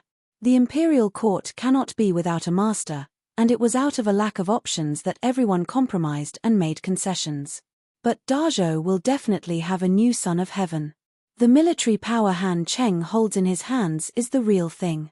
His daringness to lay an encirclement trap for Xiao Qie to force him out and make his move in Mingli Hall is a clear indicator that he has backing and, therefore, has nothing to fear. You mean? Kong Qiu was shocked. Han Cheng still has the imperial heir in his hands. Yarrow Wenyu drank the tea and said, Emperor Guangcheng often ventured out of the palace to stay overnight. It's hard to say whether there is an imperial heir. It's just the situation is already now at this stage. Even if Han Cheng doesn't have the imperial heir in his hands, he will think of every means possible to push someone out.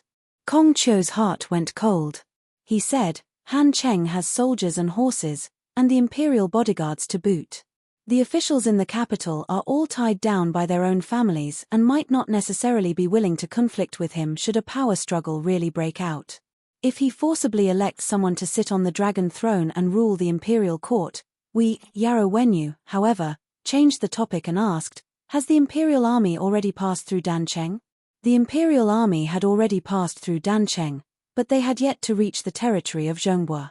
Xiao Qie made haste all the way. The soldiers and horses all needed to rest, so they made a stop midway. Shun Zichuan was severely ill, with his old ailment and heartbreak acting up together. He seemed to be conscious, but yet he was not. It was as if he was lying in a puddle of dreams, engulfed once again by the rainwater and filthy blood. Ever since the epidemic the last time, Xiao Qie suspected that Shun Zichuan had never attempted to recuperate and nurse himself back to health. Instead, the medicines he had consumed in his early years had now turned into a form of latent poison lurking in his body. Xiao Qie did not dare to be negligent, so he made a stop and immediately went looking for a physician. Shun Zichuan's head was in a muddle, and the roaring in his ears persisted. He heard Xiao Qie's voice, yet he also seemed to hear teachers' shouts. He lay on the pillow. The few times he woke up, he thought that he was still in Duanzhou. He smelled the aroma of dishes, as if the one standing outside the door was his Shenyang, Hua Pingting. But he did not dare to move or look.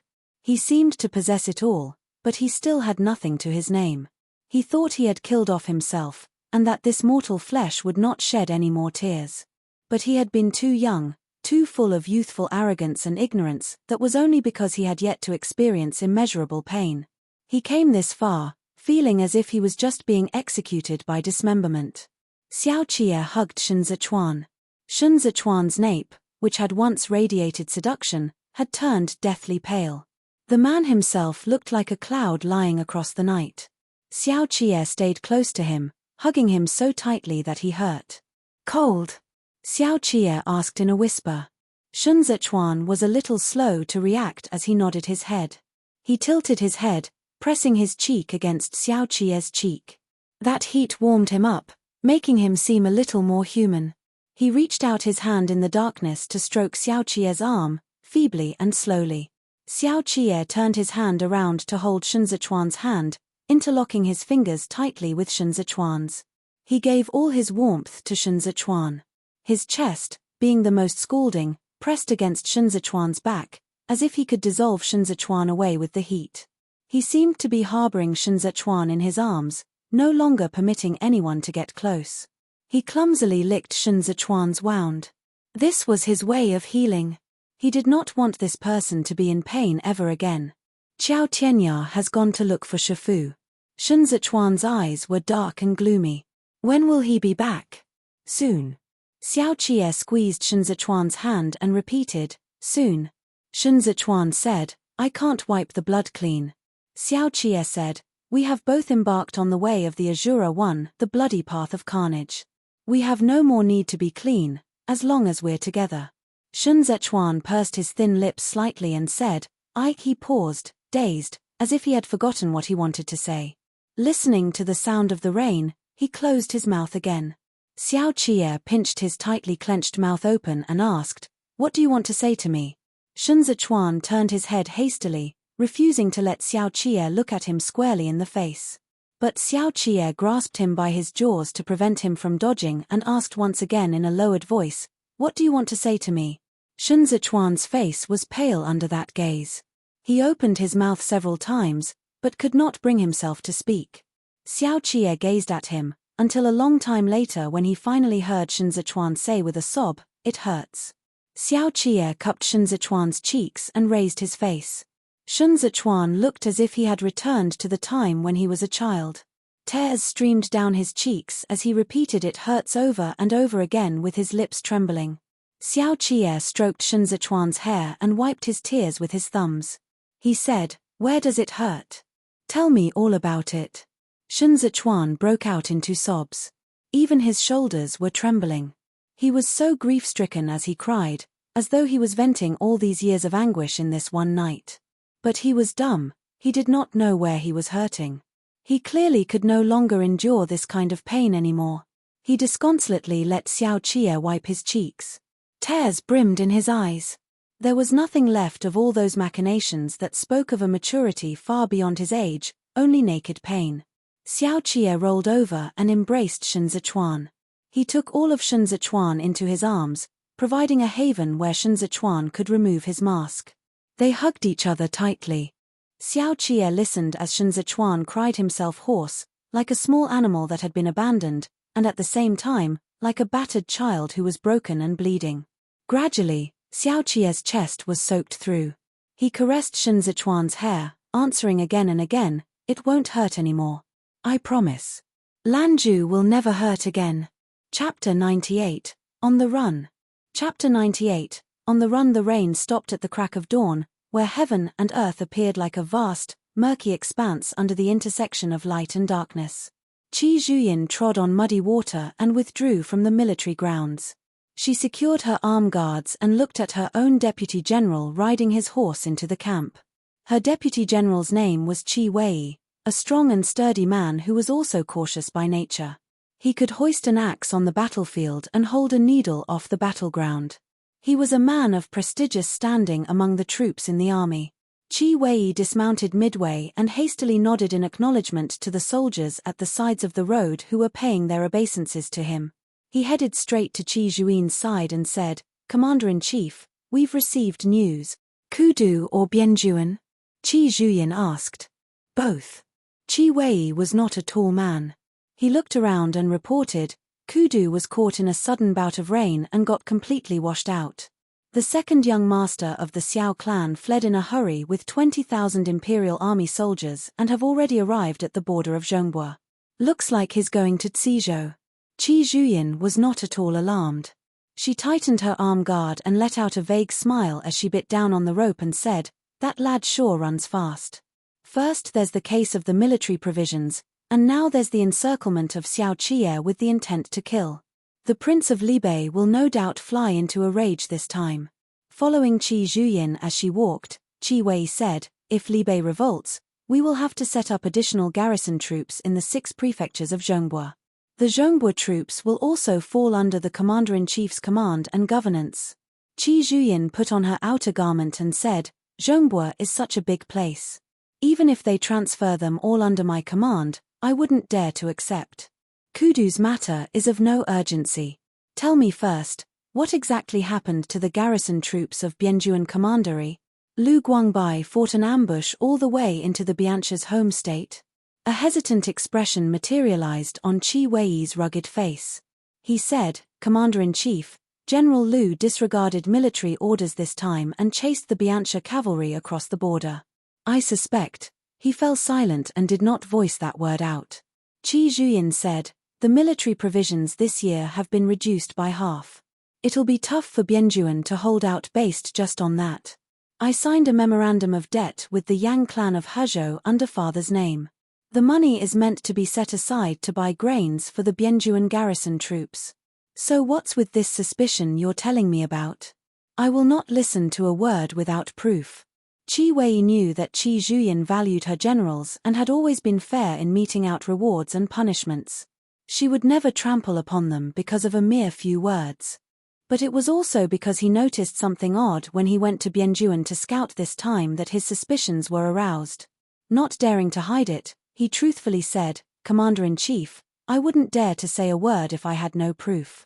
The purpose of this trip to Bianjuan is to investigate military intelligence from a few days back."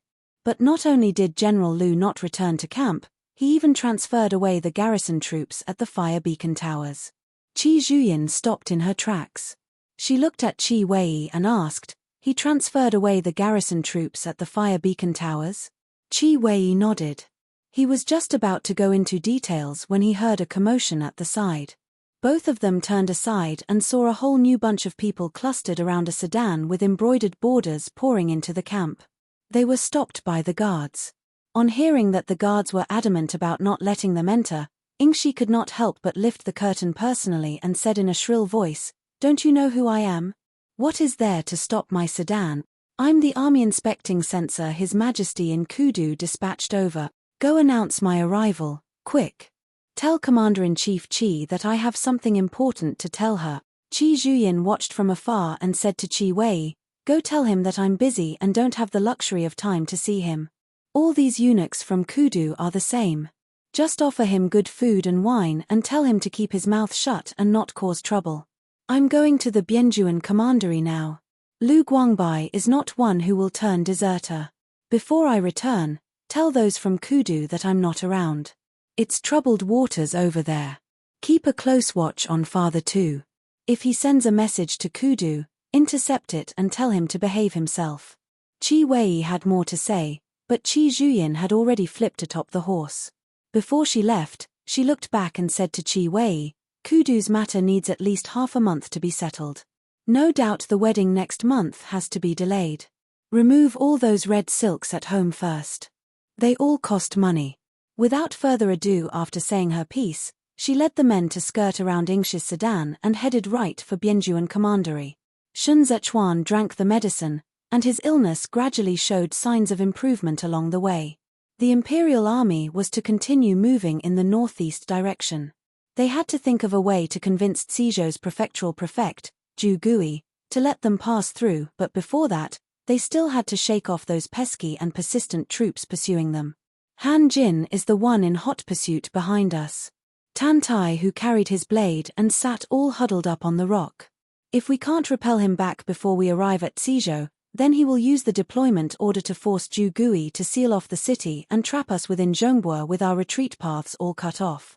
Xiao Qie folded his arms and said nothing. There was a rudimentary map before him. Xiao Qie was not at all afraid of coming to blows with Han Jin, but he had to consider the timing too. The longer this drags on, the less advantageous it would be to the Imperial Army. It was only because Kudu was presently in a state of chaos due to the lack of Imperial air that Qi Zhuyin had not deployed troops to encircle and take him down. By the time things settled down in Kudu and Kudu had a hand free to mobilize Qi Zhuyin to pursue and capture them, these 20,000 soldiers of the Imperial Army would be on a collision course with a wall of metal armors. That hard part is not in fighting, but in the speed of battle. Shun Zechuan's pale face had yet to recover its rosiness. He picked up a stone and drew a few lines on the ground. "Han Jin dared to chase us this far because there is Dancheng behind him. To the 8 great training divisions in his hands, the granary of Dancheng is just like a wide-opened door. They don't have to worry about food and clothing. Our 20,000 men ran all the way here in one breath without stopping. We have no army provisions to sustain us. If we want to get to Libei via Cizhou, then we must first resolve this issue." Tan Tai, who was still not used to looking at Shun Zechuan face to face. He presently fell silent for a moment, then looked at Xiao Qie. Without looking at him, Xiao Qie said, "Spit it out if you have something to say." Tan Tai, who changed his sitting posture. Pointing at the ground with his finger, he said, "Cizhou and us are old acquaintances. Can't we get Zhu Gui to let us borrow some food for emergency use first, with the excuse that there was a delay in them getting the news? No. Shun Zichuan let go of the stone. At this juncture, all the actions taken implies the taking of sides. Zhu Gui may not have the intent, but as long as he does it, then in Kudu's eyes, he is a traitor who provided aid to the rebel forces. After we pass through Tizhou, he will be taken into custody in Kudu to be impeached and punished. Zhu Gui has a family. He won't do this. Ding Dao looked up from his book and said, Chen Jie went to make arrangements for the military provisions, didn't he? He must be rushing on his way back to us now. The military provisions he prepared have already been dispatched to Libei. It's Libei armored cavalry's food at the front line. There isn't that much surplus left to fill the stomachs of the imperial army. Xiao Qie squatted down and examined the map. Even if he and Jiu Jin come, they won't be able to bring much food. As the saying goes, food and fodder should go before troops and horses. Back then, Libei and Chidong were able to swiftly beat back the Biancha cavalry because the Biancha cavalry had no reserve supplies and could not afford to fight a war of attrition. And now, the imperial army, caught in a dilemma and sandwiched here, similarly could not afford to fight a war of attrition either. Striking Tizhou down might be an option, but it was definitely a bad one. They had successively spent close to 100,000 taels of silver on Tizhou to foster a mutual relationship with Zhu Gui to look out for one another, and that had been done as a safeguard for the future. Turn back and attack Dancheng. Tan Tai who pondered it over. Dancheng has a granary. We won't linger for long in the city. Just take the grains and leave. We can negotiate everything else with Zhu Gui when we arrive at Tizhou. No. Shun Zichuan let out a soft sigh. Dancheng has direct military routes to Chuancheng and Kudu. Turning back is to give Kudu time to dispatch the remaining 8 great training divisions. The journey back will take up our time and sap us of energy, and we might not necessarily be able to take down the city swiftly either. It was humiliating for Tan Tai to have both of his proposals vetoed by Shun Zichuan. He rubbed his hands together and said nothing more. His elder brother, Tan Tai Long, was a brave man who was also a general, but Tan Tai had no one to teach him. At this moment, he was feeling embarrassed and awkward, but he was pretty much convinced deep down. He was not an unreasonable man. At the very least, he was willing to admit that he was a bore. Xiao Qie seemed to have an insight into Tan Tai's mind. He lifted a hand to pat Tan Tai on the back and said nonchalantly, "There may be a time constraint for counterattacking Dancheng, but it is an idea. You have only fought once in the past with the 8 great training divisions on the streets of Kudu. Now that you've left Kudu, just ask away if there's something you don't know. In the future, there will be plenty of moments where you will be needed to lead the troops and make decisions, and you won't have His Excellency Shen around every time to give you pointers. Laohu, the sea of learning knows no bounds. It is with the willingness to take a tumble and have fun in spite of it that you will have a bright future ahead of you." With the muddy soil on the ground already drawn into a mess, Shun Zichuan looked up at the sun and said, "Han Jin is a descendant from Kudu who usually only rides horses on the hunting grounds. So he won't be able to catch up to us for the time being. We can plunder Han Jin's food provisions with an ambush here." Xiao Qie surveyed the surroundings. "We won't even need 20,000 men. He's afraid of you." Shun Zichuan's fingertips were stained with a bit of mud. He said, "He has been hesitant and timid in his pursuit of us all this while. To let him fall for the ambush, we will need a bait first. I'll lead 500 people to wait here for him. There is a river of silt to the east, backed by mountains on both sides and close to the forest on one side. Laohu will lead 2,000 people to lay in ambush there." Xiao Qie wiped the mud away from Shun Zichuan's fingertip. "Ding Dao will bring some men to the town along the way tonight for food and wine. Say that the Imperial Army has fled here, and they are all demoralized because I'm too poor to buy grain and I can't get out of Zhongbua either, resulting in many of them turning deserters." Han Jin was young, and he had interactions with Xiao Qie during the time the public ditches were clogged. Shun Zichuan was right. He was indeed afraid of Xiao Qie. In fact, there were very few among the noble young masters in Kudu who were not afraid of Xiao Qie. Xiao Qie's physique and character had already made him a veritable tyrant long before the autumn hunt. The Nanlin hunting grounds was a watershed. With their fathers and elder brothers looking out for them, it would be a breeze for direct descendants like Han Jin, who were not the eldest sons in their family, to enter officialdom. They seemed no different from Xiao Qie, yet they had never stood out the way Xiao Qie did. Perhaps he would pursue Xiao Qie with caution because of his misgivings of the latter, but he would definitely not pass up the chance to defeat him, as long as Xiao Qie showed him a weakness. Other than these, Shun Zichuan considered it for a moment and said to Ding Dao, "You also have to say that I don't get along with the Marquis and have had so many disputes with him on the way that we are going our separate ways. We are in a difficult position both internally and externally." Xiao Qie bared his teeth. "Make it out to be as tragic as you can." Ding Dao swiftly took notes in his book. Not feeling reassured, Tan Tai Hu asked, "Can Daozi act? Say it once for us here first." Ding Dao rubbed his eyes and held up the book with both hands to read. "My master is in such a miserable state, doomed as he was by those people. The 8 great training divisions keep pursuing us relentlessly like dogs, so much that my master doesn't even have money for porridge. When we left Kudu, we were fleeing for our lives, so we didn't have time to pack up all those manners and shop, and we didn't even take the money in the residence. Our pockets are now as empty as sheep poop. Master even owes the ear ornaments shop at Shunwu Street several thousand taels of silver, and there's no way he can pay it back now. His Excellency Shun fell severely ill after getting caught in the rain, but we have no money to call for a physician. Alas, a poor coup. His Excellency has forsaken my master too. Our soldiers and horses are now on the run on empty stomachs. I'm too hungry. I'm so hungry that I'm regurgitating bile. I really can't take it anymore. So I took a few brothers to rob some houses along the way to cobble together some money for ourselves. We were originally all good men from decent families, and it's all because we followed the wrong person that we were forced into such a corner.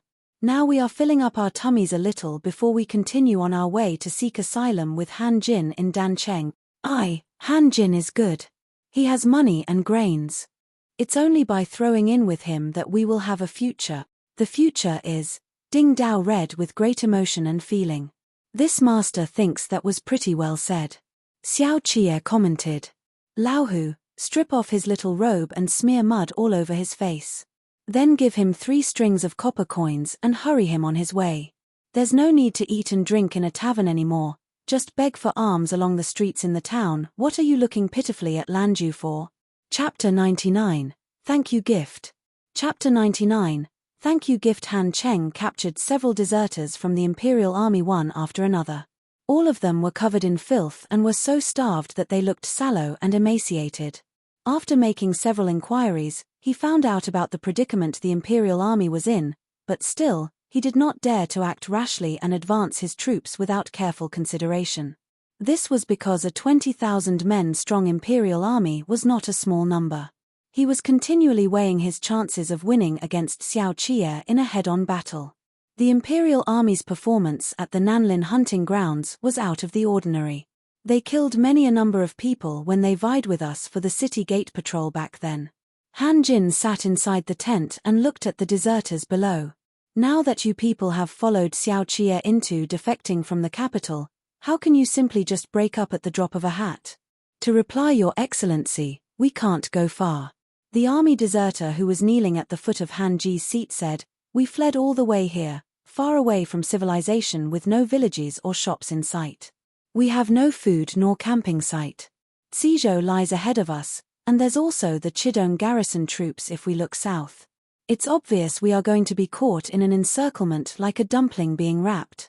Han Cheng thought it over for a moment carefully and asked, "Are there many deserters?" The deserter said, "When I fled, there were about a few hundred. The Imperial Army is now like duckweeds in a muddy ditch that will scatter at just one strike. It won't be able to withstand a blow." Han Jin wondered, "And Xiao Qie didn't think of a way?" "I heard that he strictly enforces military law. The soldiers under his command are all very afraid of him.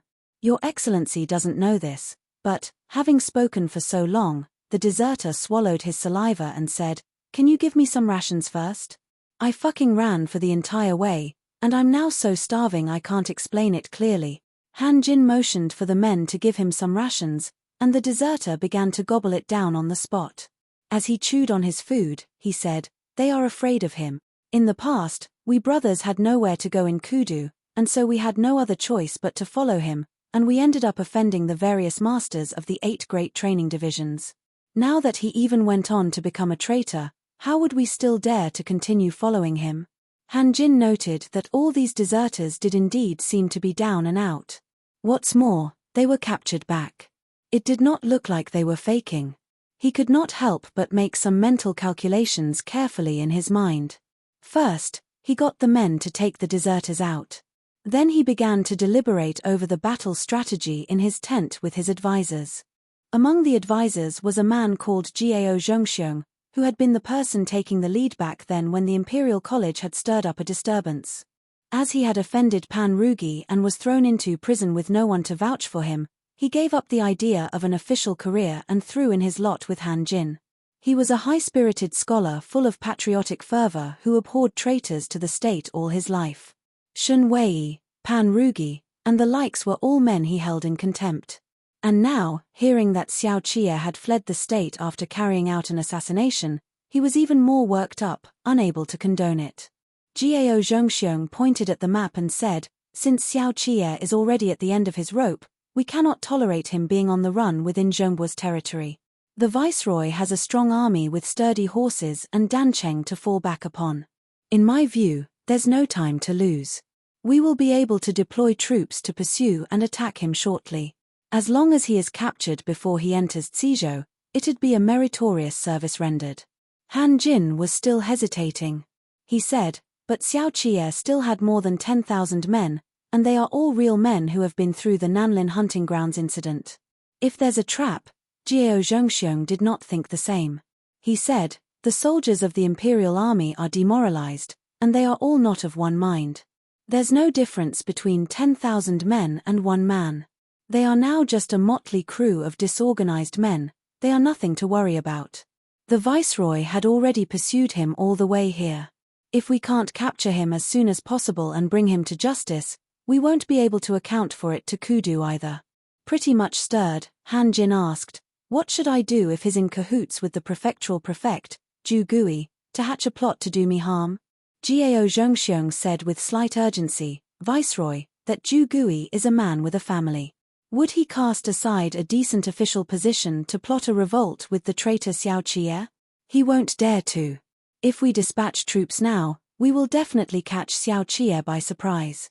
Then we can follow up the victory and press home the attack, and we will be able to return in triumph." Han Jin had been sleeping in the tent for days in a row and was already displeased from all the mosquitoes and bugs bites over his body. He was still thinking of Kudu, where his eldest brother, Han Cheng, had aided the Empress Dowager in gaining charge of the government. The glorious rise of the Han clan was right before him. It was just the perfect time for him to return and call up his friends and associates for a lavish celebration. The longer he stayed here, the more irritable he became. So right after hearing Jiao Zhongxiong's words, he weighed over the pros and cons and promptly agreed. The next day, Han Jin woke up early and led the troops onwards while there was still dew outside. Using the information provided by the deserters, he followed the trail to the forested area outside the River of Silt.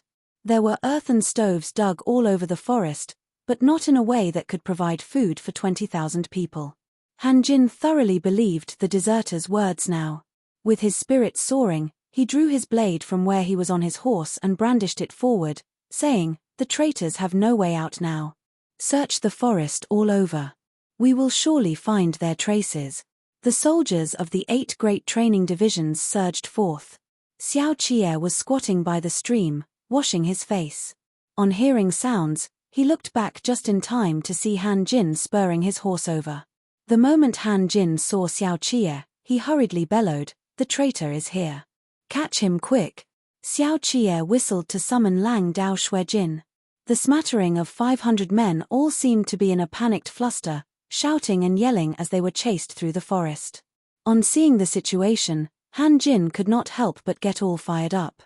He laughed out loud a few times, then shouted from afar, "Your lordship, to think you'd fall into such a state today." Xiao Qie ignored the soldiers and fled away alone on his horse. Han Jin was afraid he would make his escape and hurriedly led his men in hot pursuit. The 8 great training divisions charged through the forest, following Han Jin towards the northeast at full throttle. The more Han Jin ran, the more anxious he became. He shouted after him from behind, "Xiao Qie, you're already at a dead end. Surrender yourself quickly." Xiao Qie looked back on horseback and led his men in an attempt to resist, but they were no match for the 8 great training divisions' ferociousness. The sight of the 500 men being chased was a sorry sight to behold. In the blink of an eye, they had already fled out of the forest. They made a beeline towards the river of silt, where they were finally boxed in at the side of the river. "Xiao Qie." Han Jin reined in the horse and waved his sleeve. "Look around you. It's all soldiers from my 8 great training divisions. You're currently besieged and under attack on all sides. So what are you still struggling for? Beg for mercy now, and I'll spare your life." Lang Dao Shuijin dug its hooves where it stood. Xiao Qie said frostily, "You want me to die, sure. I'll just ask you one question. Why didn't Han Cheng come himself today? My eldest brother is currently the noble regent, with weighty and taxing official duties to attend to. How would he come here to deal with you?" Han Jin pointed at Xiao Qie with his sword. "If you get off your horse to await capture, your Xiao clan will still have a slim chance of survival. You alone committed such a heinous and grave mistake, yet you are willing to let your entire family pay for it with their lives now? I've indeed made many mistakes." Xiao Qie nodded slightly and looked askance at Han Jin, "But it's not your Han clan's place to talk about it with me." The moment the words left his mouth, several hundreds of people suddenly climbed to their feet from both sides. Tan Tai, who took the lead and completely surrounded Han Jin from behind. Leading the soldiers from the back, he slashed away at everyone he saw, throwing both men and horses off their feet into utter confusion and a crushing defeat. Han Jin's guards on his left and right were all imperial bodyguards whom Han Cheng had assigned over to protect Han Jin. On seeing this, they realized that they had fallen for the trap and immediately raised their whips to whip Han Jin's horse in an attempt to lead him to break out of the encirclement from the side of the forest. Where had Han Jin ever seen such a battle array before? He was pretty much an expert when it came to past military exercises held at the Kudu military grounds. But he had never truly fought a war before. He was already totally frightened out of his wits. The pain jerked the horse into action, and it broke into a mad dash towards the periphery of the encirclement in the forest, with the imperial bodyguards forming a protective circle around it. With his blade in hand, Shun Zichuan stood in the shadows of the tree and looked at Han Jin. Han Jin still wanted to charge on ahead, but a sharp-eyed imperial bodyguard deftly reined in the horse.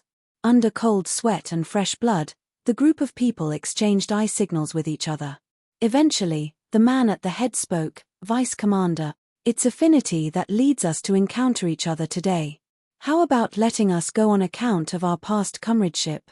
Shun Zichuan had lost a lot of weight in the past few days. The wrist bones on the hand he was grasping the blade with looked just like a crescent moon peeking out in an icy-colored arc from that plain white sleeve opening of his.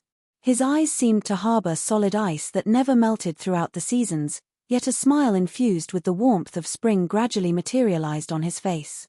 He said, "I do understand that the various brothers have been entrusted by another with this mission and, therefore, had no choice but to do it." That man knew Shun Zichuan was malicious and ruthless by nature. So when he saw him reveal a smile, he shielded Han Jin and took a few steps back instead. The thunderous sound of fighting and killing filled the air behind him. Xiao Qie was also closing in on them, one step at a time. Sweat trickled down the man's temples. He said, "Your Excellency has a bright future ahead of you, so why follow a traitor and suffer untold hardships here? If you are willing to release Viceroy Han back to the capital, the Commander-in-Chief will definitely forgive and forget past grudges and welcome you back to the capital." Unexpectedly enough, Shun Zichuan chuckled. His voice was clear and unhurried, and he was a pretty sight to behold when he smiled. That pale skin of his looked extraordinarily delicate under the speckles of sunlight. Very slowly, he drew out his blade, scraping Yang Shan Shui's slender and long blade against its sheath. "I'm very grateful to Han Cheng." Shun Zichuan backhandedly grasped hold of the hilt and paused. Words cannot express the extent of my gratitude towards him. When you return this time, please bring him a thank you gift on my behalf. Han Jin felt a chill on his back and nearly tumbled off his horse. Xiao Qie rinsed away the blood on the blade at the edge of the water. Shun Zechuan squatted at the back to clean his hands. He buried his entire palms into the stream. Even when Xiao Qie was done washing his blade, Shun Zechuan did not remove them. Xiao Qie squatted opposite Shun Zechuan. He was much taller than him, but he could still put his head against Shun Zechuan's. Both men's palms met in the water, and Xiao Qie grasped hold of his fingertips. Shun Zechuan's sobs seemed to be a dream of the night, seeing as how he was clean and composed under the sunlight. Very slowly, his index finger stroked along Xiao Qie's hand and made its way through the gap between Xiao Qie's fingers. His palm fitted into Xiao Qie's palm, bringing along with it the ice-cold softness of the water current. Tan Tai, who was presently leading the men to clean up the battlefield. They still had to stay over for a night in this forest. There were soldiers not far away all around them, but Shun Zechuan's hand clung to his, as if he was nonchalantly playing with it. At the same time, it also seemed like a seduction long premeditated. He still had the stench of blood on him. Xiao Qie let him do as he wished and said, "You left only one soldier alive and sent him back. He might not necessarily be willing to bring the message back to them." Shun Zechuan looked at the shimmering surface of the stream and said, "He's an imperial bodyguard.